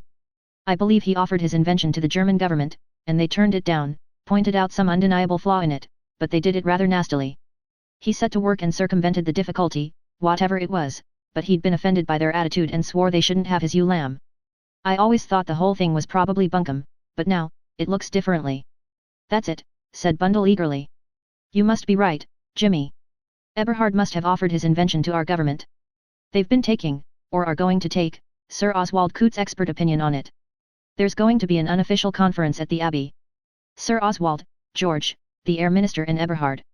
Eberhard will have the plans or the process or whatever you call it. Formula, suggested Jimmy. I think formula is a good word myself. He'll have the formula with him, and the 7 dials are out to steal the formula. I remember the Russian saying it was worth millions. I suppose it would be, said Jimmy. And well worth a few lives, that's what the other man said. Well, it seems to have been, said Jimmy, his face clouding over. Look at this damned inquest today. Bundle, are you sure Ronnie said nothing else? No, said Bundle. Just that. 7 dials. Tell Jimmy Thesiger. That's all he could get out, poor lad. I wish we knew what he knew, said Jimmy. But we've found out one thing. I take it that the footman, Bauer, must almost certainly have been responsible for Jerry's death. You know, Bundle. Yes. Well, I'm a bit worried sometimes. Who's going to be the next one? It really isn't the sort of business for a girl to be mixed up in. Bundle smiled in spite of herself. It occurred to her that it had taken Jimmy a long time to put her in the same category as Lorraine Wade. It's far more likely to be you than me, she remarked cheerfully. Here, said Jimmy. But what about a few casualties on the other side for a change? I'm feeling rather bloodthirsty this morning. Tell me, Bundle, would you recognize any of these people if you saw them? Bundle hesitated. I think I should recognize No. 5, she said at last. He's got a queer way of speaking, a kind of venomous, lisping way, that I think I'd know again. What about the Englishman? Bundle shook her head. I saw him least, only a glimpse, and he's got a very ordinary voice. Except that he's a big man, there's nothing much to go by. There's the woman, of course, continued Jimmy. She ought to be easier. But then, you're not likely to run across her. She's probably putting in the dirty work being taken out to dinner by amorous cabinet ministers and getting state secrets out of them when they've had a couple.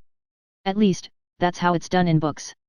As a matter of fact, the only cabinet minister I know drinks hot water with a dash of lemon in it. Take George Lomax, for instance. Can you imagine him being amorous with beautiful foreign women? Said Bundle with a laugh. Jimmy agreed with her criticism. And now about the man of mystery, No. 7, went on Jimmy. You've no idea who he could be. None whatever.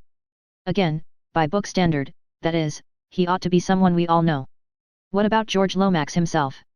Bundle reluctantly shook her head. In a book, it would be perfect, she agreed. But knowing Cotters, and she gave herself up to a sudden uncontrollable mirth. Cotters, the great criminal organizer, she gasped. Wouldn't it be marvelous? Jimmy agreed that it would. Their discussion had taken some time and his driving had slowed down involuntarily once or twice. They arrived at Chimneys, to find Colonel Melrose already there waiting. Jimmy was introduced to him and they all three proceeded to the inquest together. As Colonel Melrose had predicted, the whole affair was very simple. Bundle gave her evidence. The doctor gave his. Evidence was given of rifle practice in the neighborhood. A verdict of death by misadventure was brought in. After the proceedings were over, Colonel Melrose volunteered to drive Bundle back to Chimneys, and Jimmy Thesiger returned to London. For all his light-hearted manner, Bundle's story had impressed him profoundly. He set his lips closely together. Ronnie, old boy, he murmured, I'm going to be up against it. And you're not here to join in the game. Another thought flashed into his mind. Lorraine. Was she in danger? After a minute or two's hesitation, he went over to the telephone and rang her up. It's me, Jimmy. I thought you'd like to know the result of the inquest. Death by misadventure. Oh, but... Yes, but I think there's something behind that. The coroner had had a hint. Someone's at work to hush it up. I say, Lorraine. Yes. Look here. There's some funny business going about. You'll be very careful, won't you? For my sake. He heard the quick note of alarm that sprang into her voice. Jimmy, but then it's dangerous, for you. He laughed. Oh, that's all right. I'm the cat that had 9 lives. Bye-bye, old thing. He rang off and remained a minute or two lost in thought. Then he summoned Stevens. Do you think you could go out and buy me a pistol, Stevens? A pistol, sir? True to his training, Stevens betrayed no hint of surprise. What kind of a pistol would you be requiring? The kind where you put your finger on the trigger and the thing goes on shooting until you take it off again. An automatic, sir. That's it, said Jimmy. An automatic. And I should like it to be a blue-nosed one, if you and the shopman know what that is. In American stories, the hero always takes his blue-nosed automatic from his hip pocket. Stevens permitted himself a faint, discreet smile. Most American gentlemen that I have known, sir, carry something very different in their hip pockets, he observed. Jimmy Thesiger laughed. Chapter 16. The House Party at the Abbey. Bundle drove over to Wyvern Abbey just in time for tea on Friday afternoon.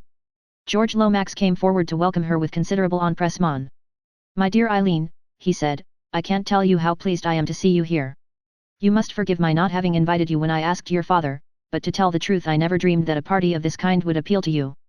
I was both, surprised and, delighted when Lady Caterham told me of your, interest in, politics. I wanted to come so much, said Bundle in a simple, ingenuous manner. Mrs. McAdoo will not arrive till the later train, explained George. She was speaking at a meeting in Manchester last night. Do you know Thesiger? Quite a young fellow, but a remarkable grasp of foreign politics. One would hardly suspect it from his appearance. I know Mr. Thesiger, said Bundle, and she shook hands solemnly with Jimmy, whom she observed had parted his hair in the middle in the endeavour to add earnestness to his expression. Look here, said Jimmy in a low hurried voice, as George temporarily withdrew. You mustn't be angry, but I've told Bill about our little stunt. Bill? Said Bundle, annoyed. Well, after all, said Jimmy, Bill is one of the lads, you know. Ronnie was a pal of his and so was Gary. Oh. I know, said Bundle. But you think it's a pity? Sorry. Bill's all right, of course. It isn't that, said Bundle. But well, Bill's a born blunderer. Not mentally very agile. Suggested Jimmy. But you forget one thing, Bill's got a very hefty fist. And I've an idea that a hefty fist is going to come in handy. Well, perhaps you're right. How did he take it? Well, he clutched his head a good bit, but, I mean the facts took some driving home. But by repeating the thing patiently in words of one syllable I at last got it into his thick head. And, naturally, he's with us to the death, as you might say. George reappeared suddenly. I must make some introductions, Eileen. This is Sir Stanley Digby, Lady Eileen Brent. Mr. O'Rourke. The Air Minister was a little round man with a cheerful smile. Mr. O'Rourke, a tall young man with laughing blue eyes and a typical Irish face, greeted Bundle with enthusiasm. And I thinking it was going to be a dull political party entirely, he murmured in an adroit whisper. Hush, said Bundle. I'm political, very political. Sir Oswald and Lady Coote you know, continued George. We've never actually met, said Bundle, smiling. She was mentally applauding her father's descriptive powers. Sir Oswald took her hand in an iron grip and she winced slightly. Lady Coote, after a somewhat mournful greeting, had turned to Jimmy Thesiger, and appeared to be registering something closely akin to pleasure. Despite his reprehensible habit of being late for breakfast, Lady Coote had a fondness for this amiable, pink-faced young man. His air of irrepressible good nature fascinated her. She had a motherly wish to cure him of his bad habits and form him into one of the world's workers. Whether, once formed, he would be as attractive was a question she had never asked herself. She began now to tell him of a very painful motor accident which had happened to one of her friends. Mr. Bateman, said George briefly, as one who would pass on to better things. A serious, pale-faced young man bowed. And now, continued George, I must introduce you to Countess Radsky. Countess Radsky had been conversing with Mr. Bateman. Leaning very far back on a sofa, with her legs crossed in a daring manner, she was smoking a cigarette in an incredibly long turquoise-studded holder. Bundle thought she was one of the most beautiful women she had ever seen. Her eyes were very large and blue, her hair was coal black, she had a matte skin, the slightly flattened nose of the Slav, and a sinuous, slender body. Her lips were reddened to a degree with which Bundle was sure Wyvern Abbey was totally unacquainted.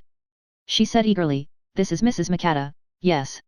On George's replying in the negative and introducing Bundle, the Countess gave her a careless nod, and at once resumed her conversation with the serious Mr. Bateman. Bundle heard Jimmy's voice in her ear. Pongo is absolutely fascinated by the lovely Slav, he said. Pathetic, isn't it? Come and have some tea. They drifted once more into the neighborhood of Sir Oswald Coote. That's a fine place of yours, Chimneys, remarked the great man. I'm glad you liked it, said Bundle meekly. Wants new plumbing, said Sir Oswald. Bring it up to date, you know. He ruminated for a minute or two. I'm taking the Duke of Alton's place. 3 years. Just while I'm looking round for a place of my own. Your father couldn't sell if he wanted to, I suppose. Bundle felt her breath taken away. She had a nightmare vision of England with innumerable Cootes and innumerable counterparts of Chimneys, all, be it understood, with an entirely new system of plumbing installed.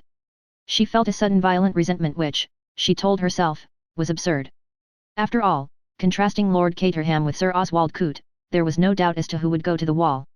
Sir Oswald had one of those powerful personalities which make all those with whom they come in contact appear fated. He was, as Lord Caterham had said, a human steamroller. And yet, undoubtedly, in many ways, Sir Oswald was a stupid man. Apart from his special line of knowledge and his terrific driving force, he was probably intensely ignorant. 100 delicate appreciations of life which Lord Caterham could and did enjoy were a sealed book to Sir Oswald. Whilst indulging in these reflections, Bundle continued to chat pleasantly. Herr Eberhard, she heard, had arrived, but was lying down with a nervous headache. This was told her by Mr. O'Rourke, who managed to find a place by her side and keep it. Altogether, Bundle went up to dress in a pleasant mood of expectation, with a slight nervous dread hovering in the background whenever she thought of the imminent arrival of Mrs. McAdda. Bundle felt that dalliance with Mrs. McAdda was going to prove no primrose path. Her first shock was when she came down, demurely attired in a black lace frock, and passed along the hall. A footman was standing there, at least a man dressed as a footman. But that square, burly figure lent itself badly to the deception. Bundle stopped and stared. Superintendent Battle, she breathed. That's right, Lady Eileen. Oh, said Bundle uncertainly. Are you here to keep an eye on things? I see. That warning letter, you know, said the superintendent, fairly put the wind up Mr. Lomax. Nothing would do for him but that I should come down myself. But don't you think, began Bundle, and stopped. She hardly liked to suggest to the superintendent that his disguise was not a particularly efficient one. He seemed to have police officer written all over him, and Bundle could hardly imagine the most unsuspecting criminal failing to be put on his guard. You think, said the superintendent stolidly, that I might be recognized. He gave the final word a distinct capital letter. I did think so, yes, admitted Bundle. Something that might conceivably have been intended for a smile crossed the woodenness of Superintendent Battle's features. Put them on their guard, eh? Well, Lady Eileen, why not? Why not? Echoed Bundle, rather stupidly, she felt. Superintendent Battle was nodding his head slowly. We don't want any unpleasantness, do we? He said. Don't want to be too clever, just show any light-fingered gentry that may be about, well, just show them that there's somebody on the spot, so to speak. Bundle gazed at him in some admiration. She could imagine that the sudden appearance of so renowned a personage as Superintendent Battle might have a depressing effect on any scheme and the hatchers of it. It's a great mistake to be too clever, Superintendent Battle was repeating. The great thing is not to have any unpleasantness this weekend. Bundle passed on, wondering how many of her fellow guests had recognized or would recognize the Scotland Yard detective. In the drawing room George was standing with a puckered brow and an orange envelope in his hand. Most vexatious, he said. A telegram from Mrs. McAdoo to say she will be unable to be with us. Her children are suffering from mumps. Bundle's heart gave a throb of relief. I especially feel this on your account, Eileen, said George kindly. I know how anxious you were to meet her. The Countess too will be sadly disappointed. Oh, never mind, said Bundle. I should hate it if she'd come and given me mumps. A very distressing complaint, agreed George. But I do not think that infection could be carried that way. Indeed, I am sure that Mrs. McAdoo would have run no risk of that kind. She is a most highly principled woman, with a very real sense of her responsibilities to the community. In these days of national stress, we must all take into account. On the brink of embarking on a speech, George pulled himself up short. But it must be for another time, he said. Fortunately there is no hurry in your case. But the Countess, alas, is only a visitor to our shores. She's a Hungarian, isn't she? Said Bundle, who was curious about the Countess. Yes. You have heard, no doubt, of the Young Hungarian Party? The Countess is a leader in that party. A woman of great wealth, left a widow at an early age, she has devoted her money and her talents to public service. She has especially devoted herself to the problem of infant mortality, a terrible one under present conditions in Hungary. Here is Herr Eberhard. The German inventor was younger than Bundle had imagined him. He was probably not more than 33 or 4. He was boorish and ill at ease, and yet his personality was not an unpleasing one. His blue eyes were more shy than furtive, and his more unpleasant mannerisms, such as the one that Bill had described of gnawing his fingernails, arose, she thought, more from nervousness than from any other cause. He was thin and weedy in appearance and looked anemic and delicate. He conversed rather awkwardly with Bundle in stilted English and they both welcomed the interruption of the joyous Mr. O'Rourke. Presently Bill bustled in, there is no other word for it. In the same such way does a favoured Newfoundland make his entrance, and at once came over to Bundle. He was looking perplexed and harassed. Hello, Bundle. Heard you'd got here. Been kept with my nose to the grindstone all the blessed afternoon or I'd have seen you before. Cares of state heavy tonight? Suggested O'Rourke sympathetically. Bill groaned. I don't know what your fellow's like, he complained. Looks a good-natured, tubby little chap. But Cotters is absolutely impossible. Drive, from morning to night. Everything you do is wrong, and everything you haven't done you ought to have done.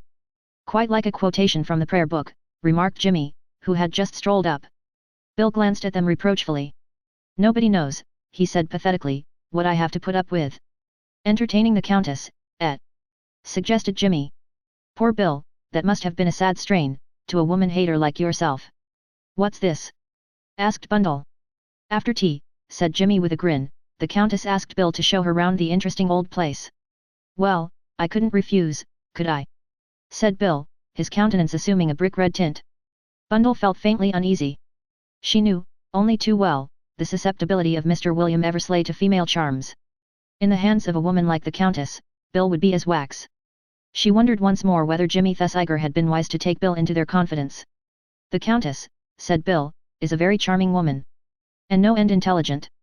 You should have seen her going round the house. All sorts of questions she asked. What kind of questions? Asked Bundle suddenly. Bill was vague. Oh. I don't know. About the history of it. And old furniture. And, oh. All sorts of things. At that moment the Countess swept into the room. She seemed a shade breathless. She was looking magnificent in a close-fitting black velvet gown. Bundle noticed how Bill gravitated at once into her immediate neighborhood. The serious, spectacled young man joined him. Bill and Pongo have both got it badly, observed Jimmy Thesiger with a laugh. Bundle was by no means so sure that it was a laughing matter. Chapter 17. After dinner. George was not a believer in modern innovations. The Abbey was innocent of anything so up-to-date as central heating. Consequently, when the ladies entered the drawing room after dinner, the temperature of the room was woefully inadequate to the needs of modern evening clothes.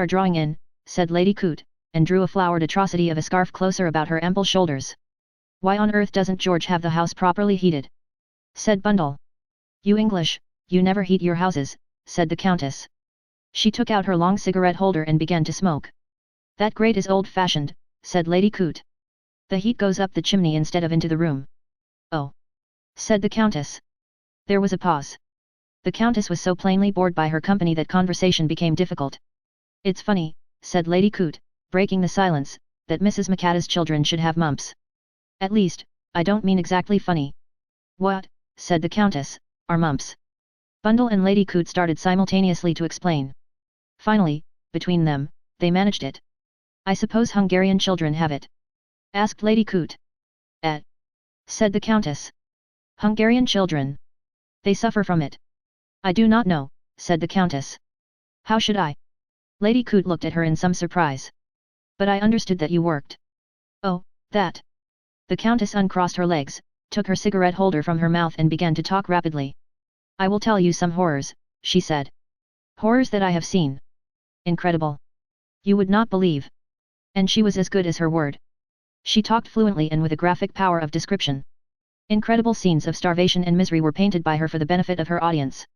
She spoke of Budapest shortly after the war and traced its vicissitudes to the present day. She was dramatic, but she was also, to Bundle's mind, a little like a gramophone record. You turned her on, and there you were. Presently, just as suddenly, she would stop. Lady Coot was thrilled to the marrow, that much was clear. She sat with her mouth slightly open and her large, sad, dark eyes fixed on the Countess. Occasionally, she interpolated a comment of her own. One of my cousins had 3 children burned to death. Awful, wasn't it? The Countess paid no attention. She went on and on. And she finally stopped as suddenly as she had begun. There. She said. I have told you. We have money, but no organization. It is organization we need. Lady Coot sighed. I've heard my husband say that nothing can be done without regular methods. He attributes his own success entirely to that. He declares he would have never got on without them. She sighed again. A sudden fleeting vision passed before her eyes of a Sir Oswald who had not got on in the world. A Sir Oswald who retained, in all essentials, the attributes of that cheery young man in the bicycle shop. Just for a second it occurred to her how much pleasanter life might have been for her if Sir Oswald had not had regular methods. By a quite understandable association of ideas she turned to Bundle. Tell me, Lady Eileen, she said, do you like that head gardener of yours? MacDonald? Well, Bundle hesitated. One couldn't exactly like MacDonald, she explained apologetically. But he's a first-class gardener. Oh. I know he is, said Lady Coot. He's all right if he's kept in his place, said Bundle. I suppose so, said Lady Coot. She looked enviously at Bundle, who appeared to approach the task of keeping MacDonald in his place so light-heartedly. I'd just adore a high-toned garden, said the Countess dreamily. Bundle stared, but at that moment a diversion occurred. Jimmy Thesiger entered the room and spoke directly to her in a strange, hurried voice. I say, will you come and see those etchings now? They're waiting for you. Bundle left the room hurriedly, Jimmy closed behind her. What etchings? She asked, as the drawing-room door closed behind her. No etchings, said Jimmy. I'd got to say something to get hold of you. Come on, Bill is waiting for us in the library. There's nobody there. Bill was striding up and down the library, clearly in a very perturbed state of mind. Look here, he burst out, I don't like this. Don't like what? You being mixed up in this. 10 to 1 there's going to be a rough house and then. He looked at her with a kind of pathetic dismay that gave Bundle a warm and comfortable feeling. She ought to be kept out of it, oughtn't she, Jimmy? He appealed to the other. I've told her so, said Jimmy. Dash it all, Bundle, I mean, someone might get hurt. Bundle turned round to Jimmy. How much have you told him? Oh. Everything. I haven't got the hang of it all yet, confessed Bill. You in that place in 7 Dials and all that. He looked at her unhappily. I say, Bundle, I wish you wouldn't. Wouldn't what? Get mixed up in these sorts of things. Why not? Said Bundle. They're exciting. Oh, yes, exciting. But they may be damnably dangerous. Look at poor old Ronnie. Yes, said Bundle.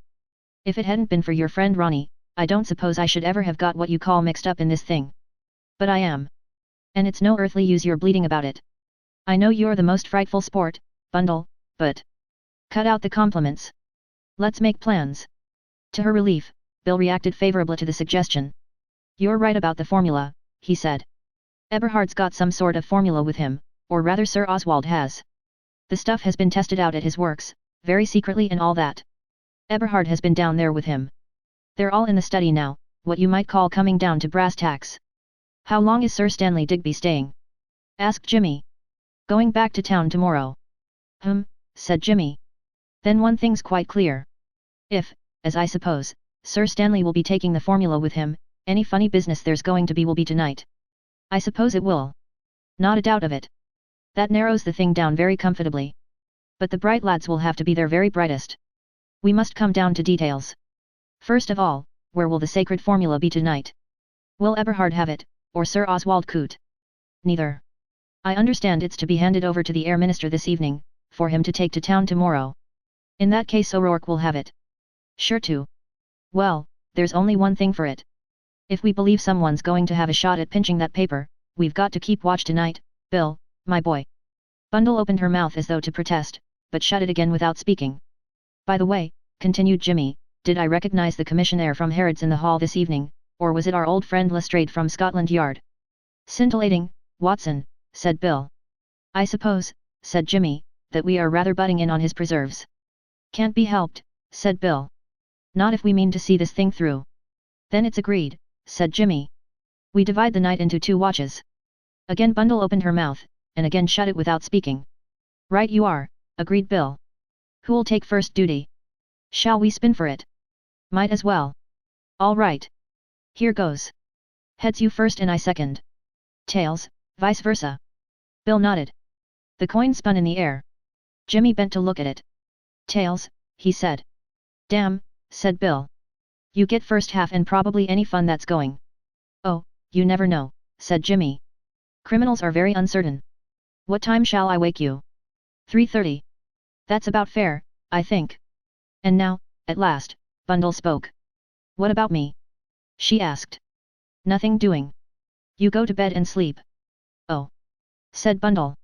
That's not very exciting. You never know, said Jimmy kindly. You may be murdered in your sleep whilst Bill and I escape scot-free. Well, there's always that possibility. Do you know, Jimmy, I don't half like the look of that countess. I suspect her. Nonsense, cried Bill hotly.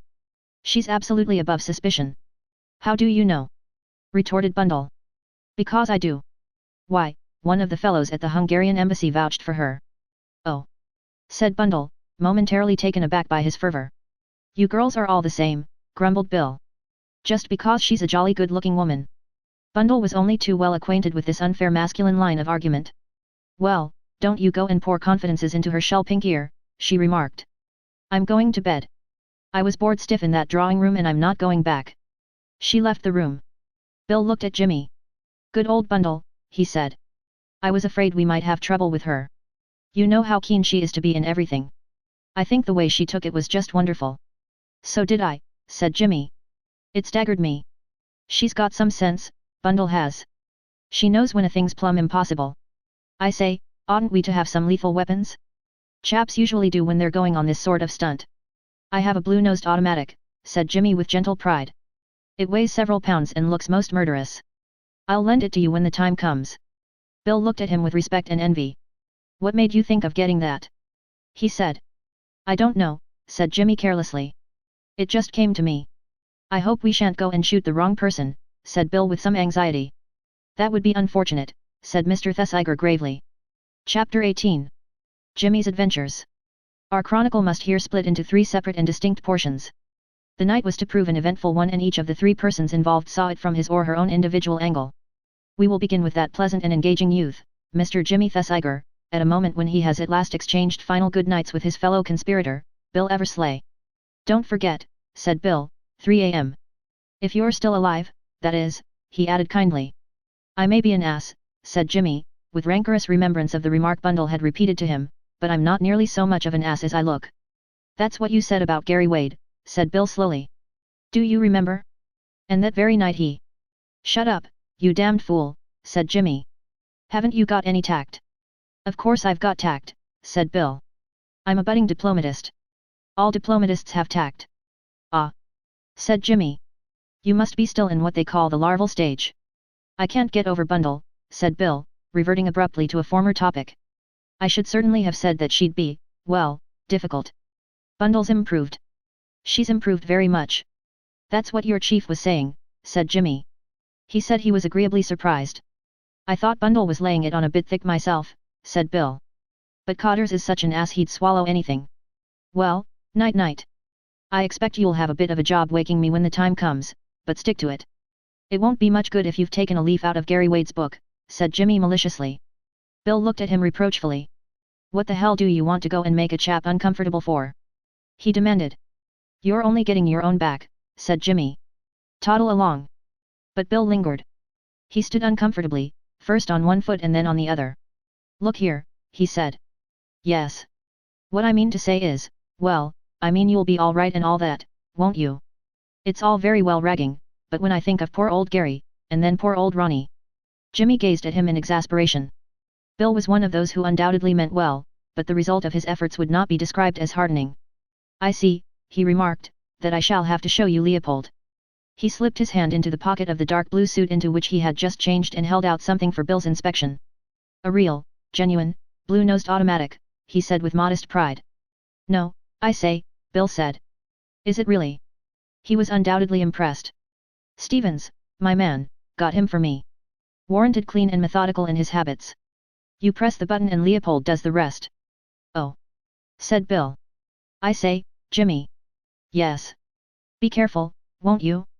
I mean, don't go loosing that thing off at anybody. Pretty awkward if you shot old Digby walking in his sleep. That's all right, said Jimmy. Naturally, I want to get value out of Leopold now I've bought him, but I'll curb my bloodthirsty instincts as far as possible. Well, night-night, said Bill for the 14th time, and this time really did depart. Jimmy was left alone to take up his vigil. Sir Stanley Digby occupied a room at the extremity of the west wing. A bathroom adjoined it on one side, and on the other a communicating door led into a smaller room, which was tenanted by Mr. Terence O'Rourke. The doors of these three rooms gave onto a short corridor. The watcher had a simple task. A chair placed inconspicuously in the shadow of an oak press just where the corridor ran into the main gallery formed a perfect vantage ground. There was no other way into the west wing, and anyone going to or from it could not fail to be seen. One electric light was still on. Jimmy ensconced himself comfortably, crossed his legs and waited. Leopold lay in readiness across his knee. He glanced at his watch. It was 20 minutes to 1, just an hour since the household had retired to rest. Not a sound broke the stillness, except for the far-off ticking of a clock somewhere. Somehow or other, Jimmy did not much care for that sound. It recalled things. Gerald Wade, and those 7 ticking clocks on the mantelpiece. Whose hand had placed them there, and why? He shivered. It was a creepy business, this waiting. He didn't wonder that things happened at spiritualistic séances. Sitting in the gloom, one got all worked up, ready to start at the least sound. And unpleasant thoughts came crowding in on a fellow. Ronnie Devereux. Ronnie Devereux and Gary Wade. Both young, both full of life and energy, ordinary, jolly, healthy young men. And now, where were they? Dank earth, worms getting them. Ugh. Why couldn't he put these horrible thoughts out of his mind? He looked again at his watch. 20 minutes past 1 only. How the time crawled. Extraordinary girl, Bundle. Fancy having the nerve and the daring actually to get into the midst of that 7 Dials place. Why hadn't he had the nerve and the initiative to think of that? He supposed because the thing was so fantastic. Number 7. Who the hell could number 7 be? Was he, perhaps, in the house at this minute? Disguised as a servant? He couldn't, surely, be one of the guests. No, that was impossible. But then, the whole thing was impossible. If he hadn't believed Bundle to be essentially truthful, well, he would have thought she had invented the whole thing. He yawned. Queer, to feel sleepy, and yet at the same time strung up. He looked again at his watch. 10 minutes to 2. Time was getting on. And then, suddenly, he held his breath and leaned forward, listening. He had heard something. The minutes went past. There it was again. The creak of a board. But it came from downstairs somewhere. There it was again. A slight, ominous creak. Somebody was moving stealthily about the house. Jimmy sprang noiselessly to his feet. He crept silently to the head of the staircase.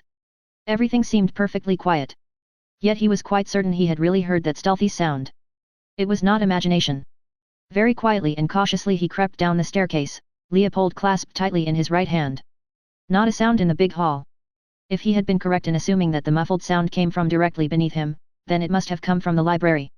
Jimmy stole to the door of it, listened, but heard nothing, then, suddenly flinging open the door, he switched on the lights. Nothing. The big room was flooded with light. But it was empty. Jimmy frowned. I could have sworn, he murmured to himself. The library was a large room with 3 windows which opened onto the terrace. Jimmy strode across the room. The middle window was unlatched. He opened it and stepped out on the terrace, looking from end to end of it. Nothing. Looks all right, he murmured to himself. And yet. He remained for a minute lost in thought. Then he stepped back into the library. Crossing to the door, he locked it and put the key in his pocket. Then he switched off the light. He stood for a minute listening, then crossed softly to the open window and stood there, Leopold ready in his hand. Was there, or was there not, a soft patter of feet along the terrace? No, his imagination. He grasped Leopold tightly and stood listening. In the distance a stable clock chimed 2. Chapter 19. Bundle's Adventures. Bundle Brent was a resourceful girl, she was also a girl of imagination. She had foreseen that Bill, if not Jimmy, would make objections to her participation in the possible dangers of the night. It was not Bundle's idea to waste time in argument. She had laid her own plans and made her own arrangements. A glance from her bedroom window shortly before dinner had been highly satisfactory. She had known that the grey walls of the abbey were plentifully adorned with ivy, but the ivy outside her window was particularly solid-looking and would present no difficulties to one of her athletic propensities. She had no fault to find with Bill's and Jimmy's arrangements as far as they went. But in her opinion they did not go far enough. She offered no criticism, because she intended to see to that side of things herself. Briefly, while Jimmy and Bill were devoting themselves to the inside of the abbey, Bundle intended to devote her attentions to the outside.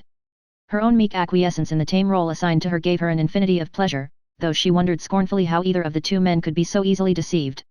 Bill, of course, had never been famous for scintillating brain power. On the other hand, he knew, or should know, his Bundle. And she considered that Jimmy Thesiger, though only slightly acquainted with her, ought to have known better than to imagine that she could be so easily and summarily disposed of. Once in the privacy of her own room, Bundle set rapidly to work. First she discarded her evening dress and the negligible trifle which she wore beneath it, and started again, so to speak, from the foundations. Bundle had not brought her maid with her, and she herself had packed. Otherwise, the puzzled Frenchwoman might have wondered why her lady took a pair of riding breeches and no further equine equipment. Arrayed in riding breeches, rubber-soled shoes and a dark-colored pullover, Bundle was ready for the fray. She glanced at the time. As yet, it was only 12:30. Too early by far.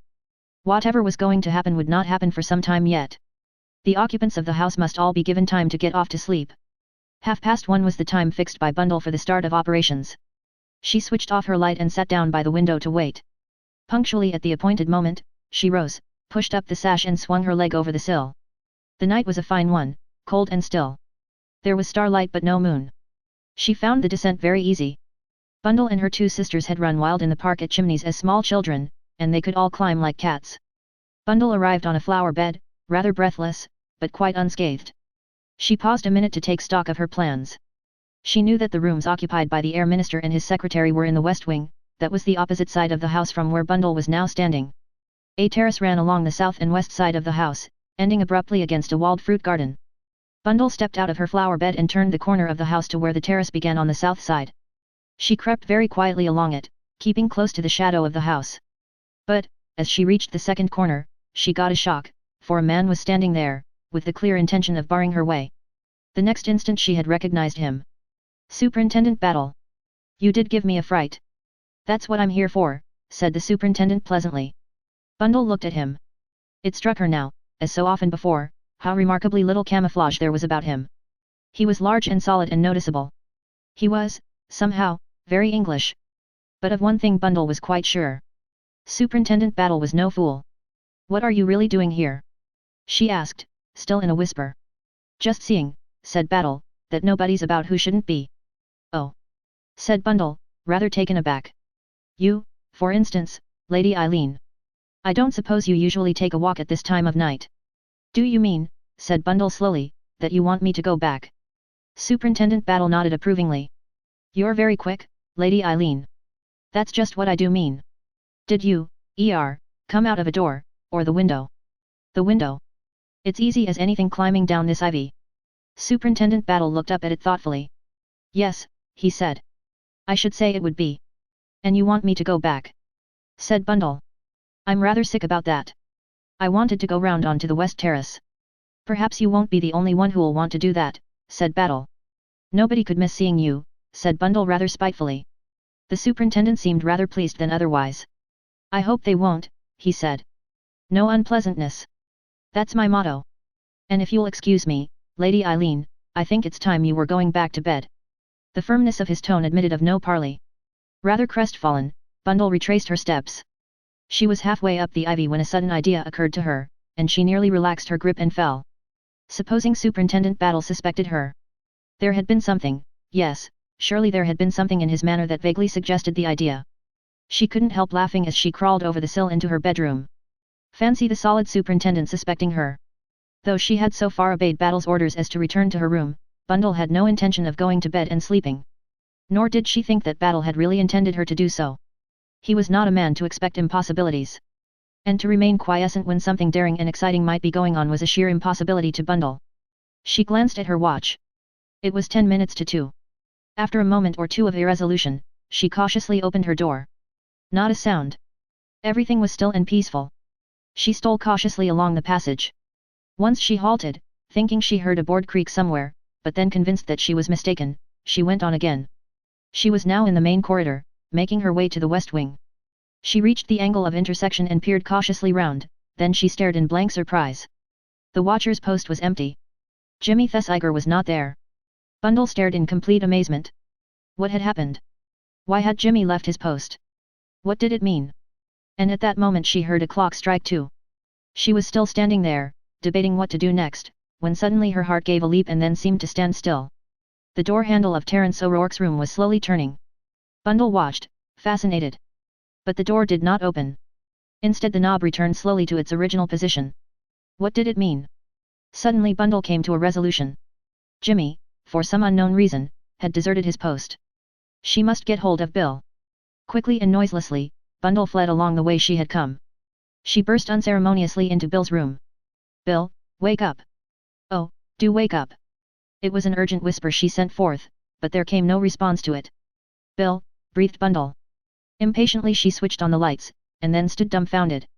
The room was empty, and the bed had not even been slept in. Where then was Bill? Suddenly she caught her breath. This was not Bill's room. The dainty negligee thrown over a chair, the feminine knickknacks on the dressing table, the black velvet evening dress thrown carelessly over a chair, of course, in her haste she had mistaken the doors. This was the Countess Radsky's room. But where, oh, where, was the Countess? And just as Bundle was asking herself this question, the silence of the night was suddenly broken, and in no uncertain manner. The clamor came from below. In an instant Bundle had sped out of the Countess's room and downstairs. The sounds came from the library, a violent crashing of chairs being overturned.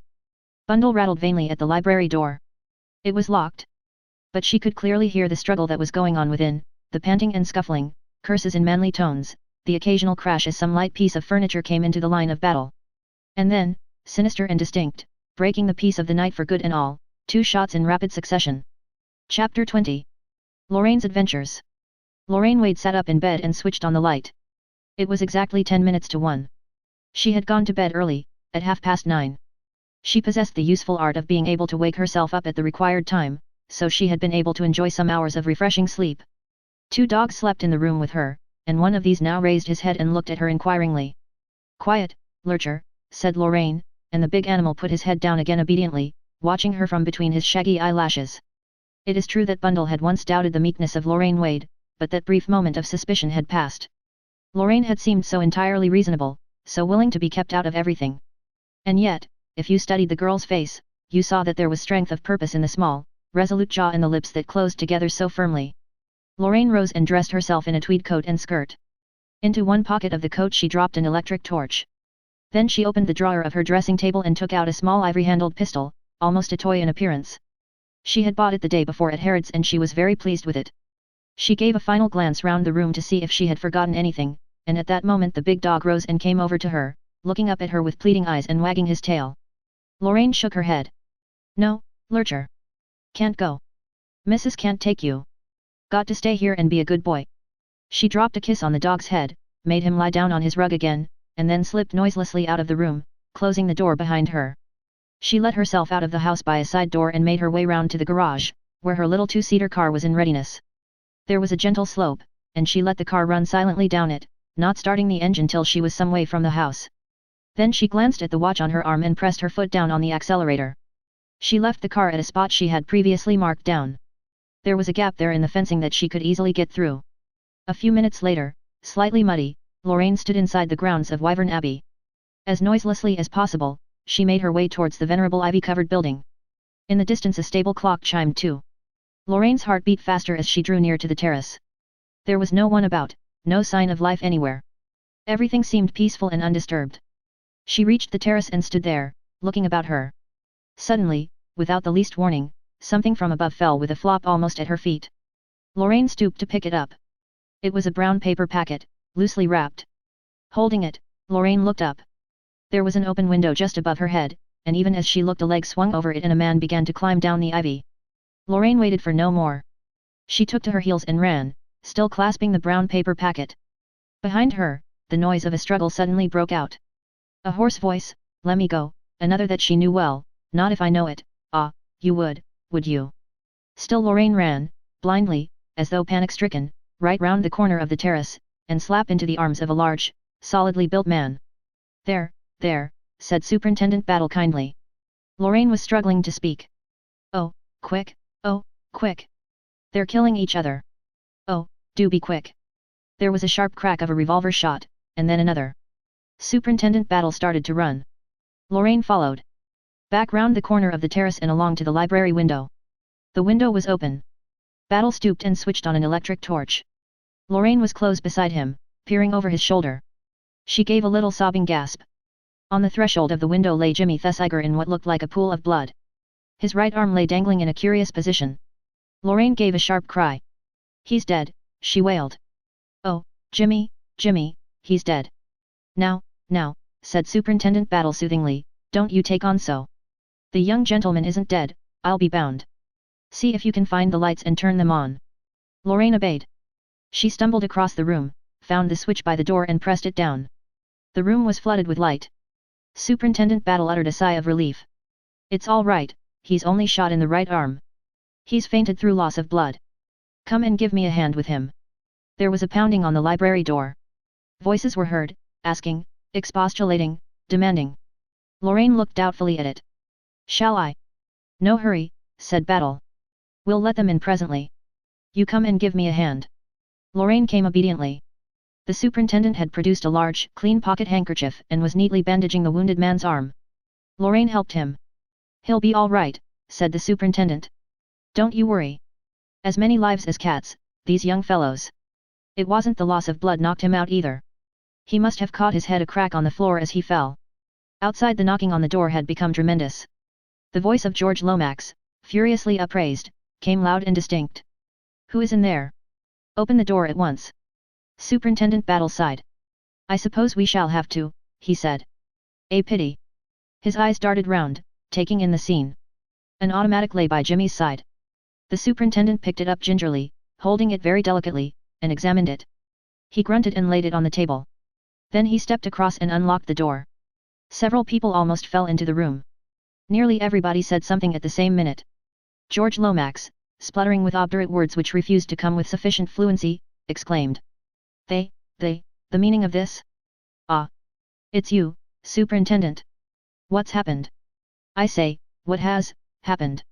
Bill Eversley said, "My God! Old Jimmy!" and stared at the limp figure on the ground. Lady Coote, clad in a resplendent purple dressing gown, cried out, "The poor boy!" and swept past Superintendent Battle to bend over the prostrate Jimmy in a motherly fashion. Bundle said, "Lorraine." Herr Eberhard said, "God im Himmel," and other words of that nature. Sir Stanley Digby said, "My God, what's all this?" A housemaid said, "Look at the blood," and screamed with pleasurable excitement. A footman said, "Lor!" The butler said, with a good deal more bravery in his manner than had been noticeable a few minutes earlier, "Now then, this won't do," and waved away under servants. The efficient Mr. Rupert Bateman said to George, "Shall we get rid of some of these people, sir?" Then they all took fresh breath. "Incredible," said George Lomax. "Battle, what has happened? Battle gave him a look, and George's discreet habits assumed their usual sway. Now then, he said, moving to the door, everyone go back to bed, please. There's been a little accident, said Superintendent Battle easily. An accident. I shall be much obliged if everyone will go back to bed. Everyone was clearly reluctant to do so. Lady Coote, please.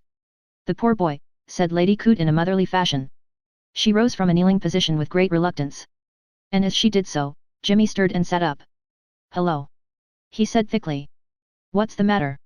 He looked round him vacantly for a minute or two and then intelligence returned to his eye. Have you got him? He demanded eagerly. Got who? The man. Climbed down the ivy. I was by the window there. Grabbed him and we had no end of a set to. One of those nasty, murderous cat burglars, said Lady Coote. Poor boy. Jimmy was looking round him. I say, I'm afraid we, have made rather a mess of things. Fellow was as strong as an ox and we went fairly waltzing around. The condition of the room was clear proof of this statement. Everything light and breakable within a range of 12 feet that could be broken had been broken. And what happened then? But Jimmy was looking round for something. Where's Leopold? The pride of the blue-nosed automatics. Battle indicated the pistol on the table. Is this yours, Mr. Thesiger? That's right. That's little Leopold. How many shots have been fired? 1 shot. Jimmy looked chagrined. I'm disappointed in Leopold, he murmured. I can't have pressed the button properly, or he'd have gone on shooting. Who shot first? I did, I'm afraid, said Jimmy. You see, the man twisted himself out of my grasp suddenly. I saw him making for the window and I closed my finger down on Leopold and let him have it. He turned in the window and fired at me and, well, I suppose after that I took the count. He rubbed his head rather ruefully. But Sir Stanley Digby was suddenly alert. Climbing down the ivy, you said? My God, Lomax, you don't think they've got away with it? He rushed from the room. For some curious reason nobody spoke during his absence. In a few minutes Sir Stanley returned. His round, chubby face was white as death. My God, Battle, he said, they've got it. O'Rourke's fast asleep, drugged, I think. I can't wake him. And the papers have vanished. Chapter 21. The recovery of the formula. Delebe got, said Herr Eberhard in a whisper. His face had gone chalky white. George turned a face of dignified reproach on Battle. Is this true, Battle? I left all arrangements in your hands. The rock-like quality of the superintendent showed out well. Not a muscle of his face moved. The best of us are defeated sometimes, sir, he said quietly. Then you really mean, that the document is gone? But to everyone's intense surprise Superintendent Battle shook his head. No, Mr. Lomax, it's not so bad as you think. Everything's all right. But you can't lay the credit for it at my door. You've got to thank this young lady. He indicated Lorraine, who stared at him in surprise. Battle stepped across to her and gently took the brown paper parcel which she was still clutching mechanically. I think, Mr. Lomax, he said, that you will find what you want here. Sir Stanley Digby, quicker in action than George, snatched at the package and tore it open, investigating its contents eagerly. A sigh of relief escaped him and he mopped his brow. Herr Eberhard fell upon the child of his brain and clasped it to his heart, whilst a torrent of German burst from him. Sir Stanley turned to Lorraine, shaking her warmly by the hand. My dear young lady, he said, we are infinitely obliged to you, I am sure. Yes, indeed, said George. Though He paused in some perplexity, staring at a young lady who was a total stranger to him. Lorraine looked appealingly at Jimmy, who came to the rescue. This is Miss Wade, said Jimmy. Gerald Wade's sister.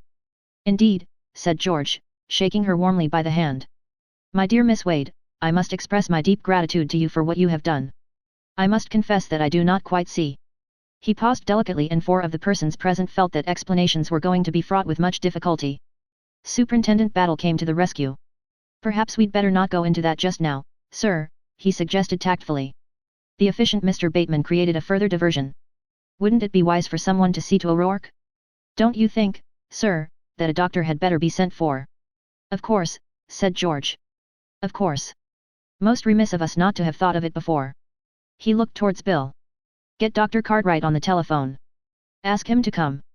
Just hint, if you can, that, discretion should be observed. Bill went off on his errand. I will come up with you, Digby, said George. Something, possibly, could be done, measures should, perhaps, be taken, whilst awaiting the arrival of the doctor. He looked rather helplessly at Rupert Bateman. Efficiency always makes itself felt. It was Pongo who was really in charge of the situation. "Shall I come up with you, sir?" George accepted the offer with relief. Here, he felt, was someone on whom he could lean. He experienced that sense of complete trust in Mr. Bateman's efficiency which came to all those who encountered that excellent young man. The three men left the room together. Lady Coote, murmuring in deep rich tones, "The poor young fellow. Perhaps I could do something," hurried after them. "That's a very motherly woman," observed the superintendent thoughtfully. "A very motherly woman. I wonder." Three pairs of eyes looked at him inquiringly. "I was wondering," said Superintendent Battle slowly, "where Sir Oswald Coote may be." "Oh!" gasped Lorraine. "Do you think he's been murdered?" Battle shook his head at her reproachfully. "No need for anything so melodramatic," he said. "No, I rather think." He paused, his head on one side, listening, one large hand raised to enjoin silence. In another minute they all heard what his sharper ears had been the first to notice, footsteps coming along the terrace outside. They rang out clearly with no kind of subterfuge about them.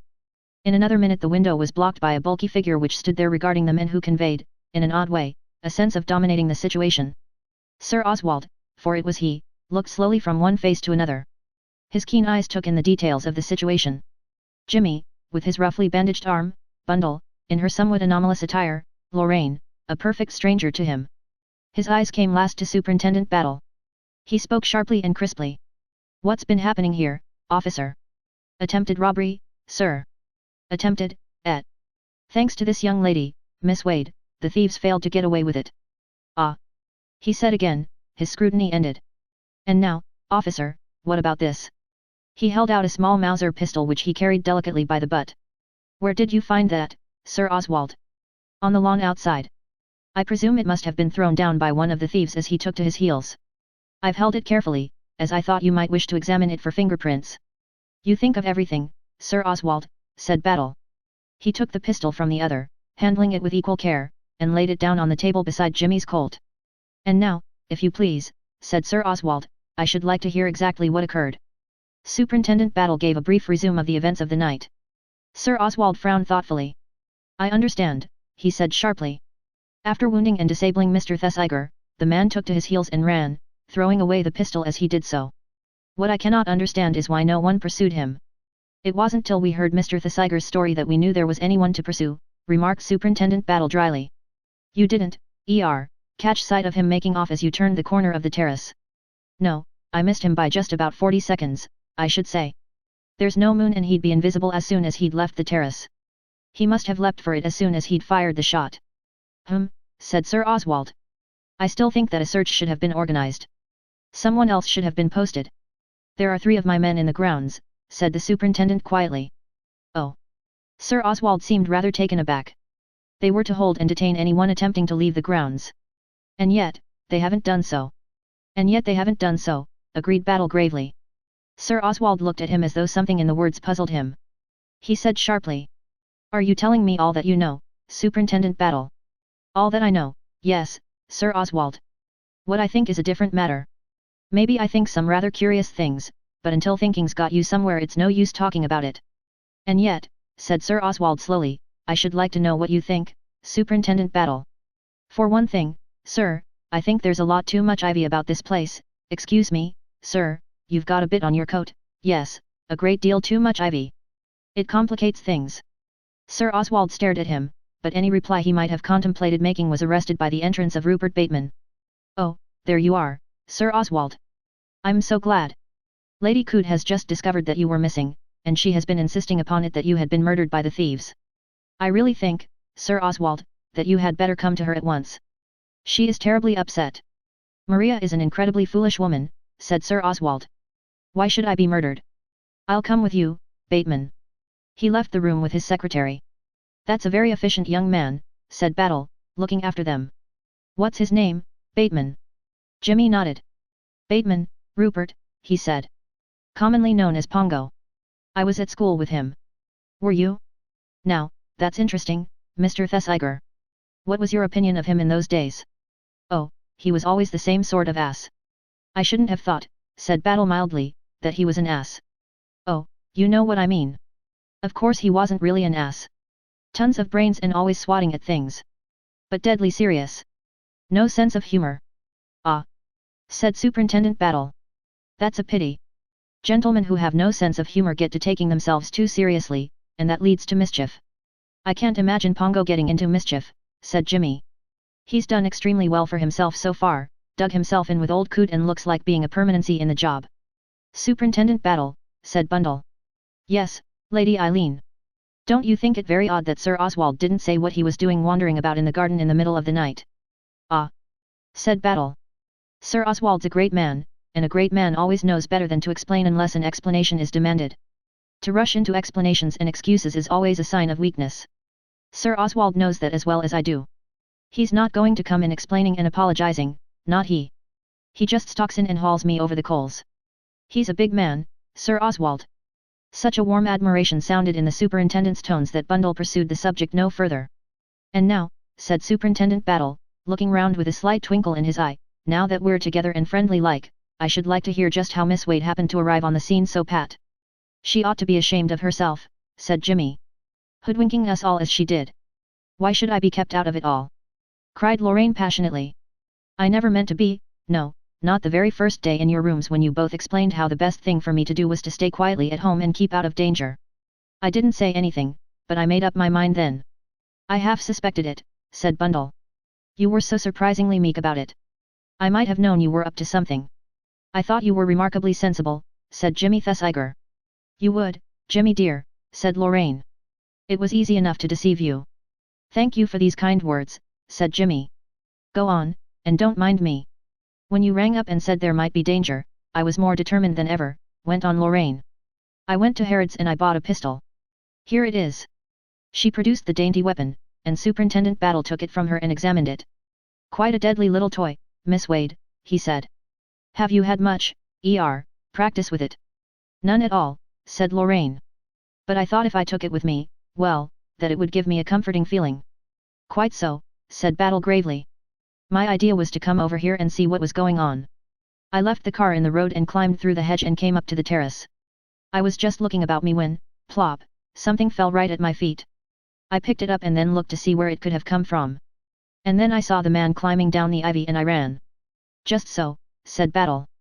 Now, Miss Wade, can you describe that man at all? The girl shook her head. It was too dark to see much. I think he was a big man, but that's about all.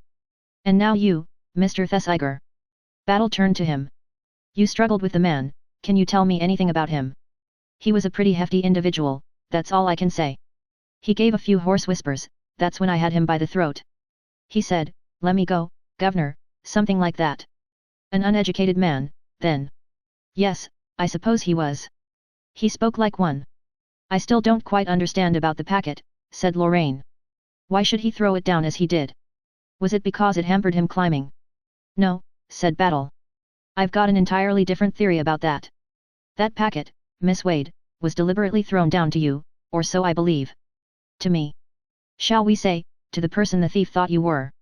This is getting very involved, said Jimmy. Mr. Thesiger, when you came into this room, did you switch on the light at all? Yes. And there was no one in the room? No one at all. But previously you thought you heard someone moving about down here? Yes. And then, after trying the window, you switched off the light again and locked the door? Jimmy nodded. Superintendent Battle looked slowly round him. His glance was arrested by a big screen of Spanish leather which stood near one of the bookcases. Brusquely he strode across the room and looked behind it. He uttered a sharp ejaculation, which brought the three young people quickly to his side. Huddled on the floor, in a dead faint, lay the Countess Radsky. Chapter 22. The Countess Radsky's story. The Countess's return to consciousness was very different from that of Jimmy Thesiger. It was more prolonged and infinitely more artistic. Artistic was Bundle's word. She had been zealous in her ministrations, largely consisting of the application of cold water, and the Countess had instantly responded, passing a white, bewildered hand across her brow and murmuring faintly. It was at this point that Bill, at last relieved from his duties with telephone and doctors, had come bustling into the room and had instantly proceeded to make, in Bundle's opinion, a most regrettable idiot of himself. He had hung over the Countess with a concerned and anxious face and had addressed a series of singularly idiotic remarks to her. I say, Countess. It's all right. It's really all right. Don't try to talk. It's bad for you. Just lie still. You'll be all right in a minute. It'll all come back to you. Don't say anything till you're quite all right. Take your time. Just lie still and close your eyes. You'll remember everything in a minute. Have another sip of water. Have some brandy. That's the stuff. Don't you think, Bundle, that's some brandy? For God's sake, Bill, leave her alone, said Bundle crossly. She'll be all right. And with an expert hand she flipped a good deal of cold water onto the exquisite makeup of the Countess's face. The Countess flinched and sat up. She looked considerably more wide awake. Ah! She murmured. I am here. Yes, I am here. Take your time, said Bill. Don't talk till you feel quite all right again. The Countess drew the folds of a very transparent negligee closer around her. It is coming back to me, she murmured. Yes, it is coming back. She looked at the little crowd grouped around her. Perhaps something in the attentive faces struck her as unsympathetic. In any case she smiled deliberately up at the one face which clearly displayed a very opposite emotion. Ah, my big Englishman, she said very softly, do not distress yourself. All is well with me. Oh. I say, but are you sure? Demanded Bill anxiously. Quite sure. She smiled at him reassuringly. We Hungarians, we have nerves of steel. A look of intense relief passed over Bill's face. A fatuous look settled down there instead, a look which made Bundle earnestly long to kick him. Have some water, she said coldly. The Countess refused water. Jimmy, kindlier to beauty in distress, suggested a cocktail. The Countess reacted favorably to this suggestion. When she had swallowed it, she looked round once more, this time with a livelier eye.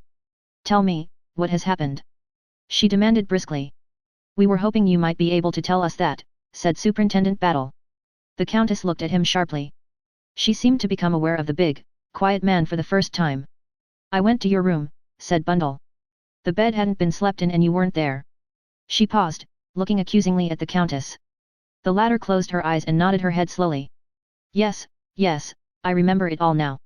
Oh, it was horrible. She shuddered. Do you want me to tell you? Superintendent Battle said, if you please at the same moment that Bill said, not if you don't feel up to it.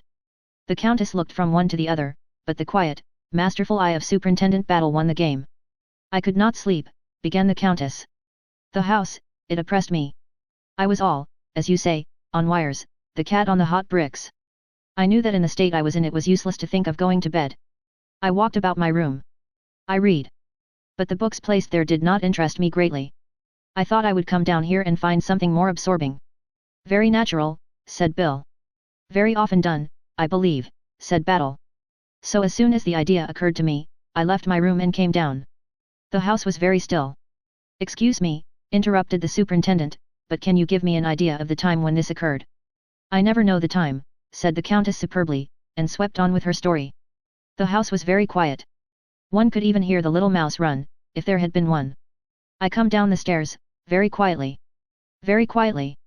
Naturally, I do not want to disturb the household, said the Countess reproachfully. I come in here. I go into this corner and I search the shelves for a suitable book. Having, of course, switched on the light. No, I did not switch on the light. I had, you see, my little electric torch with me. With that, I scanned the shelves. Ah! Said the superintendent. Suddenly, continued the Countess dramatically, I hear something.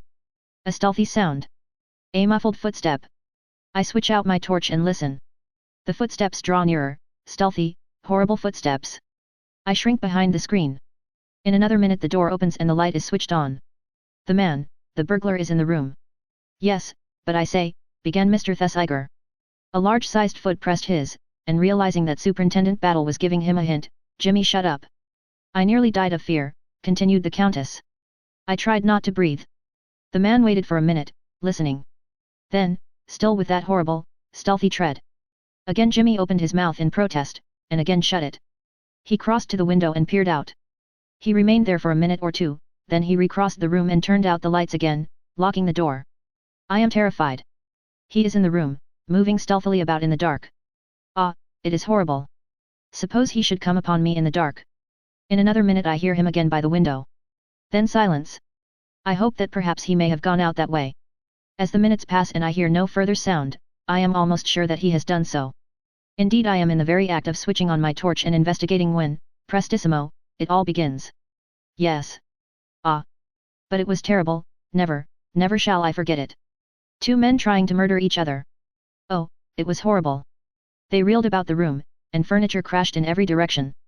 I thought, too, that I heard a woman scream, but that was not in the room. It was outside somewhere. The criminal had a hoarse voice. He croaked rather than spoke. He kept saying, "Let me go, let me go." The other man was a gentleman. He had a cultured, English voice. Jimmy looked gratified. He swore, mostly, continued the Countess. Clearly a gentleman, said Superintendent Battle. And then, continued the Countess, a flash and a shot. The bullet hit the bookcase beside me. I suppose I must have fainted. She looked up at Bill. He took her hand and patted it. "You poor dear," he said. "How rotten for you." Silly idiot, thought Bundle. Superintendent Battle had moved on swift, noiseless feet over to the bookcase a little to the right of the screen. He bent down, searching. Presently he stooped and picked something up. "It wasn't a bullet, Countess," he said. "It's the shell of the cartridge." "Where were you standing when you fired, Mr. Thesiger?" Jimmy took up a position by the window. "As nearly as I can say, about here." Superintendent Battle placed himself in the same spot. "That's right," he agreed. "The empty shell would throw right rear. It's a .455. I don't wonder the Countess thought it was a bullet in the dark. It hit the bookcase about a foot from her. The bullet itself grazed the window frame and we'll find it outside tomorrow, unless your assailant happens to be carrying it about in him." Jimmy shook his head regretfully. "Leopold, I fear, did not cover himself with glory," he remarked sadly. The Countess was looking at him with most flattering attention. "Your arm!" she exclaimed. "It is all tied up." "Was it you then?"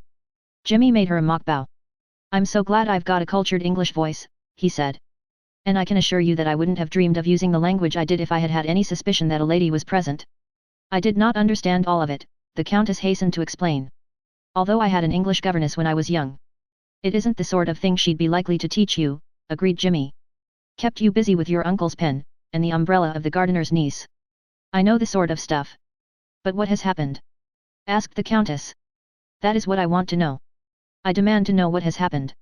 There was a moment's silence whilst everybody looked at Superintendent Battle. "It's very simple," said Battle mildly. "Attempted robbery. Some political papers stolen from Sir Stanley Digby. The thieves nearly got away with them, but thanks to this young lady," he indicated Lorraine, "they didn't." The Countess flashed a glance at the girl, rather an odd glance. "Indeed," she said coldly. "A very fortunate coincidence that she happened to be there," said Superintendent Battle, smiling. The Countess gave a little sigh and half closed her eyes again. "It is absurd, but I still feel extremely faint," she murmured. "Of course you do," cried Bill. "Let me help you up to your room. Bundle will come with you." "It is very kind of Lady Eileen," said the Countess, "but I should prefer to be alone. I am really quite all right. Perhaps you will just help me up the stairs." She rose to her feet, accepted Bill's arm and, leaning heavily on it, went out of the room. Bundle followed as far as the hall but, the Countess reiterating her assurance, with some tartness, that she was quite all right, she did not accompany them upstairs. But as she stood watching the Countess's graceful form, supported by Bill, slowly mounting the stairway, she stiffened suddenly to acute attention. The Countess's négligé, as previously mentioned, was thin, a mere veil of orange chiffon. Through it Bundle saw distinctly below the right shoulder blade a small black mole. With a gasp, Bundle swung impetuously round to where Superintendent Battle was just emerging from the library. Jimmy and Lorraine had preceded him. "There," said Battle. "I've fastened the window and there will be a man on duty outside. And I'll lock this door and take the key. In the morning we'll do what the French call reconstruct the crime. Yes, Lady Eileen, what is it?"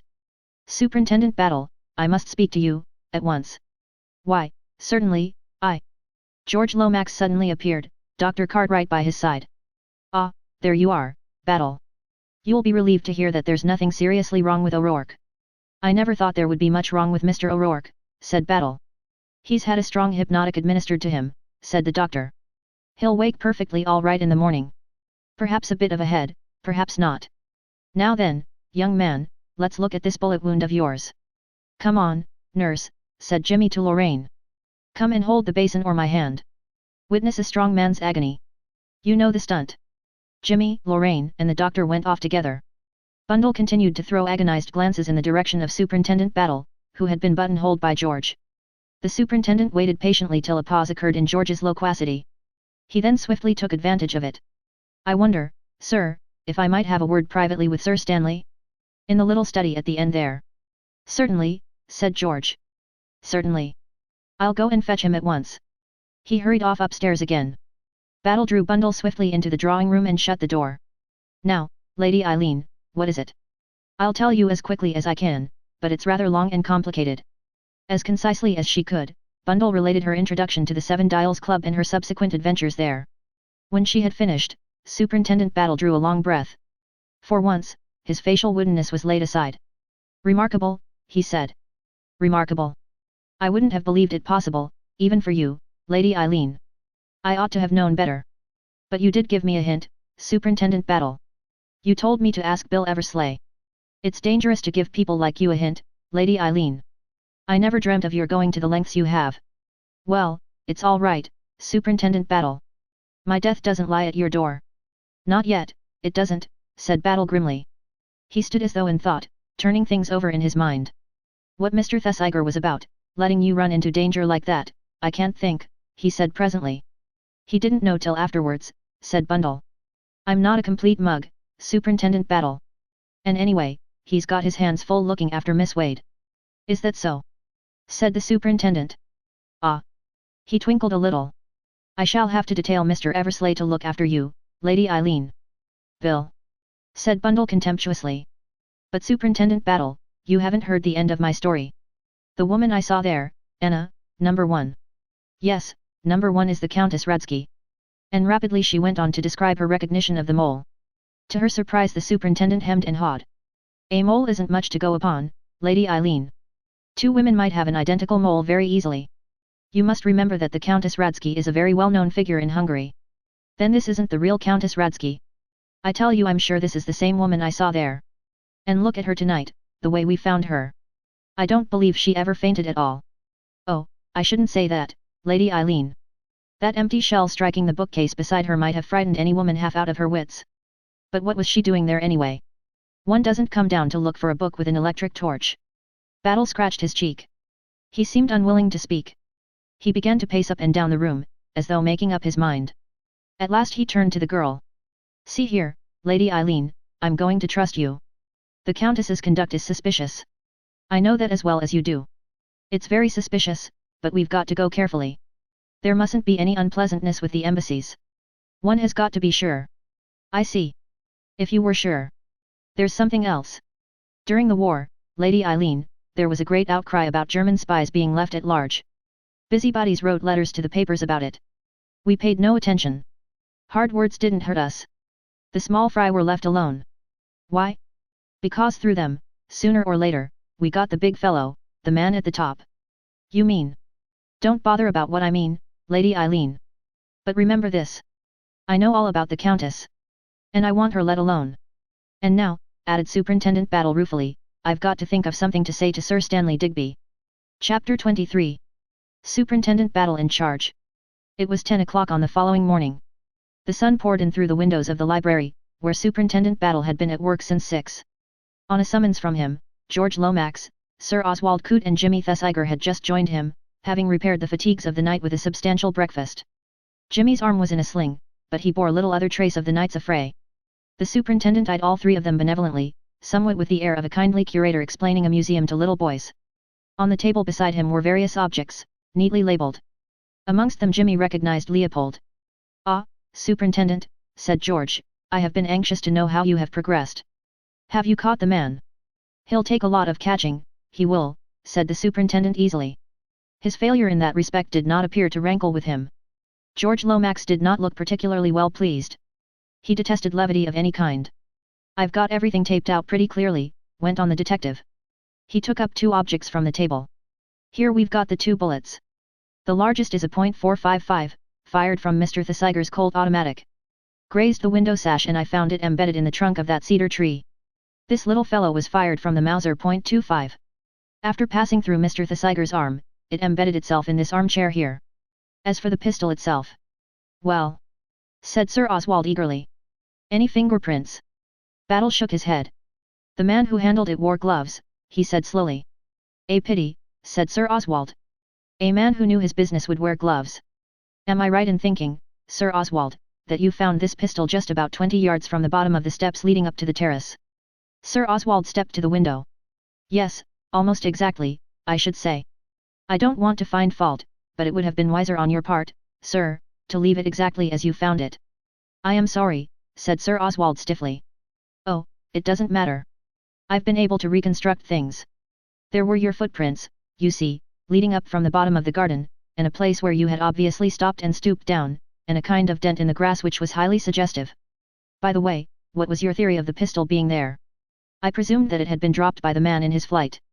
Battle shook his head. Not dropped, Sir Oswald. There are 2 points against that. To begin with, there is only one set of footprints crossing the lawn just there, your own. I see, said Sir Oswald thoughtfully. Can you be sure of that, Battle? Put in George. Quite sure, sir. There is one other set of tracks crossing the lawn, Miss Wade's, but they are a good deal farther to the left. He paused, and then went on, and there's the dent in the ground. The pistol must have struck the ground with some force. It all points to its having been thrown. Well, why not?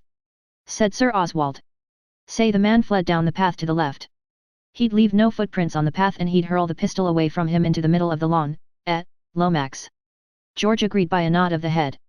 It's true that he'd leave no footprints on the path, said Battle, but from the shape of the dent and the way the turf was cut, I don't think the pistol was thrown from that direction. I think it was thrown from the terrace here. Very likely, said Sir Oswald. Does it matter, Superintendent? Ah, yes, Battle, broke in George. Is it, strictly relevant? Perhaps not, Mr. Lomax. But we like to get things just so, you know. I wonder now if one of you gentlemen would take this pistol and throw it. Will you, Sir Oswald?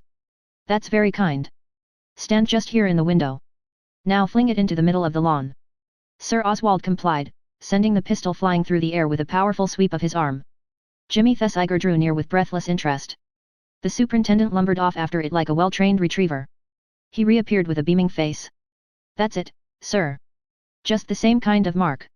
Although, by the way, you sent it a good 10 yards farther. But then, you're a very powerfully built man, aren't you, Sir Oswald? Excuse me, I thought I heard someone at the door. The superintendent's ears must have been very much sharper than anyone else's. Nobody else had heard a sound, but Battle was proved right, for Lady Coote stood outside, a medicine glass in her hand. Your medicine, Oswald, she said, advancing into the room. You forgot it after breakfast. I'm very busy, Maria, said Sir Oswald. I don't want my medicine. You would never take it if it wasn't for me, said his wife serenely, advancing upon him. You're just like a naughty little boy. Drink it up now. And meekly, obediently, the great steel magnate drank it up. Lady Coote smiled sadly and sweetly at everyone. Am I interrupting you? Are you very busy? Oh, look at those revolvers. Nasty, noisy, murdering things. To think, Oswald, that you might have been shot by the burglar last night. You must have been alarmed when you found he was missing, Lady Coote, said Battle. I didn't think of it at first, confessed Lady Coote. This poor boy here, she indicated Jimmy, being shot, and everything so dreadful, but so exciting. It wasn't till Mr. Bateman asked me where Sir Oswald was that I remembered he'd gone out half an hour before for a stroll. Sleepless, Sir Oswald? Asked Battle. I am usually an excellent sleeper, said Sir Oswald. But I must confess that last night I felt unusually restless. I thought the night air would do me good. You came out through this window, I suppose. Was it his fancy, or did Sir Oswald hesitate for a moment before replying? Yes. In your pumps too, said Lady Coote, instead of putting thick shoes on. What would you do without me to look after you? She shook her head sadly. I think, Maria, if you don't mind leaving us, we have still a lot to discuss. I know, dear, I'm just going. Lady Coote withdrew, carrying the empty medicine glass as though it were a goblet out of which she had just administered a death potion. Well, Battle, said George Lomax, it all seems clear enough. Yes, perfectly clear. The man fires a shot, disabling Mr. Thesiger, flings away the weapon, runs along the terrace and down the gravel path. Where he ought to have been caught by my men, put in Battle. Your men, if I may say so, Battle, seem to have been singularly remiss. They didn't see Miss Wade come in. If they could miss her coming in, they could easily miss the thief going out. Superintendent Battle opened his mouth to speak, then seemed to think better of it. Jimmy Thesiger looked at him curiously. He would have given a lot to know just what was in Superintendent Battle's mind. Must have been a champion runner, was all the Scotland Yard man contented himself with saying. How do you mean, Battle? Just what I say, Mr. Lomax. I was round the corner of the terrace myself not 50 seconds after the shot was fired. And for a man to run all that distance towards me and get round the corner of the path before I appeared round the side of the house, well, as I say, he must have been a champion runner. I am at a loss to understand you, Battle. You have some idea of your own which I have not yet, grasped. You say the man did not go across the lawn and now you hint, what exactly do you hint? That the man did not go down the path? Then in your opinion, where did he go? For answer, Superintendent Battle jerked an eloquent thumb upwards. Said George. The superintendent jerked harder than ever. George raised his head and looked at the ceiling. Up there, said Battle. Up the ivy again. Nonsense, Superintendent. What you are suggesting is impossible. Not at all impossible, sir. He'd done it once. He could do it twice. I don't mean impossible in that sense. But if the man wanted to escape, he'd never bolt back into the house. Safest place for him, Mr. Lomax. But Mr. O'Rourke's door was still locked on the inside when we came to him. And how did you get to him? Through Sir Stanley's room. That's the way our man went. Lady Eileen tells me she saw the doorknob of Mr. O'Rourke's door move. That was when our friend was up there the first time. I suspect the key was under Mr. O'Rourke's pillow. But his exit is clear enough the second time, through the communicating door and through Sir Stanley's room, which, of course, was empty. Like everyone else, Sir Stanley is rushing downstairs to the library. Our man's got a clear course. And where did he go then? Superintendent Battle shrugged his burly shoulders and became evasive. Plenty of ways open. Into an empty room on the other side of the house and down the ivy again, out through a side door, or, just possibly, if it was an inside job, he, well, stayed in the house. George looked at him in shocked surprise. Really, Battle, I should feel it very deeply if one of my servants, I have the most perfect reliance on them, it would distress me very much to have to suspect. Nobody's asking you to suspect anyone, Mr. Lomax. I'm just putting all the possibilities before you. The servants may be all right, probably are. You have disturbed me, said George. You have disturbed me greatly. His eyes appeared more protuberant than ever. To distract him, Jimmy poked delicately at a curious blackened object on the table. What's this? He asked. That's Exhibit Z, said Battle. The last of our little lot. It is, or rather it has been, a glove. He picked it up, the charred relic, and manipulated it with pride. Where did you find it? Asked Sir Oswald. Battle jerked his head over his shoulder. In the grate, nearly burnt, but not quite. Queer, looks as though it had been chewed by a dog. It might possibly be Miss Wade's, suggested Jimmy.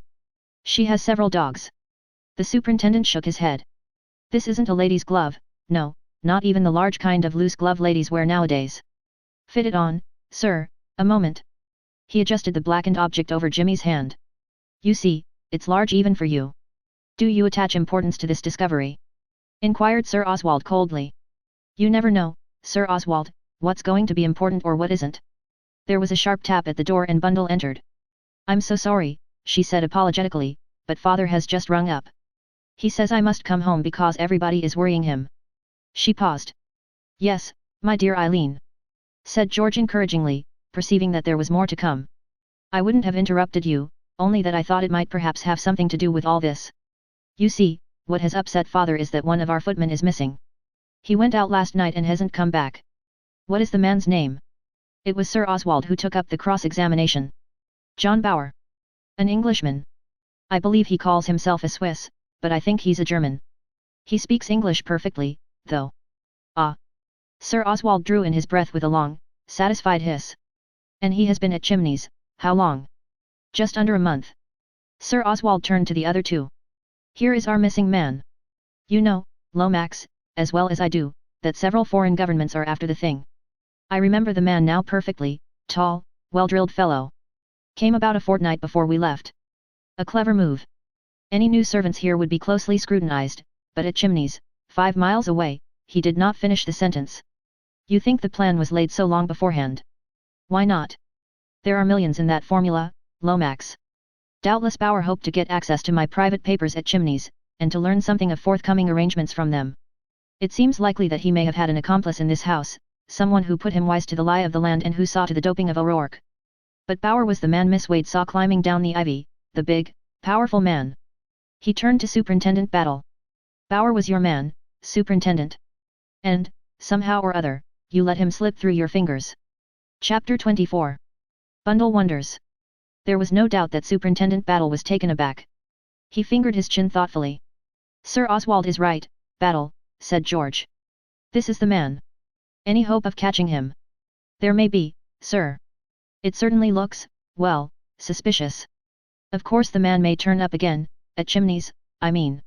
Do you think it likely? No, it isn't, confessed Battle.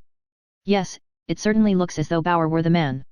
But I can't quite see how he got in and out of these grounds unobserved. I have already told you my opinion of the man you posted, said George. Hopelessly inefficient. I don't want to blame you, Superintendent, but, his pause was eloquent. Ah, well, said Battle lightly, my shoulders are broad. He shook his head and sighed. I must get to the telephone at once. Excuse me, gentlemen. I'm sorry, Mr. Lomax, I feel I've rather bungled this business. But it's been puzzling, more puzzling than you know. He strode hurriedly from the room. Come into the garden, said Bundle to Jimmy. I want to talk to you. They went out together through the window. Jimmy stared down at the lawn, frowning. What's the matter? Asked Bundle. Jimmy explained the circumstances of the pistol throwing. I'm wondering, he ended, what was in old Battle's mind when he got Coot to throw the pistol. Something, I'll swear. Anyhow, it landed up about 10 yards farther than it should have done. You know, Bundle, Battle's a deep one. He's an extraordinary man, said Bundle.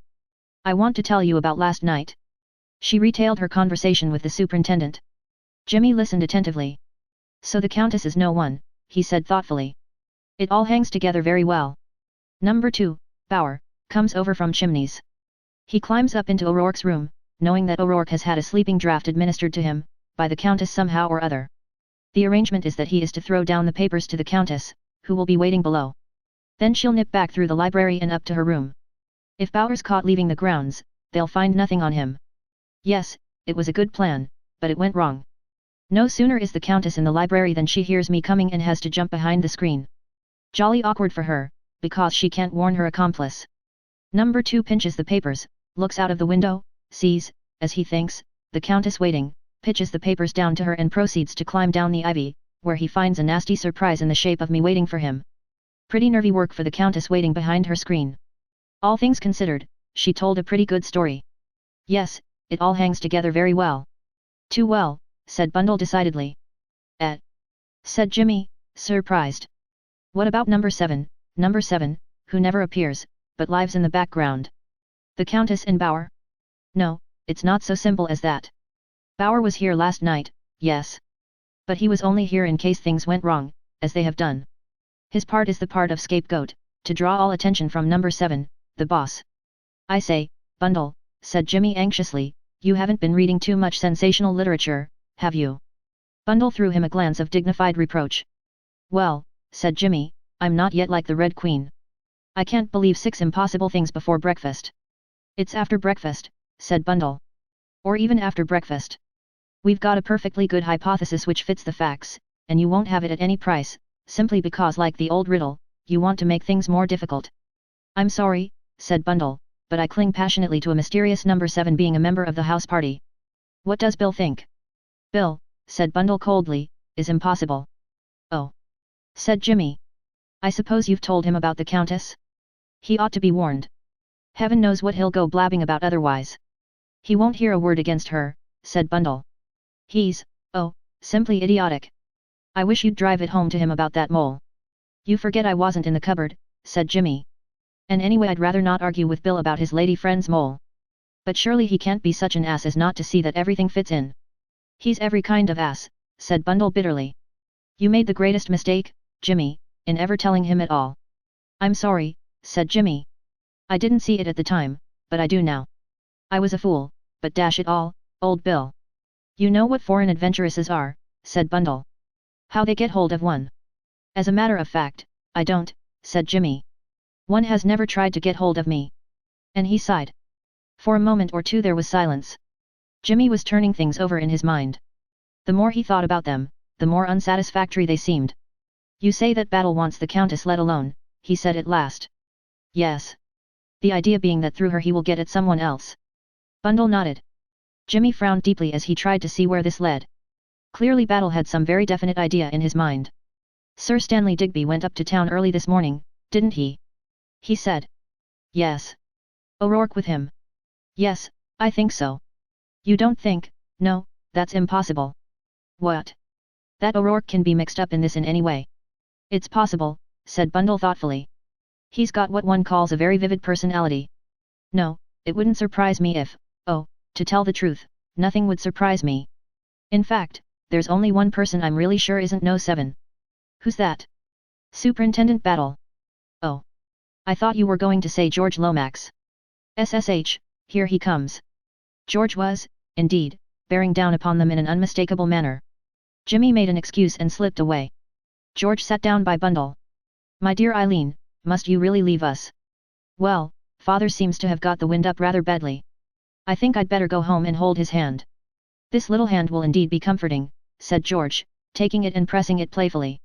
My dear Eileen, I understand your reasons and I honor you for them. In these days of changed and unsettled conditions. He's off, thought Bundle desperately. When family life is at a premium, all the old standards falling, it becomes our class to set an example, to show that we, at least, are unaffected by modern conditions. They call us the diehards. I am proud of the term, I repeat I am proud of the term. There are things that should die hard: dignity, beauty, modesty, the sanctity of family life, filial respect. Who dies if these shall live? As I was saying, my dear Eileen, I envy you the privileges of your youth. Youth. What a wonderful thing. What a wonderful word. And we do not appreciate it until we grow to, mature years. I confess, my dear child, that I have in the past been disappointed by your levity. I see now it was but the careless and charming levity of a child. I perceive now the serious and earnest beauty of your mind. You will allow me, I hope, to help you with your reading. Oh, thank you, said Bundle faintly. And you must never be afraid of me again. I was shocked when Lady Caterham told me that you stood in awe of me. I can assure you that I am a very humdrum sort of person. The spectacle of George being modest struck Bundle spellbound. George continued. Never be shy with me, dear child. And do not be afraid of boring me. It will be a great delight to me to, if I may say so, form your budding mind. I will be your political mentor.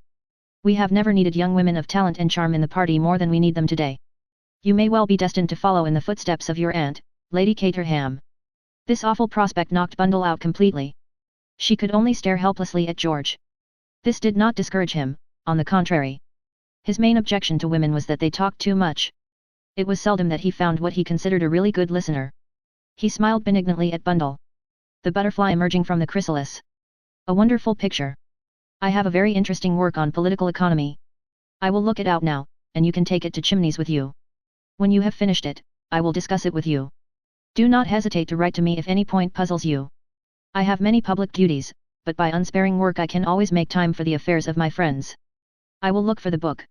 He strode away. Bundle gazed after him with a dazed expression. She was roused by the unexpected advent of Bill. Look here, said Bill, what the hell was Cotters holding your hand for? It wasn't my hand, said Bundle wildly. It was my budding mind. Don't be an ass, Bundle. Sorry, Bill, but I'm a little worried. Do you remember saying that Jimmy ran a grave risk coming down here? So he does, said Bill. It's frightfully hard to escape from Cotters once he's got interested in you. Jimmy will be caught in the toils before he knows where he is. It's not Jimmy who's got caught, it's me, said Bundle wildly. I shall have to meet endless Mrs. Macitas, and read political economy and discuss it with George, and heavens knows where it will end. Bill whistled. Poor old Bundle. Been laying it on a bit thick, haven't you? I must have done. Bill, I feel horribly entangled. Never mind, said Bill consolingly. George doesn't really believe in women standing for Parliament, so you won't have to stand up on platforms and talk a lot of junk, or kiss dirty babies in Bermondsey. Come and have a cocktail. It's nearly lunchtime. Bundle got up and walked by his side obediently. And I do so hate politics, she murmured piteously. Of course you do. So do all sensible people. It's only people like Cotters and Pongo who take them seriously and revel in them. But all the same, said Bill, reverting suddenly to a former point, you oughtn't to let Cotters hold your hand. Why on earth not? Said Bundle. He's known me all my life. Well, I don't like it. Virtuous William, oh, I say, look at Superintendent Battle. They were just passing in through a side door. A cupboard-like room opened out of the little hallway. In it were kept golf clubs, tennis rackets, bowls, and other features of country house life. Superintendent Battle was conducting a minute examination of various golf clubs. He looked up a little sheepishly at Bundle's exclamation. Going to take up golf, Superintendent Battle? I might do worse, Lady Eileen. They say it's never too late to start. And I've got one good quality that will tell at any game. What's that? Asked Bill. I don't know when I'm beaten. If everything goes wrong, I turn to and start again. And with a determined look on his face, Superintendent Battle came out and joined them, shutting the door behind him. Chapter 25. Jimmy lays his plans. Jimmy Thesiger was feeling depressed. Avoiding George, whom he suspected of being ready to tackle him on serious subjects, he stole quietly away after lunch. Proficient as he was in details of the Santa Fe boundary dispute, he had no wish to stand an examination on it this minute. Presently what he hoped would happen came to pass. Lorraine Wade, also unaccompanied, strolled down one of the shady garden paths. In a moment Jimmy was by her side. They walked for some minutes in silence and then Jimmy said tentatively. Lorraine. Yes. Look here, I'm a bad chap at putting things, but what about it? What's wrong with getting a special license and being married and living together happy ever afterwards? Lorraine displayed no embarrassment at this surprising proposal. Instead she threw back her head and laughed frankly. Don't laugh at a chap, said Jimmy reproachfully. I can't help it. You were so funny. Lorraine, you are a little devil. I'm not. I'm what's called a thoroughly nice girl. Only to those who don't know you, who are taken in by your delusive appearance of meekness and decorum. I like your long words. All out of crossword puzzles. So educative. Lorraine dear, don't beat about the bush. Will you or won't you? Lorraine's face sobered. It took on its characteristic appearance of determination. Her small mouth hardened and her little chin shot out aggressively. No, Jimmy. Not while things are as they are at present, all unfinished. I know we haven't done what we set out to do, agreed Jimmy. But all the same, well, it's the end of a chapter. The papers are safe at the Air Ministry. Virtue triumphant. And, for the moment, nothing doing. So, let's get married. Said Lorraine with a slight smile. You've said it. Precisely the idea. But again Lorraine shook her head. No, Jimmy. Until this thing's rounded up, until we're safe. You think we're in danger? Don't you? Jimmy's cherubic pink face clouded over. You're right, he said at last. If that extraordinary rigmarole of bundles is true, and I suppose, incredible as it sounds, it must be true, then we're not safe till we've settled with, no 7. And the others? No, the others don't count. It's number 7 with his own ways of working that frightens me. Because I don't know who he is or where to look for him. Lorraine shivered. I've been frightened, she said in a low voice. Ever since Jerry's death. You needn't be frightened. There's nothing for you to be frightened about. You leave everything to me. I tell you, Lorraine, I'll get number 7 yet. Once we get him, well, I don't think there'll be much trouble with the rest of the gang, whoever they are. If you get him, and suppose he gets you. Impossible, said Jimmy cheerfully. I'm much too clever. Always have a good opinion of yourself, that's my motto. When I think of the things that might have happened last night, Lorraine shivered. Well, they didn't, said Jimmy. We're both here, safe and sound, though I must admit my arm is confoundedly painful. Poor boy. Oh, one must expect to suffer in a good cause. And what with my wounds and my cheerful conversation, I've made a complete conquest of Lady Coote. Oh. Do you think that important? I've an idea it may come in useful. You've got some plan in your mind, Jimmy. What is it? The young hero never tells his plans, said Jimmy firmly. They mature in the dark. You are an idiot, Jimmy. I know. I know. That's what everyone says. But I can assure you, Lorraine, there's a lot of brain work going on underneath. Now what about your plans? Got any? Bundle has suggested that I should go to Chimneys with her for a bit. Excellent, said Jimmy approvingly. Nothing could be better. I'd like an eye kept on Bundle anyway. You never know what mad thing she won't be up to next. She's so frightfully unexpected. And the worst of it is, she's so astonishingly successful. I tell you, keeping Bundle out of mischief is a whole-time job. Bill ought to look after her, suggested Lorraine. Bill's pretty busy elsewhere. Don't you believe it, said Lorraine.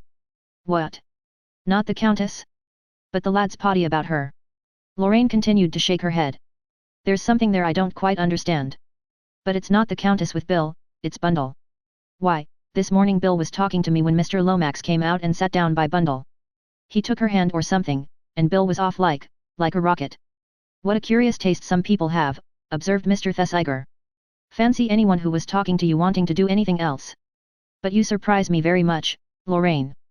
I thought our simple Bill was enmeshed in the toils of the beautiful foreign adventuress. Bundle thinks so, I know. Bundle may, said Lorraine, but I tell you, Jimmy, it isn't so. Then what's the big idea?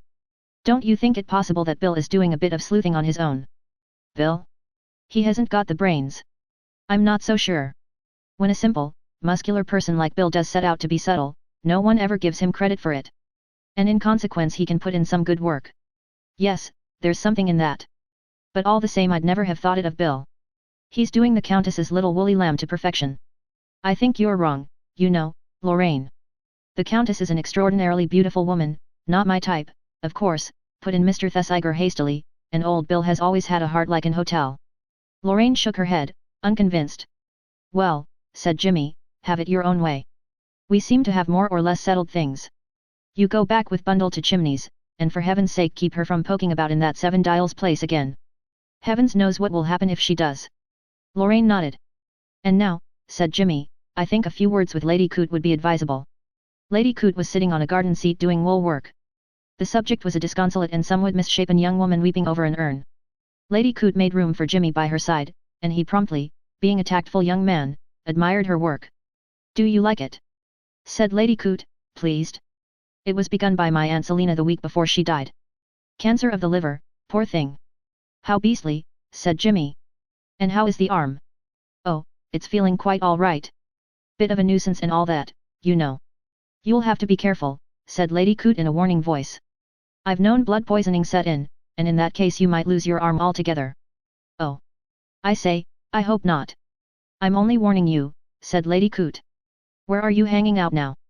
Inquired Mr. Thesiger. Town, or where? Considering that he knew the answer to his query perfectly well, he put the question with a praiseworthy amount of ingenuousness. Lady Coote sighed heavily. Sir Oswald has taken the Duke of Alton's place. Leithierbury. You know it, perhaps. Oh, rather. Topping place, isn't it? Oh, I don't know, said Lady Coote. It's a very large place, and gloomy, you know. Rows of picture galleries with such forbidding-looking people. What they call old masters are very depressing, I think. You should have seen a little house we had in Yorkshire, Mr. Thesiger. When Sir Oswald was plain Mr. Coote. Such a nice lounge hall and a cheerful drawing room with an inglenook, a white striped paper with a frieze of wisteria I chose for it, I remember. Satin stripe, you know, not moire. Much better taste, I always think. The dining room faced northeast, so we didn't get much sun in it, but with a good bright scarlet paper and a set of those comic hunting prints, why, it was as cheerful as Christmas. In the excitement of these reminiscences, Lady Coote dropped several little balls of wool, which Jimmy dutifully retrieved. Thank you, my dear, said Lady Coote. Now, what was I saying? Oh, about houses, yes, I do like a cheerful house. And choosing things for it gives you an interest. I suppose Sir Oswald will be buying a place of his own one of these days, suggested Jimmy. And then you can have it just as you like. Lady Coote shook her head sadly.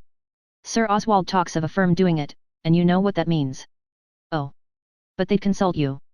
It would be one of those grand places, all for the antique. They'd look down on the things I call comfortable and homey. Not but that Sir Oswald wasn't very comfortable and satisfied in his home always, and I dare say his tastes are just the same underneath.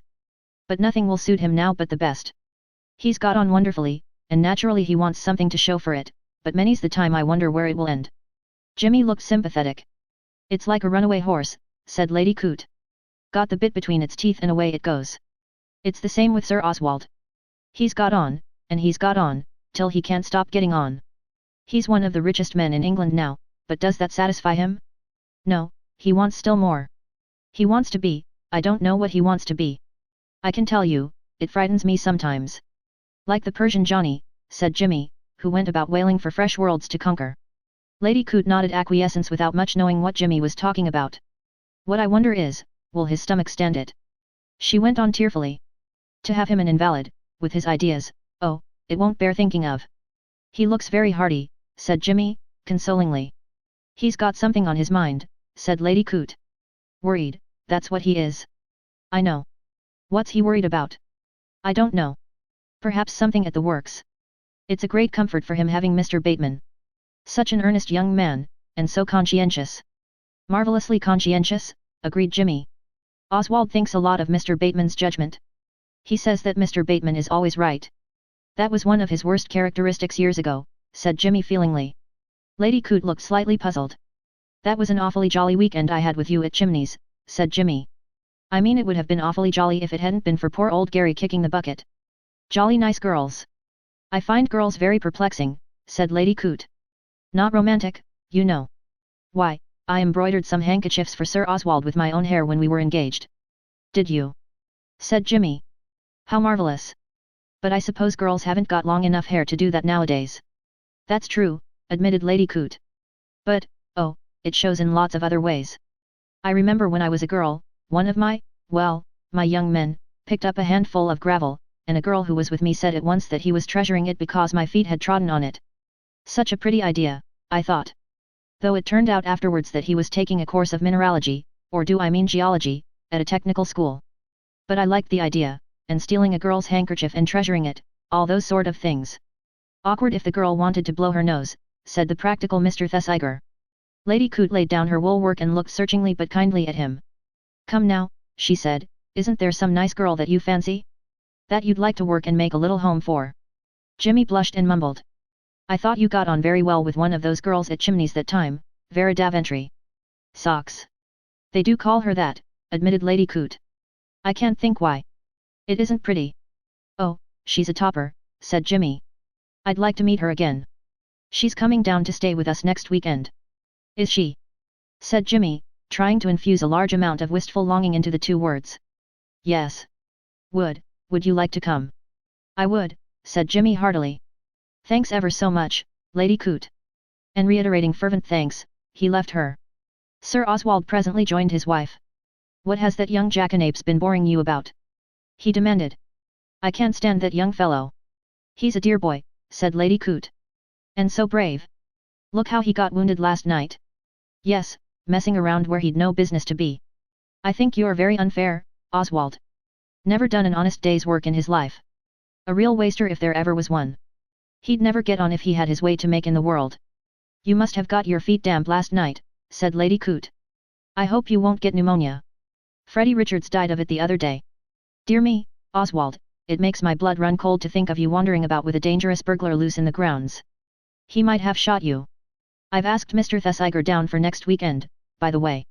Nonsense, said Sir Oswald. I won't have that young man in my house, do you hear, Maria? Why not? That's my business. I'm so sorry, dear, said Lady Coot placidly. I've asked him now, so it can't be helped. Pick up that ball of pink wool, will you, Oswald? Sir Oswald complied, his face black as thunder. He looked at his wife and hesitated. Lady Coot was placidly threading her wool needle.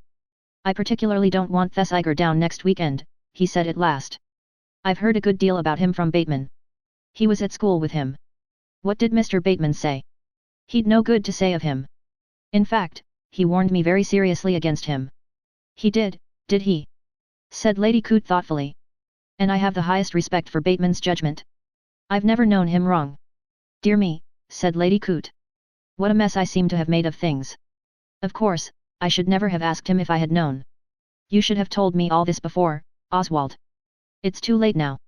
She began to roll up her work very carefully. Sir Oswald looked at her, made as if to speak, then shrugged his shoulders. He followed her into the house. Lady Coot, walking ahead, wore a very faint smile on her face. She was fond of her husband, but she was also fond, in a quiet, unobtrusive, wholly womanly manner, of getting her own way. Chapter 26. Mainly about golf. That friend of yours is a nice girl, Bundle, said Lord Caterham. Lorraine had been at Chimneys for nearly a week, and had earned the high opinion of her host, mainly because of the charming readiness she had shown to be instructed in the science of the mashie shot. Bored by his winter abroad, Lord Caterham had taken up golf. He was an execrable player and in consequence was profoundly enthusiastic over the game. He spent most of his mornings lofting mashie shots over various shrubs and bushes, or, rather, essaying to loft them, hacking large bits out of the velvety turf and generally reducing MacDonald to despair. We must lay out a little course, said Lord Caterham, addressing a daisy. A sporting little course. Now then, just watch this one, Bundle. Off the right knee, slow back, keep the head still and use the wrists. The ball, heavily topped, scudded across the lawn and disappeared into the unfathomed depths of a great bank of rhododendrons. Curious, said Lord Caterham. What did I do then, I wonder? As I was saying, Bundle, that friend of yours is a very nice girl. I really think I am inducing her to take quite an interest in the game. She hit some excellent shots this morning, really quite as good as I could do myself. Lord Caterham took another careless swing and removed an immense chunk of turf. MacDonald, who was passing, retrieved it and stamped it firmly back. The look he gave Lord Caterham would have caused anyone but an ardent golfer to sink through the earth. If MacDonald has been guilty of cruelty to Coots, which I strongly suspect, said Bundle, he's being punished now. Why shouldn't I do as I like in my own garden? Demanded her father. MacDonald ought to be interested in the way my game is coming on, the Scotch are a great golfing nation. You poor old man, said Bundle. You'll never be a golfer, but at any rate it keeps you out of mischief. Not at all, said Lord Caterham. I did the long 6th in 5 the other day. The pro was very surprised when I told him about it. He would be, said Bundle. Talking of Coots, Sir Oswald plays a fair game, a very fair game. Not a pretty style, too stiff. But straight down the middle every time. But curious how the cloven hoof shows, won't give you a 6-inch putt. Makes you put it in every time. Now I don't like that. I suppose he's a man who likes to be sure, said Bundle. It's contrary to the spirit of the game, said her father. And he's not interested in the theory of the thing either. Says he just plays for exercise and doesn't bother about style. Now, that secretary chap, Bateman, is quite different. It's the theory interests him. I was slicing badly with my spoon, and he said it all came from too much right arm, and he evolved a very interesting theory. It's all left arm in golf, the left arm is the arm that counts. He says he plays tennis left-handed but golf with ordinary clubs because there his superiority with the left arm tells. And did he play very marvellously? Inquired Bundle. No, he didn't, confessed Lord Caterham. But then he may have been off his game. I see the theory all right and I think there's a lot in it. Ah! Did you see that one, Bundle? Right over the rhododendrons. A perfect shot. Ah! If one could be sure of doing that every time, yes, Treadwell, what is it? Treadwell addressed Bundle. Mr. Thesiger would like to speak to you on the telephone, my lady. Bundle set off at full speed for the house, yelling Lorraine, Lorraine, as she did so. Lorraine joined her just as she was lifting the receiver. Hello, is that you, Jimmy? Hello. How are you? Very fit, but a bit bored. How's Lorraine? She's all right. She's here. Do you want to speak to her? In a minute. I've got a lot to say. To begin with, I'm going down to the Coots for the weekend, he said significantly. Now, look here, Bundle, you don't know how one gets hold of skeleton keys, do you? Haven't the foggiest. Is it really necessary to take skeleton keys to the Coots? Well, I had a sort of idea they'd come in handy. You don't know the sort of shop one gets them at. What you want is a kindly burglar friend to show you the ropes. I do, Bundle, I do. And unfortunately, I haven't got one. I thought perhaps your bright brain might grapple successfully with the problem. But I suppose I shall have to fall back upon Stevens as usual. He'll be getting some funny ideas in his head soon about me, first a blue-nosed automatic, and now skeleton keys. He'll think I've joined the criminal classes. Jimmy. Said Bundle. Yes. Look here, be careful, won't you? I mean if Sir Oswald finds you nosing around with skeleton keys, well, I should think he could be very unpleasant when he likes. Young man of pleasing appearance in the dock. All right, I'll be careful. Pongo's the fellow I'm really frightened of. He sneaks around so on those flat feet of his. You never hear him coming. And he always did have a genius for poking his nose in where he wasn't wanted. But trust to the boy hero. Well, I wish Lorraine and I were going to be there to look after you. Thank you, nurse. As a matter of fact, though, I have a scheme. Yes. Do you think you and Lorraine might have a convenient car breakdown near Leithierbury tomorrow morning? It's not so very far from you, is it? 40 miles. That's nothing. I thought it wouldn't be, to you. Don't kill Lorraine though. I'm rather fond of Lorraine. All right, then, somewhere round about 12:15. So that they invite us to lunch. That's the idea. I say, Bundle, I ran into that girl Socks yesterday and what do you think? Terence O'Rourke is going to be down there this weekend. Jimmy, do you think he? Well, suspect everyone, you know. That's what they say. He's a wild lad, and daring as they make them. I wouldn't put it past him to run a secret society. He and the Countess might be in this together. He was out in Hungary last year. But he could pinch the formula any time. That's just what he couldn't. He'd have to do it under circumstances where he couldn't be suspected.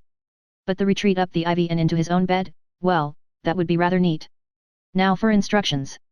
After a few polite nothings to Lady Coote, you and Lorraine are to get hold of Pongo and O'Rourke by hook or by crook and keep them occupied till lunchtime. See? It oughtn't to be difficult for a couple of beautiful girls like you. You're using the best butter, I see. A plain statement of fact. Well, at any rate, your instructions are duly noted. Do you want to talk to Lorraine now? Bundle passed over the receiver and tactfully left the room. Chapter 27. Nocturnal Adventure. Jimmy Thesiger arrived at Leithierberry on a sunny autumn afternoon and was greeted affectionately by Lady Coote and with cold dislike by Sir Oswald. Aware of the keen matchmaking eye of Lady Coote upon him, Jimmy took pains to make himself extremely agreeable to Socks Daventry. O'Rourke was there in excellent spirits. He was inclined to be official and secretive about the mysterious events at the Abbey, about which Socks catechized him freely, but his official reticence took a novel form, namely that of embroidering the tale of events in such a fantastic manner that nobody could possibly guess what the truth might have been. 4 masked men with revolvers? Is that really so? Demanded Socks severely. Ah! I'm remembering now that there was the round half-dozen of them to hold me down and force the stuff down my throat. Sure, and I thought it was poison, and I done for entirely. And what was stolen, or what did they try and steal? What else but the crown jewels of Russia that were brought to Mr. Lomax secretly to deposit in the Bank of England? What a bloody liar you are, said Socks without emotion. A liar? I? And the jewels brought over by aeroplane with my best friend as pilot. This is secret history I'm telling you, Socks. Will you ask Jimmy Thesiger there if you don't believe me? Not that I'd be putting any trust in what he'd say. Is it true, said Socks, that George Lomax came down without his false teeth? That's what I want to know. There were 2 revolvers, said Lady Coote. Nasty things. I saw them myself. It's a wonder this poor boy wasn't killed. Oh, I was born to be hanged, said Jimmy. I hear that there was a Russian countess there of subtle beauty, said Socks. And that she vamped Bill. Some of the things she said about Budapest were too dreadful, said Lady Coote. I shall never forget them. Oswald, we must send a subscription. Sir Oswald grunted. I'll make a note of it, Lady Coote, said Rupert Bateman. Thank you, Mr. Bateman. I feel one ought to do something as a thank offering. I can't imagine how Sir Oswald escaped being shot, letting alone die of pneumonia. Don't be foolish, Maria, said Sir Oswald. I've always had a horror of cat burglars, said Lady Coote. Think of having the luck to meet one face to face. How thrilling! Murmured Socks. Don't you believe it, said Jimmy. It's damned painful. And he patted his right arm gingerly. How is the poor arm? Inquired Lady Coote. Oh, pretty well all right now. But it's been the most confounded nuisance having to do everything with the left hand. I'm no good whatever with it. Every child should be brought up to be ambidextrous, said Sir Oswald. Oh! Said Socks, somewhat out of her depth. Is that like seals? Not amphibious, said Mr. Bateman. Ambidextrous means using either hand equally well. Oh! Said Socks, looking at Sir Oswald with respect. Can you? Certainly, I can write with either hand. But not with both at once. That would not be practical, said Sir Oswald shortly. No, said Socks thoughtfully. I suppose that would be a bit too subtle. It would be a grand thing now in a government department, observed Mr. O'Rourke, if one could keep the right hand from knowing what the left hand was doing. Can you use both hands? No, indeed. I'm the most right-handed person that ever was. But you deal cards with your left hand, said the observant Bateman. I noticed the other night. Oh, but that's different entirely, said Mr. O'Rourke easily. A gong with a somber note pealed out and everyone went upstairs to dress for dinner.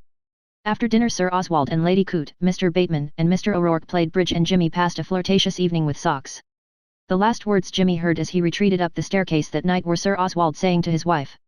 You'll never make a bridge player, Maria. And her reply. I know, dear. So you always say. You owe Mr. O'Rourke another £1, Oswald. That's right. It was some 2 hours later that Jimmy crept noiselessly, or so he hoped, down the stairs. He made one brief visit to the dining room and then found his way to Sir Oswald's study. There, after listening intently for a minute or two, he set to work. Most of the drawers of the desk were locked, but a curiously shaped bit of wire in Jimmy's hand soon saw to that. One by one the drawers yielded to his manipulations.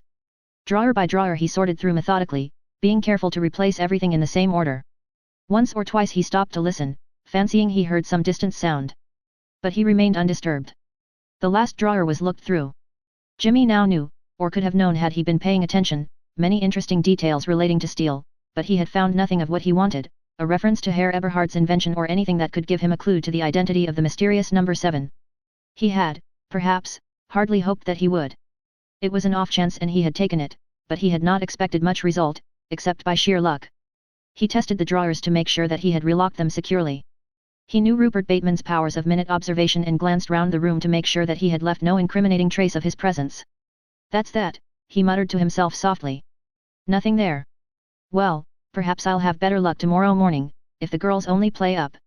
He came out of the study, closing the door behind him and locking it. For a moment he thought he heard a sound quite near him, but decided he had been mistaken. He felt his way noiselessly along the great hall. Just enough light came from the high vaulted windows to enable him to pick his way without stumbling into anything. Again he heard a soft sound. He heard it quite certainly this time and without the possibility of making a mistake. He was not alone in the hall.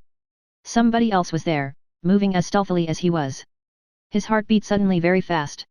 With a sudden spring he jumped to the electric switch and turned on the lights. The sudden glare made him blink, but he saw plainly enough. Not 4 feet away stood Rupert Bateman. "My goodness, Pongo," cried Jimmy, "you did give me a start. Slinking about like that in the dark." "I heard a noise," explained Mr. Bateman severely. "I thought burglars had got in and I came down to see." Jimmy looked thoughtfully at Mr. Bateman's rubber-soled feet. "You think of everything, Pongo," he said genially. "Even a lethal weapon." His eye rested on the bulge in the other's pocket. "It's as well to be armed. One never knows whom one may meet." "I am glad you didn't shoot," said Jimmy. "I'm a bit tired of being shot at." "I might easily have done so," said Mr. Bateman. "It would be dead against the law if you did," said Jimmy. "You've got to make quite sure the beggar's housebreaking, you know, before you pot at him. You mustn't jump to conclusions. Otherwise you'd have to explain why you shot a guest on a perfectly innocent errand like mine. By the way, what did you come down for?" "I was hungry," said Jimmy. "I rather fancied a dry biscuit." "There are some biscuits in a tin by your bed," said Rupert Bateman. He was staring at Jimmy very intently through his horn-rimmed spectacles. "Ah! That's where the staff work has gone wrong, old boy. There's a tin there with biscuits for starving visitors on it. But when the starving visitor opened it, nothing inside. So I just toddled down to the dining room." And with a sweet, ingenuous smile, Jimmy produced from his dressing gown pocket a handful of biscuits. There was a moment's pause. "And now I think I'll toddle back to bed," said Jimmy. "Night-night, Pongo." With an affectation of nonchalance, he mounted the staircase. Rupert Bateman followed him. At the doorway of his room, Jimmy paused as if to say good night once more. "It's an extraordinary thing about these biscuits," said Mr. Bateman. "Do you mind if I just—" "Certainly, laddie, look for yourself." Mr. Bateman strode across the room, opened the biscuit box and stared at its emptiness. "Very remiss," he murmured. "Well, good night." He withdrew. Jimmy sat on the edge of his bed listening for a minute. "That was a narrow shave," he murmured to himself. "Suspicious sort of chap, Pongo. Never seems to sleep. Nasty habit of his prowling around with a revolver." He got up and opened one of the drawers of the dressing table. Beneath an assortment of ties lay a pile of biscuits. "There's nothing for it," said Jimmy. "I shall have to eat all the damned things. 10 to 1, Pongo will come prowling round in the morning." With a sigh, he settled down to a meal of biscuits for which he had no inclination whatever. Chapter 28. Suspicions. It was just on the appointed hour of 12 o'clock that Bundle and Lorraine entered the park gates, having left the Hispano at an adjacent garage. Lady Coote greeted the two girls with surprise, but distinct pleasure, and immediately pressed them to stay to lunch. O'Rourke, who had been reclining in an immense armchair, began at once to talk with great animation to Lorraine, who was listening with half an ear to Bundle's highly technical explanation of the mechanical troubles which had affected the Hispano. "And we said," ended Bundle, "how marvellous that the brute should have broken down just here. Last time it happened was on a Sunday at a place called Little Splington under the hill. And it lived up to its name, I can tell you." "That would be a grand name on the films," remarked O'Rourke. "Birthplace of the simple country maiden," suggested Socks. "I wonder now," said Lady Coote, "where Mr. Thesiger is." "He's in the billiard room, I think," said Socks. "I'll fetch him." She went off, but had hardly gone a minute when Rupert Bateman appeared on the scene, with the harassed and serious air usual with him. "Yes, Lady Coote? Thesiger said you were asking for me. How do you do, Lady Eileen?" He broke off to greet the two girls, and Lorraine immediately took the field. "Oh, Mr. Bateman. I've been wanting to see you. Wasn't it you who was telling me what to do for a dog when he is continually getting sore paws?" The secretary shook his head. "It must have been someone else, Miss Wade. Though, as a matter of fact, I do happen to know." "What a wonderful young man you are," interrupted Lorraine. "You know about everything. One should keep abreast of modern knowledge," said Mr. Bateman seriously.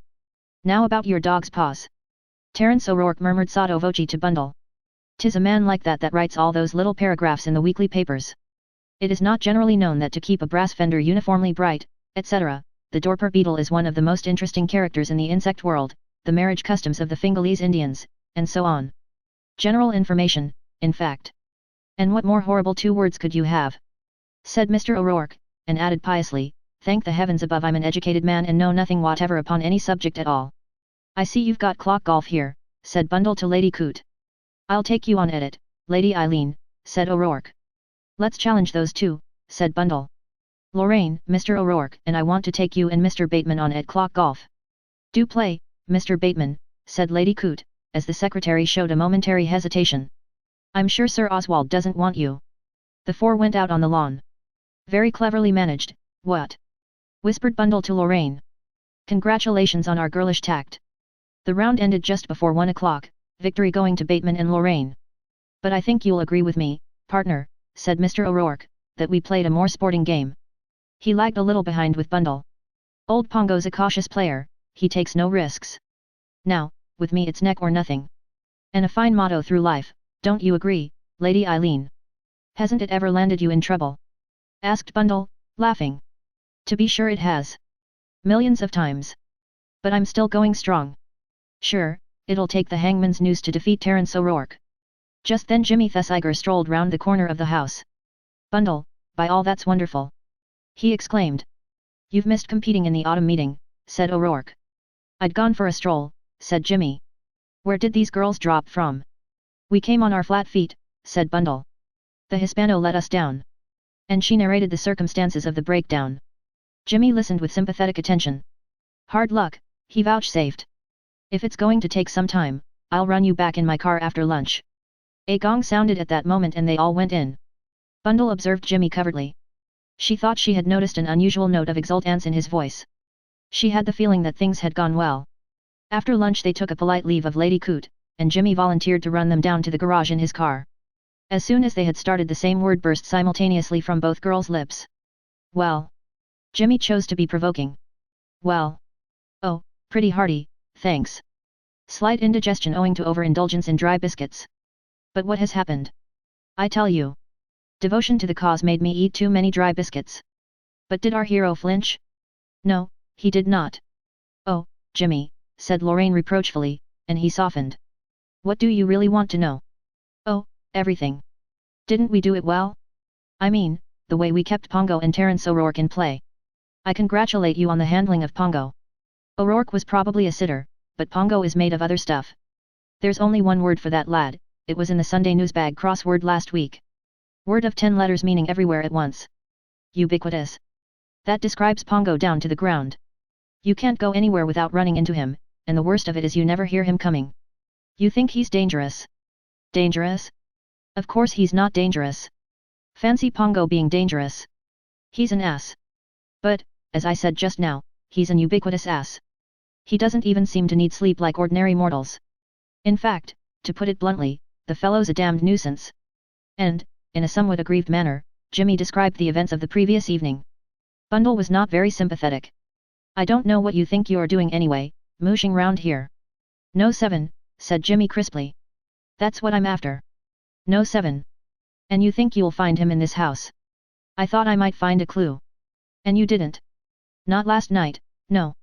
But this morning, said Lorraine, breaking in suddenly.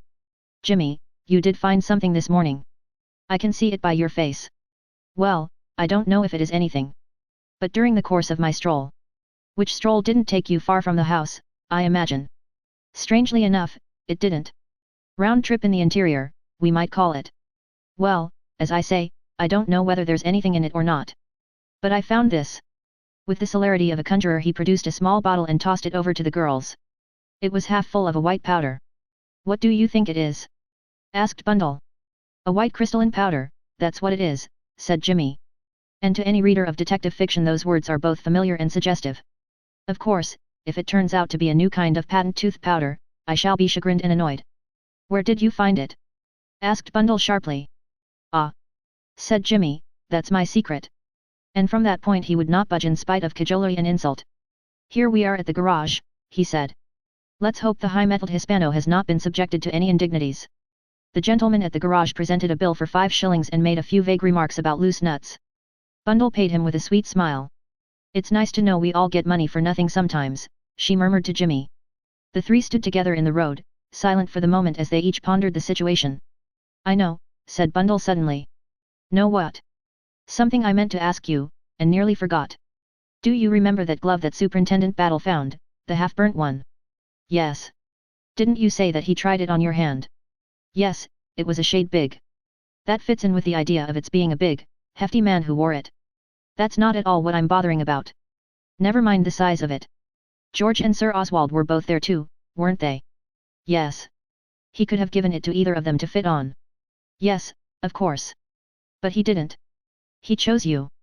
Jimmy, don't you see what that means? Mr. Thesiger stared at her. I'm sorry, Bundle. Possibly the jolly old brain isn't functioning as well as usual, but I haven't the faintest idea what you're talking about. Don't you see, Lorraine? Lorraine looked at her curiously, but shook her head. Does it mean anything in particular? Of course it does. Don't you see, Jimmy had his right hand in a sling. By Jove, Bundle, said Jimmy slowly. It was rather odd now I come to think of it, its being a left-hand glove, I mean. Battle never said anything. He wasn't going to draw attention to it. By trying it on you it might pass without notice being drawn to it, and he talked about the size just to put everybody off. But surely it must mean that the man who shot at you held the pistol in his left hand. So we've got to look for a left-handed man, said Lorraine thoughtfully. Yes, and I'll tell you another thing. That was what Battle was doing looking through the golf clubs. He was looking for a left-handed man's. By Jove, said Jimmy suddenly. What is it? Well, I don't suppose there's anything in it, but it's rather curious. He retailed the conversation at tea the day before. So Sir Oswald Coote is ambidextrous? Said Bundle. Yes. And I remember now on that night at Chimneys, you know, the night Gary Wade died, I was watching the bridge and thinking idly how awkwardly someone was dealing, and then realizing that it was because they were dealing with the left hand. Of course, it must have been Sir Oswald. They all three looked at each other. Lorraine shook her head. A man like Sir Oswald Coote. It's impossible. What could he have to gain by it? It seems absurd, said Jimmy. And yet. Number 7 has his own ways of working, quoted Bundle softly. Supposing this is the way Sir Oswald has really made his fortune.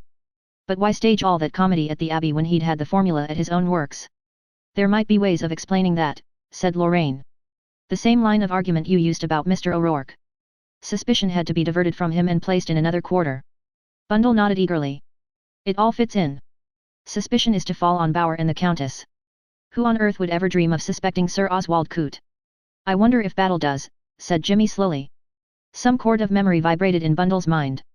Superintendent Battle plucking an ivy leaf off the millionaire's coat. Had Battle suspected all the time? Chapter 29. Singular behavior of George Lomax. Mr. Lomax is here, my lord. Lord Caterham started violently, for, absorbed in the intricacies of what not to do with the left wrist, he had not heard the butler approach over the soft turf. He looked at Treadwell more in sorrow than in anger. I told you at breakfast, Treadwell, that I should be particularly engaged this morning. Yes, my lord, but... Go and tell Mr. Lomax that you have made a mistake, that I am out in the village, that I am laid up with the gout, or, if all else fails, that I am dead. Mr. Lomax, my lord, has already caught sight of your lordship when driving up the drive. Lord Caterham sighed deeply. He would. Very well, Treadwell, I am coming. In a manner highly characteristic, Lord Caterham was always most genial when his feelings were in reality the reverse. He greeted George now with a heartiness quite unparalleled.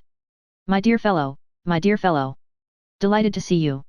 Absolutely delighted. Sit down. Have a drink. Well, well, this is splendid. And having pushed George into a large armchair, he sat down opposite him and blinked nervously. I wanted to see you very particularly, said George. Oh. Said Lord Caterham faintly, and his heart sank, whilst his mind raced actively over all the dread possibilities that might lie behind that simple phrase. Very particularly, said George with heavy emphasis. Lord Caterham's heart sank lower than ever. He felt that something was coming worse than anything he had yet thought of. Yes. He said, with a courageous attempt at nonchalance. Is Eileen at home? Lord Caterham felt reprieved, but slightly surprised. Yes, yes, he said. Bundle's here. Got that friend of hers with her, the little Wade girl. Very nice girl, very nice girl. Going to be quite a good golfer one day. Nice easy swing. He was chatting garrulously on when George interrupted with ruthlessness. I am glad Eileen is at home. Perhaps I might have an interview with her presently. Certainly, my dear fellow, certainly. Lord Caterham still felt very surprised, but was still enjoying the sensation of reprieve. If it doesn't bore you. Nothing could bore me less, said George. I think, Caterham, if I may say so, that you hardly appreciate the fact that Eileen is grown up. She is no longer a child. She is a woman, and if I may say so, a very charming and talented woman. The man who succeeds in winning her love will be extremely lucky. I repeat it, extremely lucky. Oh, I dare say, said Lord Caterham. But she's very restless, you know. Never content to be in one place for more than 2 minutes together. However, I dare say young fellows don't mind that nowadays. You mean that she is not content to stagnate? Eileen has brains, Caterham, she is ambitious. She interests herself in the questions of the day, and brings her fresh and vivid young intellect to bear upon them. Lord Caterham stared at him. It occurred to him that what was so often referred to as the strain of modern life, had begun to tell upon George. Certainly his description of Bundle seemed to Lord Caterham ludicrously unlike. Are you sure you are feeling quite well? He asked anxiously. George waved the inquiry aside impatiently. Perhaps, Caterham, you begin to have some inkling of my purpose in visiting you this morning. I am not a man to undertake fresh responsibilities lightly. I have a proper sense, I hope, of what is due to the position I hold. I have given this matter my deep and earnest consideration. Marriage, especially at my age, is not to be undertaken without full, consideration.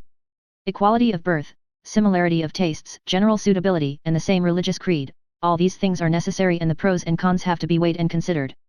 I can, I think, offer my wife a position in society that is not to be despised. Eileen will grace that position admirably. By birth and breeding she is fitted for it, and her brains and her acute political sense cannot but further my career to our mutual advantage. I am aware, Caterham, that there is, some disparity in years. But I can assure you that I feel full of vigor, in my prime. The balance of years should be on the husband's side. And Eileen has serious tastes, an older man will suit her better than some young jackanapes without either experience or savoir-faire. I can assure you, my dear Caterham, that I will cherish her, exquisite youth, I will cherish it, it will be appreciated. To watch the exquisite flower of her mind unfolding, what a privilege! And to think that I never realized. He shook his head deprecatingly and Lord Caterham, finding his voice with difficulty, said blankly. Do I understand you to mean, my dear fellow, you can't want to marry Bundle? You are surprised. I suppose to you it seems sudden. I have your permission, then, to speak to her. Oh, yes, said Lord Caterham. If it's permission you want, of course you can. But you know, Lomax, I really shouldn't if I were you. Just go home and think it over like a good fellow. Count 20. All that sort of thing. Always a pity to propose and make a fool of yourself. I dare say you mean your advice kindly, Caterham, though I must confess that you put it somewhat strangely. But I have made up my mind to put my fortune to the test. I may see Eileen. Oh, it's nothing to do with me, said Lord Caterham hastily, Eileen settles her own affairs. If she came to me tomorrow and said she was going to marry the chauffeur, I shouldn't make any objections. It's the only way nowadays. Your children can make life damned unpleasant if you don't give in to them in every way. I say to Bundle, do as you like, but don't worry me, and really, on the whole, she is amazingly good about it. George stood up, intent upon his purpose. Where shall I find her? Well, really, I don't know, said Lord Caterham vaguely. She might be anywhere. As I told you just now, she's never in the same place for 2 minutes together. No repose. And I suppose Miss Wade will be with her? It seems to me, Caterham, that the best plan would be for you to ring the bell and ask your butler to find her, saying that I wish to speak to her for a few minutes. Lord Caterham pressed the bell obediently. Oh, Treadwell, he said, when the bell was answered, just find her ladyship, will you? Tell her Mr. Lomax is anxious to speak to her in the drawing-room. Yes, my lord. Treadwell withdrew. George seized Lord Caterham's hand and wrung it warmly, much to the latter's discomfort. 1,000 thanks, he said. I hope soon to bring you good news. He hastened from the room. Well, said Lord Caterham. Well. And after a long pause. What has Bundle been up to? The door opened again. Mr. Eversley, my lord. As Bill hastened in, Lord Caterham caught his hand and spoke earnestly. Hello, Bill. You're looking for Lomax, I suppose? Look here, if you want to do a good turn, hurry into the drawing-room and tell him the cabinet have called an immediate meeting, or get him away somehow. It's really not fair to let the poor devil make an ass of himself all for some silly girl's prank. "I've not come for Cotters," said Bill. "Didn't know he was here. It's Bundle I want to see. Is she anywhere about?" "You can't see her," said Lord Caterham. "Not just now, at any rate. George is with her." "Well, what does it matter?" "I think it does rather," said Lord Caterham. "He's probably spluttering horribly at this minute, and we mustn't do anything to make it worse for him." "But what is he saying?" "Heavens knows," said Lord Caterham. "A lot of damned nonsense, anyway. Never say too much, that was always my motto. Grab the girl's hand and let events take their course." Bill stared at him. "But look here, sir, I'm in a hurry. I must talk to Bundle." "Well, I don't suppose you'll have to wait long. I must confess I'm rather glad to have you here with me. I suppose Lomax will insist on coming back and talking to me when it's all over."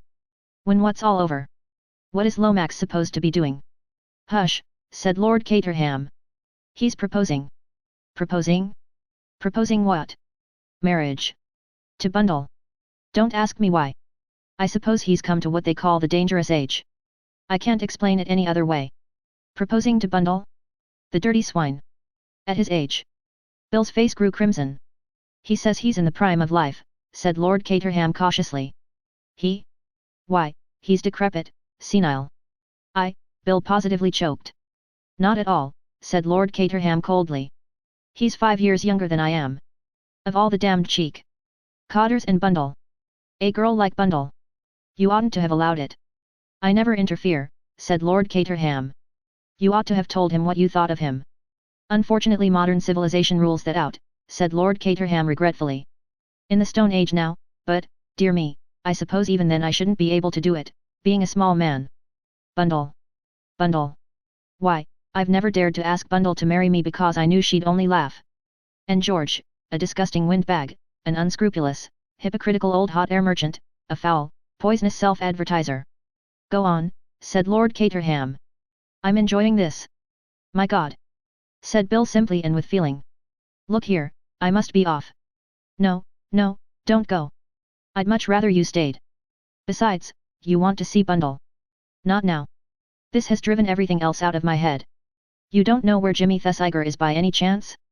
"I believe he was staying with the Coots." "Is he there still?" "I think he went back to town yesterday. Bundle and Lorraine were over there on Saturday. If you'll only wait." But Bill shook his head energetically and rushed from the room.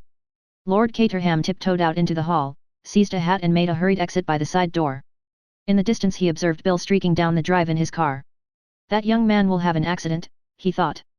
Bill, however, reached London without any mischance, and proceeded to park his car in St. James's Square. Then he sought out Jimmy Thesiger's rooms. Jimmy was at home. "Hello, Bill. I say, what's the matter? You don't look your usual bright little self." "I'm worried," said Bill. "I was worried anyway, and then something else turned up and gave me a jolt." "Oh," said Jimmy. "How lucid. What's it all about? Can I do anything?" Bill did not reply. He sat staring at the carpet and looking so puzzled and uncomfortable that Jimmy felt his curiosity aroused. "Has anything very extraordinary occurred, William?" he asked gently. "Something damned odd. I can't make head or tail of it." "The Seven Dials business?" "Yes, the Seven Dials business. I got a letter this morning." "A letter? What sort of a letter?" "A letter from Ronnie Devereux's executors." "Good Lord. After all this time. It seems he left instructions. If he was to die suddenly, a certain sealed envelope was to be sent to me exactly a fortnight after his death." "And they've sent it to you?" "Yes." "You've opened it?" "Yes." "Well, what did it say?" Bill turned a glance upon him, such a strange and uncertain one that Jimmy was startled. "Look here," he said. "Pull yourself together, old man. It seems to have knocked the wind out of you, whatever it is. Have a drink."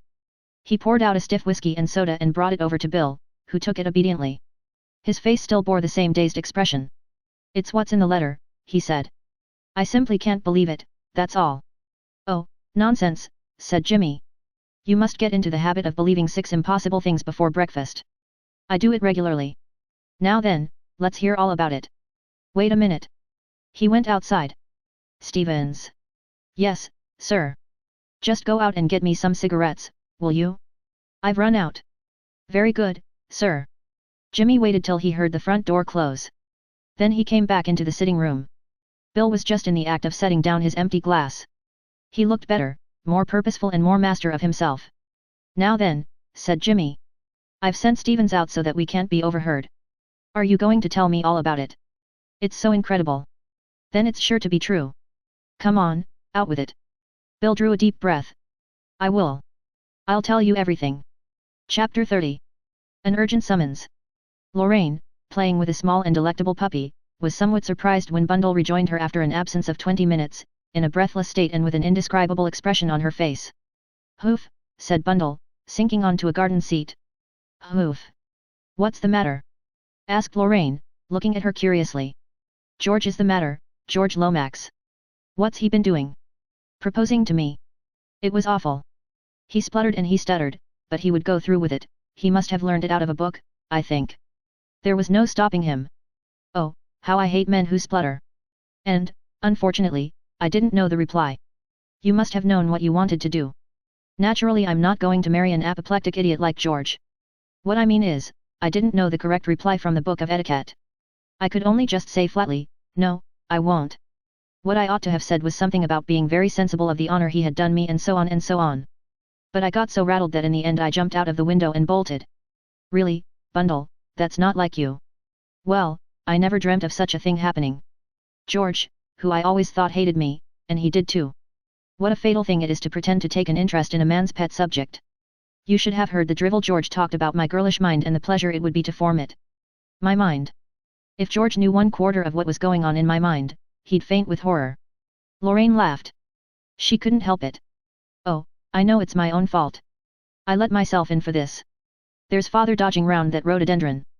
Hello Father. Lord Caterham approached with a hangdog expression. Lomax gone, eh? He remarked with somewhat forced geniality. A nice business you let me in for, said Bundle. George told me he had your full approval and sanction. Well, said Lord Caterham, what did you expect me to say? As a matter of fact, I didn't say that at all, or anything like it. I didn't really think so, said Bundle. I assumed that George had talked you into a corner and reduced you to such a state that you could only nod your head feebly. That's very much what happened. How did he take it? Badly. I didn't wait to see, said Bundle. I'm afraid I was rather abrupt. Oh, well, said Lord Caterham, perhaps that was the best way. Thank goodness in the future Lomax won't always be running over as he has been in the habit of doing, worrying me about things. Everything is for the best they say. Have you seen my jigger anywhere? A mashy shot or two would steady my nerves, I think, said Bundle. I'll take you on for 6pence, Lorraine. An hour passed very peacefully. The three returned to the house in a harmonious spirit. A note lay on the hall table. Mr. Lomax left that for you, my lord, explained Treadwell. He was much disappointed to find that you had gone out. Lord Caterham tore it open. He uttered a pained ejaculation and turned upon his daughter. Treadwell had retired. Really, Bundle, you might have made yourself clear, I think. What do you mean? Well, read this.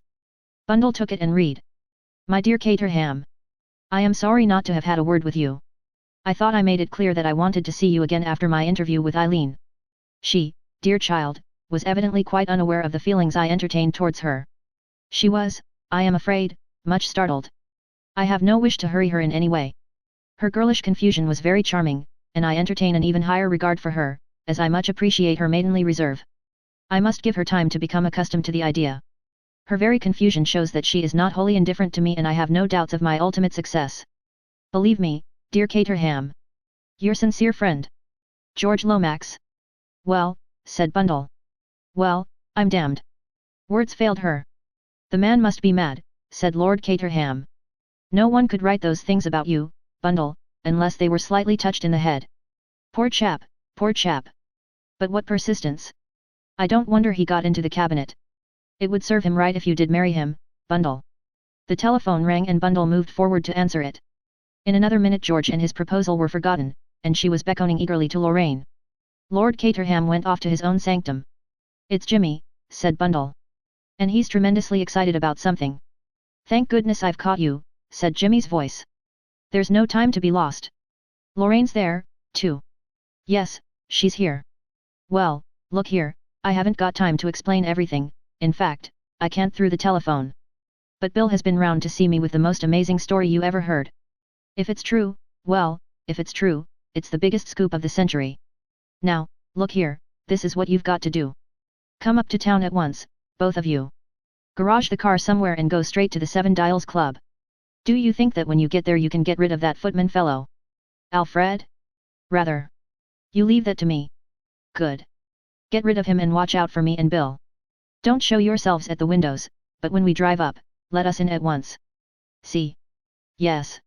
That's all right then. Oh, Bundle, don't let on that you're going up to town. Make some other excuse. Say you're taking Lorraine home. How would that do? Splendidly. I say, Jimmy, I'm thrilled to the core. And you might as well make your will before starting. Better and better. But I wish I knew what it was all about. You will as soon as we meet. I'll tell you this much. We're going to get ready the hell of a surprise for No 7. Bundle hung up the receiver and turned to Lorraine, giving her a rapid resume of the conversation. Lorraine rushed upstairs and hurriedly packed her suitcase, and Bundle put her head round her father's door. I'm taking Lorraine home, father. Why? I had no idea she was going today. They want her back, said Bundle vaguely. Just telephoned. Bye-bye. Here, Bundle, wait a minute. When will you be home? Don't know. Expect me when you see me. With this unceremonious exit, Bundle rushed upstairs, put a hat on, slipped into her fur coat and was ready to start. She had already ordered the Hispano to be brought round. The journey to London was without adventure, except such as was habitually provided by Bundle's driving. They left the car at a garage and proceeded direct to the Seven Dials Club. The door was opened to them by Alfred. Bundle pushed her way past him without ceremony and Lorraine followed. Shut the door, Alfred, said Bundle. Now, I've come here especially to do you a good turn. The police are after you. Oh, my lady. Alfred turned chalk white. I've come to warn you because you did me a good turn the other night, went on Bundle rapidly. There's a warrant out for Mr. Moskowski, and the best thing you can do is to clear out of here as quick as you can. If you're not found here, they won't bother about you. Here's £10 to help you get away somewhere. In 3 minutes' time an incoherent and badly scared Alfred had left 14 Hunstanton Street with only one idea, Indiana his head, never to return. Well, I've managed that all right, said Bundle with satisfaction. Was it necessary to be so, well, drastic? Lorraine demurred. It's safer, said Bundle. I don't know what Jimmy and Bill are up to, but we don't want Alfred coming back in the middle of it and wrecking everything. Hello, here they are. Well, they haven't wasted much time. Probably watching round the corner to see Alfred leave. Go down and open the door to them, Lorraine. Lorraine obeyed. Jimmy Thesiger alighted from the driving seat. You stop there for a moment, Bill, he said. Blow the horn if you think anyone's watching the place. He ran up the steps and banged the door behind him. He looked pink and elated. Hello, Bundle, there you are. Now then, we've got to get down to it. Where's the key of the room you got into last time? It was one of the downstairs keys. We'd better bring the lot up. Right you are, but be quick. Time's short. The key was easily found, the baize-lined door swung back and the three entered. The room was exactly as Bundle had seen it before, with the 7 chairs grouped round the table. Jimmy surveyed it for a minute or two in silence. Then his eye went to the 2 cupboards. Which is the cupboard you hid in, Bundle? This one. Jimmy went to it and flung the door open. The same collection of miscellaneous glassware covered the shelves. We shall have to shift all this stuff, he murmured. Run down and get Bill, Lorraine. There's no need for him to keep watch outside any longer. Lorraine ran off. What are you going to do? Inquired Bundle impatiently. Jimmy was down on his knees, trying to peer through the crack of the other cupboard door. Wait till Bill comes and you shall hear the whole story. This is his staff work, and a jolly creditable bit of work it is. Hello, what's Lorraine flying up the stairs for as though she'd got a mad bull after her? Lorraine was indeed racing up the stairs as fast as she could. She burst in upon them with an ashen face and terror in her eyes. Bill, Bill, oh, Bundle, Bill. What about Bill? Jimmy caught her by the shoulder. For God's sake, Lorraine, what's happened? Lorraine was still gasping. Bill, I think he's dead, he's in the car still, but he doesn't move or speak. I'm sure he's dead. Jimmy muttered an oath and sprang for the stairs, Bundle behind him, her heart pounding unevenly and an awful feeling of desolation spreading over her. Bill, dead? Oh, no. Oh, no. Not that. Please God, not that. Together she and Jimmy reached the car, Lorraine behind them. Jimmy peered under the hood. Bill was sitting as he had left him, leaning back. But his eyes were closed and Jimmy's pull at his arm brought no response. I can't understand it, muttered Jimmy. But he's not dead. Cheer up, Bundle. Look here, we've got to get him into the house. Let's pray to goodness no policeman comes along. If anybody says anything, he's our sick friend we're helping into the house.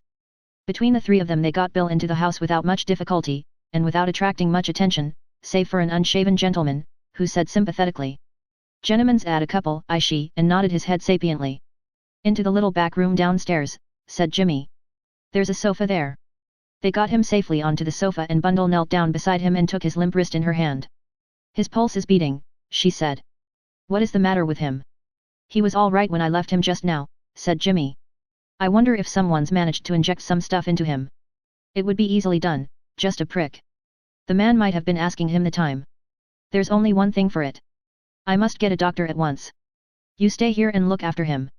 He hurried to the door, then paused. "Look here, don't be scared, either of you. But I'd better leave you my revolver. I mean, just in case. I'll be back just as soon as I possibly can." He laid the revolver down on the little table by the sofa, then hurried off. They heard the front door bang behind him. The house seemed very still now. The two girls stayed motionless by Bill. Bundle still kept her finger on his pulse.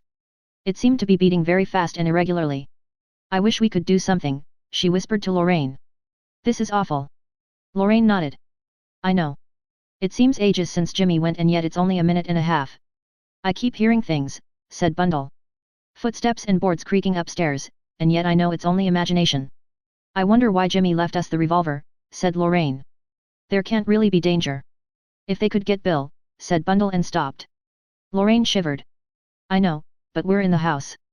Nobody can get in without our hearing them. And anyway we've got the revolver."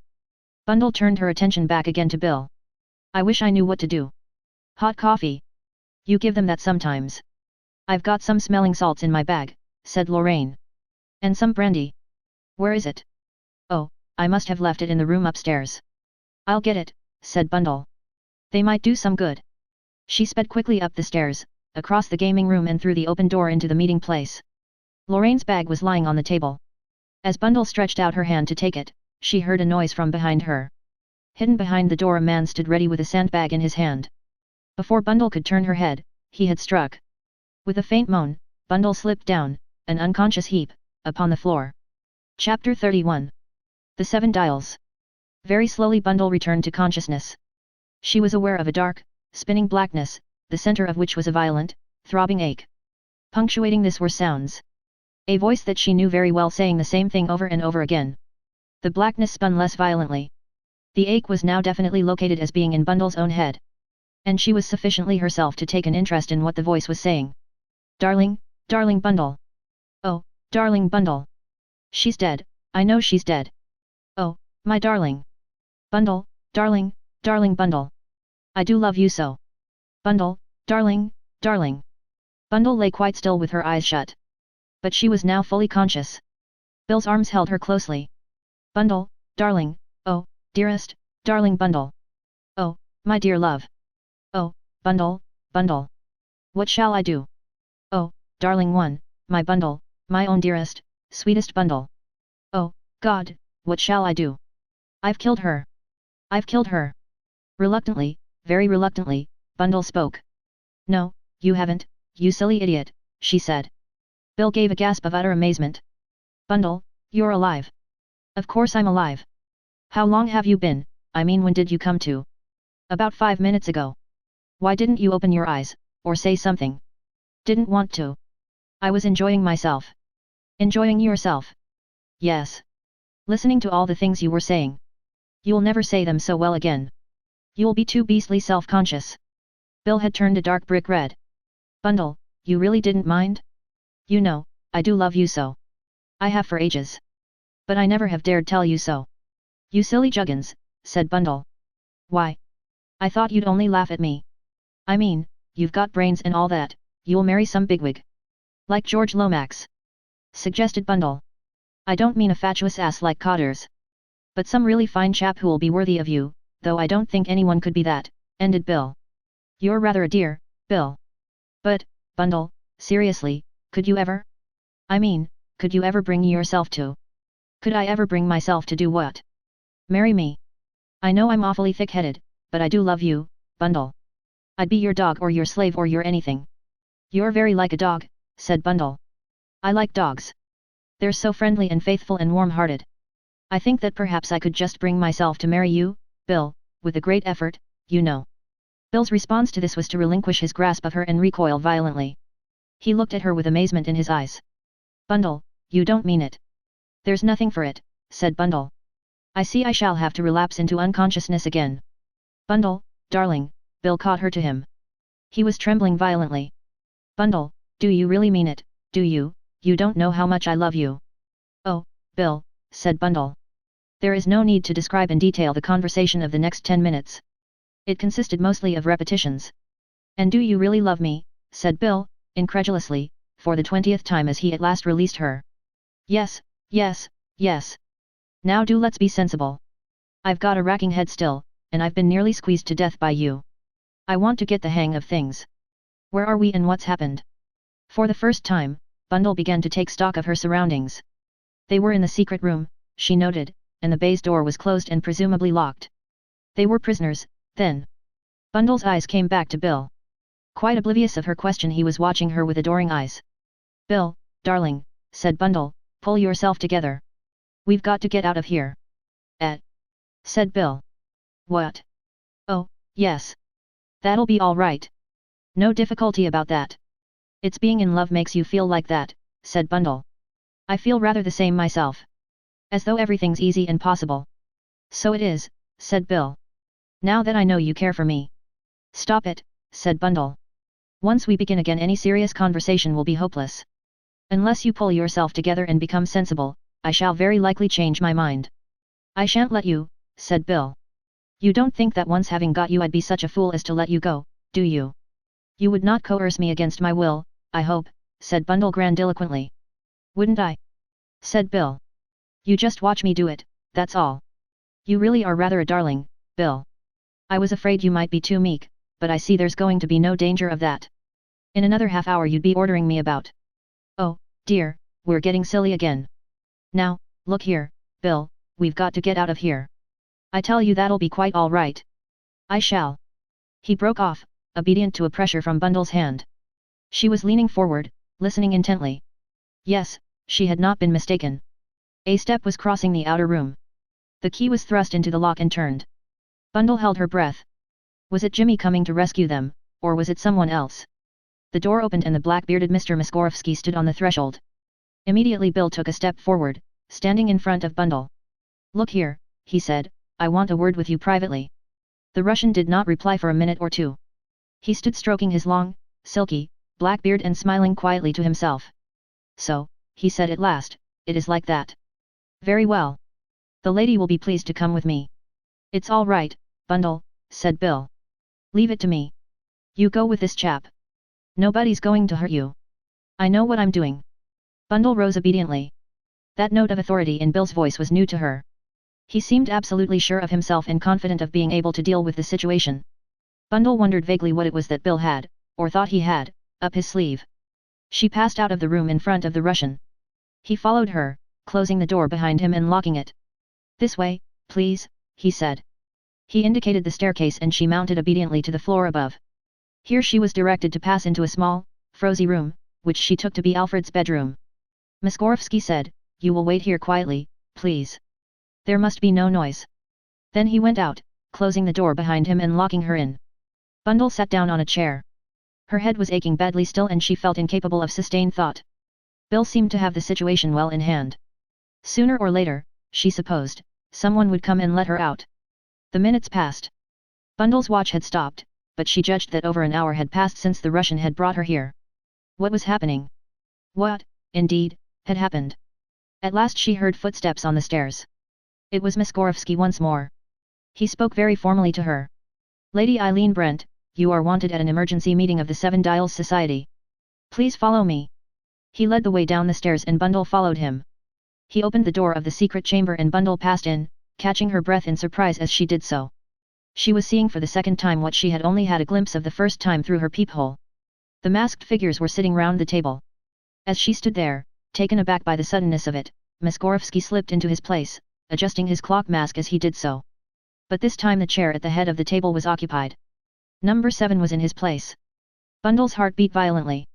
She was standing at the foot of the table directly facing him, and she stared and stared at the mocking piece of hanging stuff, with the clock dial on it, that hid his features. He sat quite immovable, and Bundle got an odd sensation of power radiating from him. His inactivity was not the inactivity of weakness, and she wished violently, almost hysterically, that he would speak, that he would make some sign, some gesture, not just sit there like a gigantic spider in the middle of its web waiting remorselessly for its prey. She shivered, and as she did so Moskowski rose. His voice, smooth, silky, persuasive, seemed curiously far away. Lady Eileen, you have been present unasked at the secret councils of this society. It is therefore necessary that you should identify yourself with our aims and ambitions. The place 2 o'clock, you may notice, is vacant. It is that place that is offered to you. Bundle gasped. The thing was like a fantastic nightmare. Was it possible that she, Bundle Brent, was being asked to join a murderous secret society?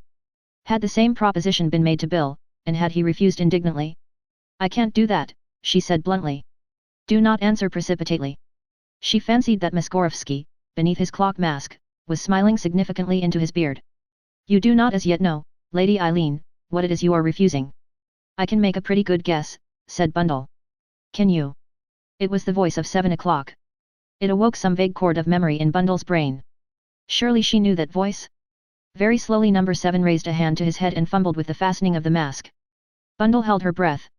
At last, she was going to know. The mask fell. Bundle found herself looking into the expressionless, wooden face of Superintendent Battle. Chapter 32. Bundle is dumbfounded. That's right, said Battle, as Moskowski leapt up and came round to Bundle. Get a chair for her. It's been a bit of a shock, I can see. Bundle sank down on a chair. She felt limp and faint with surprise. Battle went on talking in a quiet, comfortable way wholly characteristic of him. You didn't expect to see me, Lady Eileen. No, and no more did some of the others sitting round this table. Mr. Moskowski's been my lieutenant in a manner of speaking. He's been in the know all along. But most of the others have taken their orders blindly from him. Still Bundle said no word. She was, a most unusual state of affairs for her, simply incapable of speech. Battle nodded at her comprehendingly, seeming to understand the state of her feelings. You'll have to get rid of 1 or 2 preconceived ideas of yours, I'm afraid, Lady Eileen. About this society, for instance, I know it's common enough in books, a secret organization of criminals with a mysterious super-criminal at the head of it whom no one ever sees. That sort of thing may exist in real life, but I can only say that I've never come across anything of the sort, and I've had a good deal of experience one way or another. But there's a lot of romance in the world, Lady Eileen. People, especially young people, like reading about such things, and they like still better really doing them. I'm going to introduce you now to a very creditable band of amateurs that has done remarkably fine work for my department, work that nobody else could have done. If they've chosen rather melodramatic trappings, well, why shouldn't they? They've been willing to face real danger, danger of the very worst kind, and they've done it for these reasons: love of danger for its own sake, which to my mind is a very healthy sign in these safety first days, and an honest wish to serve their country. And now, Lady Eileen, I'm going to introduce you. First of all, there's Mr. Moskowski, whom you already know in a manner of speaking. As you're aware, he runs the club and he runs a host of other things too. He's our most valuable secret anti-Bolshevist agent in England. Number 5 is Count Andras of the Hungarian Embassy, a very near and dear friend of the late Mr. Gerald Wade. Number 4 is Mr. Hayward Phelps, an American journalist, whose British sympathies are very keen and whose aptitude for scenting news is remarkable. Number 3. He stopped, smiling, and Bundle stared dumbfounded into the sheepish, grinning face of Bill Eversley. No 2, went on Battle in a graver voice, can only show an empty place. It is the place belonging to Mr. Ronald Devereux, a very gallant young gentleman who died for his country if any man ever did.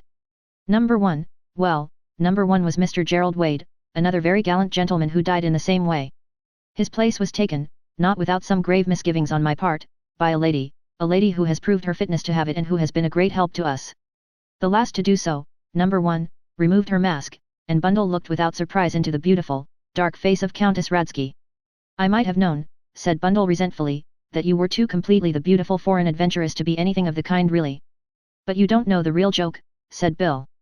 Bundle, this is Babe St. Maur, you remember my telling you about her and what a ripping actress she was, and she's about proved it. That's so, said Miss St. Maur in pure transatlantic nasal. But it's not a terrible lot of credit to me, because Papa and Mama came from that part of Europe, so I got the patter fairly easy. Gee, but I nearly gave myself away once at the Abbey, talking about gardens. She paused and then said abruptly. It's not been just fun. You see, I was kinda engaged to Ronnie, and when he handed in his checks, well, I had to do something to track down the skunk who murdered him. That's all. I'm completely bewildered, said Bundle. Nothing is what it seems. It's very simple, Lady Eileen, said Superintendent Battle. It began with some of the young people wanting a bit of excitement. It was Mr. Wade who first got on to me. He suggested the formation of a band of what you might call amateur workers to do a bit of Secret Service work. I warned him that it might be dangerous, but he wasn't the kind to weigh that in the balance. I made it plain to him that anyone who came in must do so on that understanding. But, bless you, that wasn't going to stop any of Mr. Wade's friends. And so the thing began. But what was the object of it all? Asked Bundle. We wanted a certain man, wanted him badly. He wasn't an ordinary crook. He worked in Mr. Wade's world, a kind of Raffles, but much more dangerous than any Raffles ever was or could be. He was out for big stuff, international stuff. Twice already valuable secret inventions had been stolen, and clearly stolen by someone who had inside knowledge. The professionals had had a try, and failed. Then the amateurs took on, and succeeded. Succeeded. Yes, but they didn't come out of it unscathed. The man was dangerous. 2 lives fell victim to him and he got away with it. But the 7 Dials stuck to it. And as I say, they succeeded. Thanks to Mr. Eversley, the man was caught at last red-handed. Who was he? Asked Bundle. Do I know him? You know him very well, Lady Eileen. His name is Mr. Jimmy Thesiger, and he was arrested this afternoon. Chapter 33. Battle explains. Superintendent Battle settled to explain. He spoke comfortably and cozily. I didn't suspect him myself for a long time. The first hint of it I had was when I heard what Mr. Devereux's last words had been. Naturally, you took them to mean that Mr. Devereux was trying to send word to Mr. Thesiger that the 7 Dials had killed him. That's what the words seemed to mean on their face value. But of course I knew that that couldn't be so. It was the 7 Dials that Mr. Devereux wanted told, and what he wanted them told was something about Mr. Jimmy Thesiger. The thing seemed incredible, because Mr. Devereux and Mr. Thesiger were close friends. But I remembered something else, that these thefts must have been committed by someone who was absolutely in the know. Someone who, if not in the Foreign Office himself, was in the way of hearing all its chit-chat. And I found it very hard to find out where Mr. Thesiger got his money. The income his father left him was a small one, yet he was able to live at a most expensive rate. Where did the money come from? I knew that Mr. Wade had been very excited by something that he had found out. He was quite sure that he was on the right track. He didn't confide in anyone about what he thought that track was, but he did say something to Mr. Devereux about being on the point of making sure. That was just before they both went down to Chimneys for that weekend. As you know, Mr. Wade died there, apparently from an overdose of a sleeping draught. It seemed straightforward enough, but Mr. Devereux did not accept that explanation for a minute. He was convinced that Mr. Wade had been very cleverly put out of the way and that someone in the house must actually be the criminal we were all after. He came, I think, very near confiding in Mr. Thesiger, for he certainly had no suspicions of him at that moment. But something held him back. Then he did rather a curious thing. He arranged 7 clocks upon the mantelpiece, throwing away the 8th. It was meant as a symbol that the 7 Dials would revenge the death of one of their members, and he watched eagerly to see if anyone betrayed themselves or showed signs of perturbation. And it was Jimmy Thesiger who poisoned Gary Wade. Yes, he slipped the stuff into a whiskey and soda which Mr. Wade had downstairs before retiring to bed. That's why he was already feeling sleepy when he wrote that letter to Miss Wade. Then the footman, Bauer, hadn't anything to do with it? Asked Bundle. Bauer was one of our people, Lady Eileen. It was thought likely that our crook would go for Herr Eberhard's invention and Bauer was got into the house to watch events on our behalf. But he wasn't able to do much. As I say, Mr. Thesiger administered the fatal dose easily enough. Later, when everyone was asleep, a bottle, glass and empty chloral bottle were placed by Mr. Wade's bedside by Mr. Thesiger. Mr. Wade was unconscious then, and his fingers were probably pressed round the glass and the bottle so that they should be found there if any questions should arise. I don't know what effect the 7 clocks on the mantelpiece made on Mr. Thesiger. He certainly didn't let on anything to Mr. Devereux. All the same, I think he had a bad 5 minutes now and again thinking of them. And I think he kept a pretty wary eye on Mr. Devereux after that. We don't know exactly what happened next. No one saw much of Mr. Devereux after Mr. Wade's death. But it is clear that he worked along the same lines that he knew Mr. Wade had been working on and reached the same result, namely, that Mr. Thesiger was the man. I fancy, too, that he was betrayed in the same way. You mean? Through Miss Lorraine Wade. Mr. Wade was devoted to her, I believe he hoped to marry her. She wasn't really his sister, of course, and there is no doubt that he told her more than he should have done. But Miss Lorraine Wade was devoted body and soul to Mr. Thesiger. She would do anything he told her. She passed on the information to him. In the same way, later, Mr. Devereux was attracted to her, and probably warned her against Mr. Thesiger. So Mr. Devereux in turn was silenced, and died trying to send word to the 7 Dials that his murderer was Mr. Thesiger. How ghastly, cried Bundle. If I had only known. Well, it didn't seem likely. In fact, I could hardly credit it myself. But then we came to the affair at the Abbey. You will remember how awkward it was, especially awkward for Mr. Eversleigh here. You and Mr. Thesiger were hand in glove. Mr. Eversleigh had already been embarrassed by your insisting on being brought to this place, and when he found that you had actually overheard what went on at a meeting, he was dumbfounded. The superintendent paused and a twinkle came into his eye. So was I, Lady Eileen. I never dreamt of such a thing being possible. You put one over on me there all right. Well, Mr. Eversleigh was in a dilemma. He couldn't let you into the secret of the 7 Dials without letting Mr. Thesiger in also, and that would never do. It all suited Mr. Thesiger very well, of course, for it gave him a bona fide reason for getting himself asked to the Abbey, which made things much easier for him. I may say that the 7 Dials had already sent a warning letter to Mr. Lomax. That was to ensure his applying to me for assistance, so that I should be able to be on the spot in a perfectly natural manner. I made no secret of my presence, as you know. And again the superintendent's eyes twinkled. Well, ostensibly, Mr. Eversleigh and Mr. Thesiger were to divide the night into 2 watches.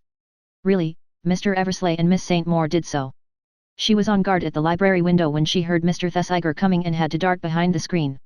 And now comes the cleverness of Mr. Thesiger.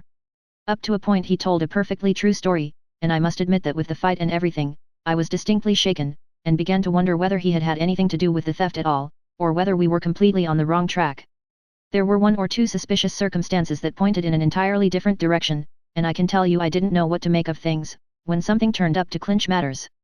I found the burnt glove in the fireplace with the teeth marks on it, and then, well, I knew that I'd been right after all. But, upon my word, he was a clever one. What actually happened? Said Bundle. Who was the other man?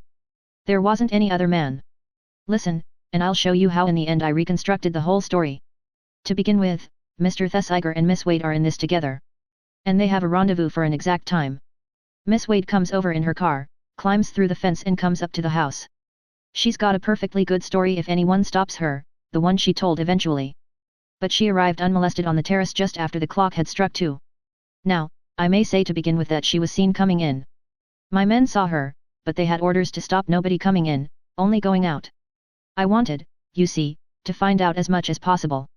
Miss Wade arrives on the terrace, and at that minute a parcel falls at her feet and she picks it up.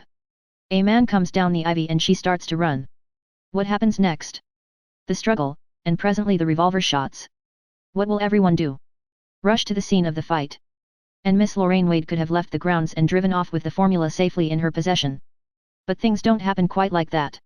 Miss Wade runs straight into my arms. And at that moment the game changes. It's no longer attack but defense.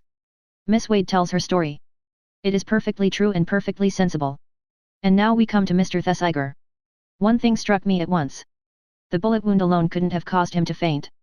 Either he had fallen and hit his head, or, well, he hadn't fainted at all.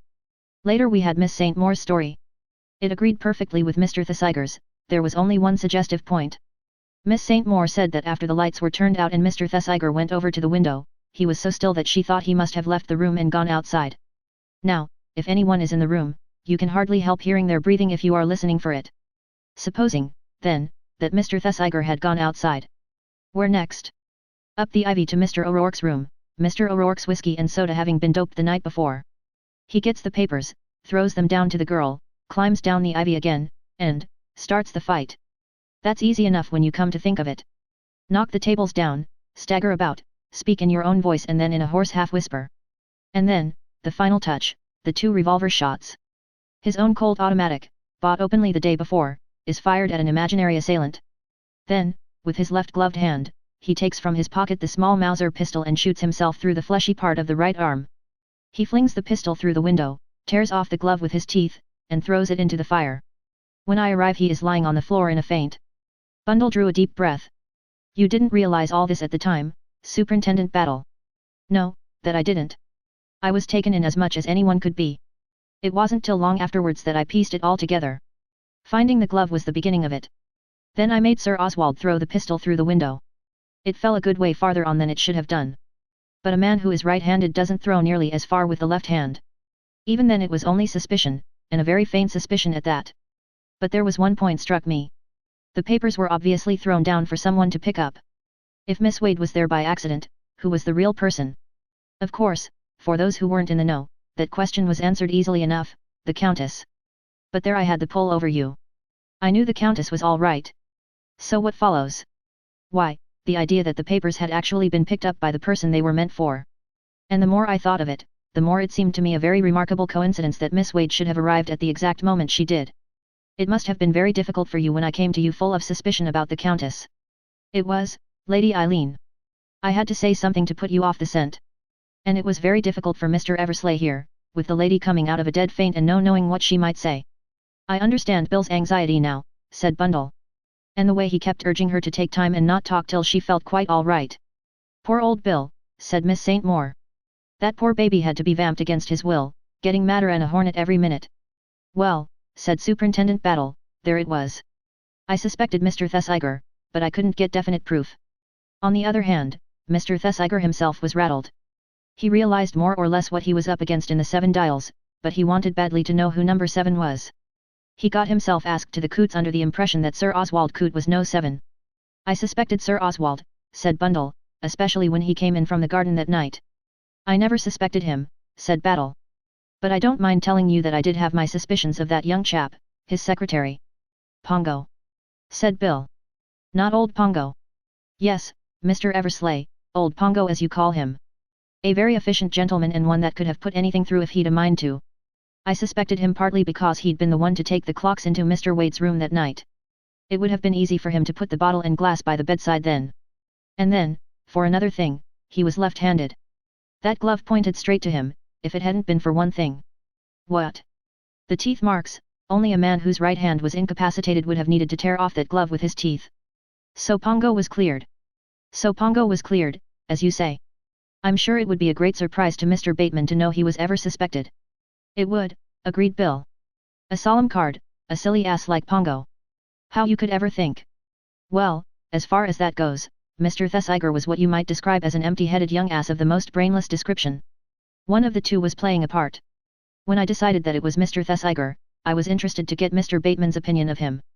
All along, Mr. Bateman had the gravest suspicions of Mr. Thesiger and frequently said as much to Sir Oswald. It's curious, said Bill, but Pongo always is right. It's maddening. Well, as I say, went on Superintendent Battle, we got Mr. Thesiger fairly on the run, badly rattled over this 7 Dials business and uncertain just where the danger lay. That we got him in the end was solely through Mr. Eversley. He knew what he was up against, and he risked his life cheerfully. But he never dreamt that you would be dragged into it, Lady Eileen. My God, no, said Bill with feeling. He went round to Mr. Thesiger's rooms with a cooked-up tale, continued Battle. He was to pretend that certain papers of Mr. Devereux's had come into his hands. Those papers were to suggest a suspicion of Mr. Thesiger. Naturally, as the honest friend, Mr. Eversley rushed round, sure that Mr. Thesiger would have an explanation. We calculated that if we were right, Mr. Thesiger would try and put Mr. Eversley out of the way, and we were fairly certain as to the way he'd do it. Sure enough, Mr. Thesiger gave his guest a whiskey and soda. During the minute or two that his host was out of the room, Mr. Eversley poured that into a jar on the mantelpiece, but he had to pretend, of course, that the drug was taking effect. It would be slow, he knew, not sudden. He began his story, and Mr. Thesiger at first denied it all indignantly, but as soon as he saw, or thought he saw, that the drug was taking effect, he admitted everything and told Mr. Eversley that he was the third victim. When Mr. Eversley was nearly unconscious, Mr. Thesiger took him down to the car and helped him in. The hood was up. He must already have telephoned to you unknown to Mr. Eversley. He made a clever suggestion to you. You were to say that you were taking Miss Wade home. You made no mention of a message from him. Later, when your body was found here, Miss Wade would swear that you had driven her home and gone up to London with the idea of penetrating into this house by yourself. Mr. Eversley continued to play his part, that of the unconscious man. I may say that as soon as the 2 young men had left Jermyn Street, one of my men gained admission and found the doctored whiskey, which contained enough hydrochloride of morphia to kill 2 men. Also the car they were in was followed. Mr. Thesiger drove out of town to a well-known golf course, where he showed himself for a few minutes, speaking of playing around. That, of course, was for an alibi, should one be needed. He left the car with Mr. Eversley in it a little way down the road. Then he drove back to town and to the 7 Dials Club. As soon as he saw Alfred leave, he drove up to the door, spoke to Mr. Eversley as he got out in case you might be listening, and came into the house and played his little comedy. When he pretended to go for a doctor, he really only slammed the door and then crept quietly upstairs and hid behind the door of this room, where Miss Wade would presently send you up on some excuse. Mr. Eversley, of course, was horror-struck when he saw you, but he thought it best to keep up the part he was playing. He knew our people were watching the house, and he imagined that there was no immediate danger intended to you. He could always come to life at any moment. When Mr. Thesiger threw his revolver on the table and apparently left the house, it seemed safer than ever. As for the next bit, he paused, looking at Bill. Perhaps you'd like to tell that, sir. I was still lying on that bally sofa, said Bill, trying to look done in and getting the fidgets worse and worse. Then I heard someone run down the stairs, and Lorraine got up and went to the door. I heard Thesiger's voice, but not what he said. I heard Lorraine say, "That's all right, it's gone splendidly." Then he said, "Help me carry him up. It will be a bit of a job, but I want them both together there, a nice little surprise for No. 7. I didn't quite understand what they were jawing about, but they hauled me up the stairs somehow or other. It was a bit of a job for them. I made myself a dead weight all right. They heaved me in here, and then I heard Lorraine say, 'You're sure it's all right? She won't come round?' And Jimmy said, 'The damned blackguard, no fear.' I hit with all my might. They went away and locked the door, and then I opened my eyes and saw you. My God, Bundle, I shall never feel so perfectly awful again. I thought you were dead." "I suppose my hat saved me," said Bundle. "Partly," said Superintendent Battle. "But partly it was Mr. Thesiger's wounded arm. He didn't realize it himself, but it had only half its usual strength. Still, that's all no credit to the department. We didn't take the care of you we ought to have done, Lady Eileen, and it's a black blot on the whole business." "I'm very tough," said Bundle. "And also rather lucky. What I can't get over is Lorraine being in it. She was such a gentle little thing." "Ah," said the superintendent. "So was the Pentonville murderess that killed 5 children. You can't go by that. She's got bad blood in her. Her father ought to have seen the inside of a prison more than once. You've got her too." Superintendent Battle nodded. "I dare say they won't hang her, juries are soft-hearted. But young Thesiger will swing all right, and a good thing too, a more utterly depraved and callous criminal I never met. And now," he added, "if your head isn't aching too badly, Lady Eileen, what about a little celebration? There's a nice little restaurant round the corner." Bundle heartily agreed. "I'm starving, Superintendent Battle. Besides," she looked round, "I've got to get to know all my colleagues." "The 7 Dials," said Bill. "Hurrah! Some fizz is what we need. Do they run to fizz at this place, Battle?" "You won't have anything to complain of, sir. You leave it to me." "Superintendent Battle," said Bundle, "you are a wonderful man. I'm sorry you're married already. As it is, I shall have to put up with Bill." Chapter 34. Lord Caterham approves. "Father," said Bundle, "I've got to break a piece of news to you. You're going to lose me." "Nonsense," said Lord Caterham. "Don't tell me that you're suffering from galloping consumption or a weak heart or anything like that, because I simply don't believe it." "It's not death," said Bundle. "It's marriage." "Very nearly as bad," said Lord Caterham. "I suppose I shall have to come to the wedding, all dressed up in tight, uncomfortable clothes, and give you away. And Lomax may think it necessary to kiss me in the vestry. Good heavens! You don't think I'm going to marry George, do you?" cried Bundle. "Well, something like that seemed to be in the wind last time I saw you," said her father. "Yesterday morning, you know." "I'm going to be married to someone 100 times nicer than George," said Bundle. "I hope so, I'm sure," said Lord Caterham. "But one never knows. I don't feel you're really a good judge of character, Bundle.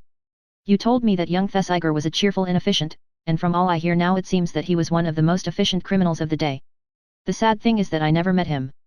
I was thinking of writing my reminiscences soon, with a special chapter on murderers I have met, and by a purely technical oversight, I never met this young man." "Don't be silly," said Bundle. "You know you haven't got the energy to write reminiscences or anything else." "I wasn't actually going to write them myself," said Lord Caterham. "I believe that's never done. But I met a very charming girl the other day and that's her special job. She collects the material and does all the actual writing." "And what do you do?" "Oh, just give her a few facts for half an hour every day. Nothing more than that." After a slight pause, Lord Caterham said, "She was a nice-looking girl, very restful and sympathetic." "Father," said Bundle, "I have a feeling that without me you will run into deadly danger." "Different kinds of danger suit different kinds of people," said Lord Caterham. He was moving away, when he turned back and said over his shoulder. By the way, Bundle, who are you marrying? I was wondering, said Bundle, when you were going to ask me that. I'm going to marry Bill Eversley. The egoist thought it over for a minute. Then he nodded in complete satisfaction. Excellent, he said. He's Scratch, isn't he? He and I can play together in the foursomes in the autumn meeting. The end.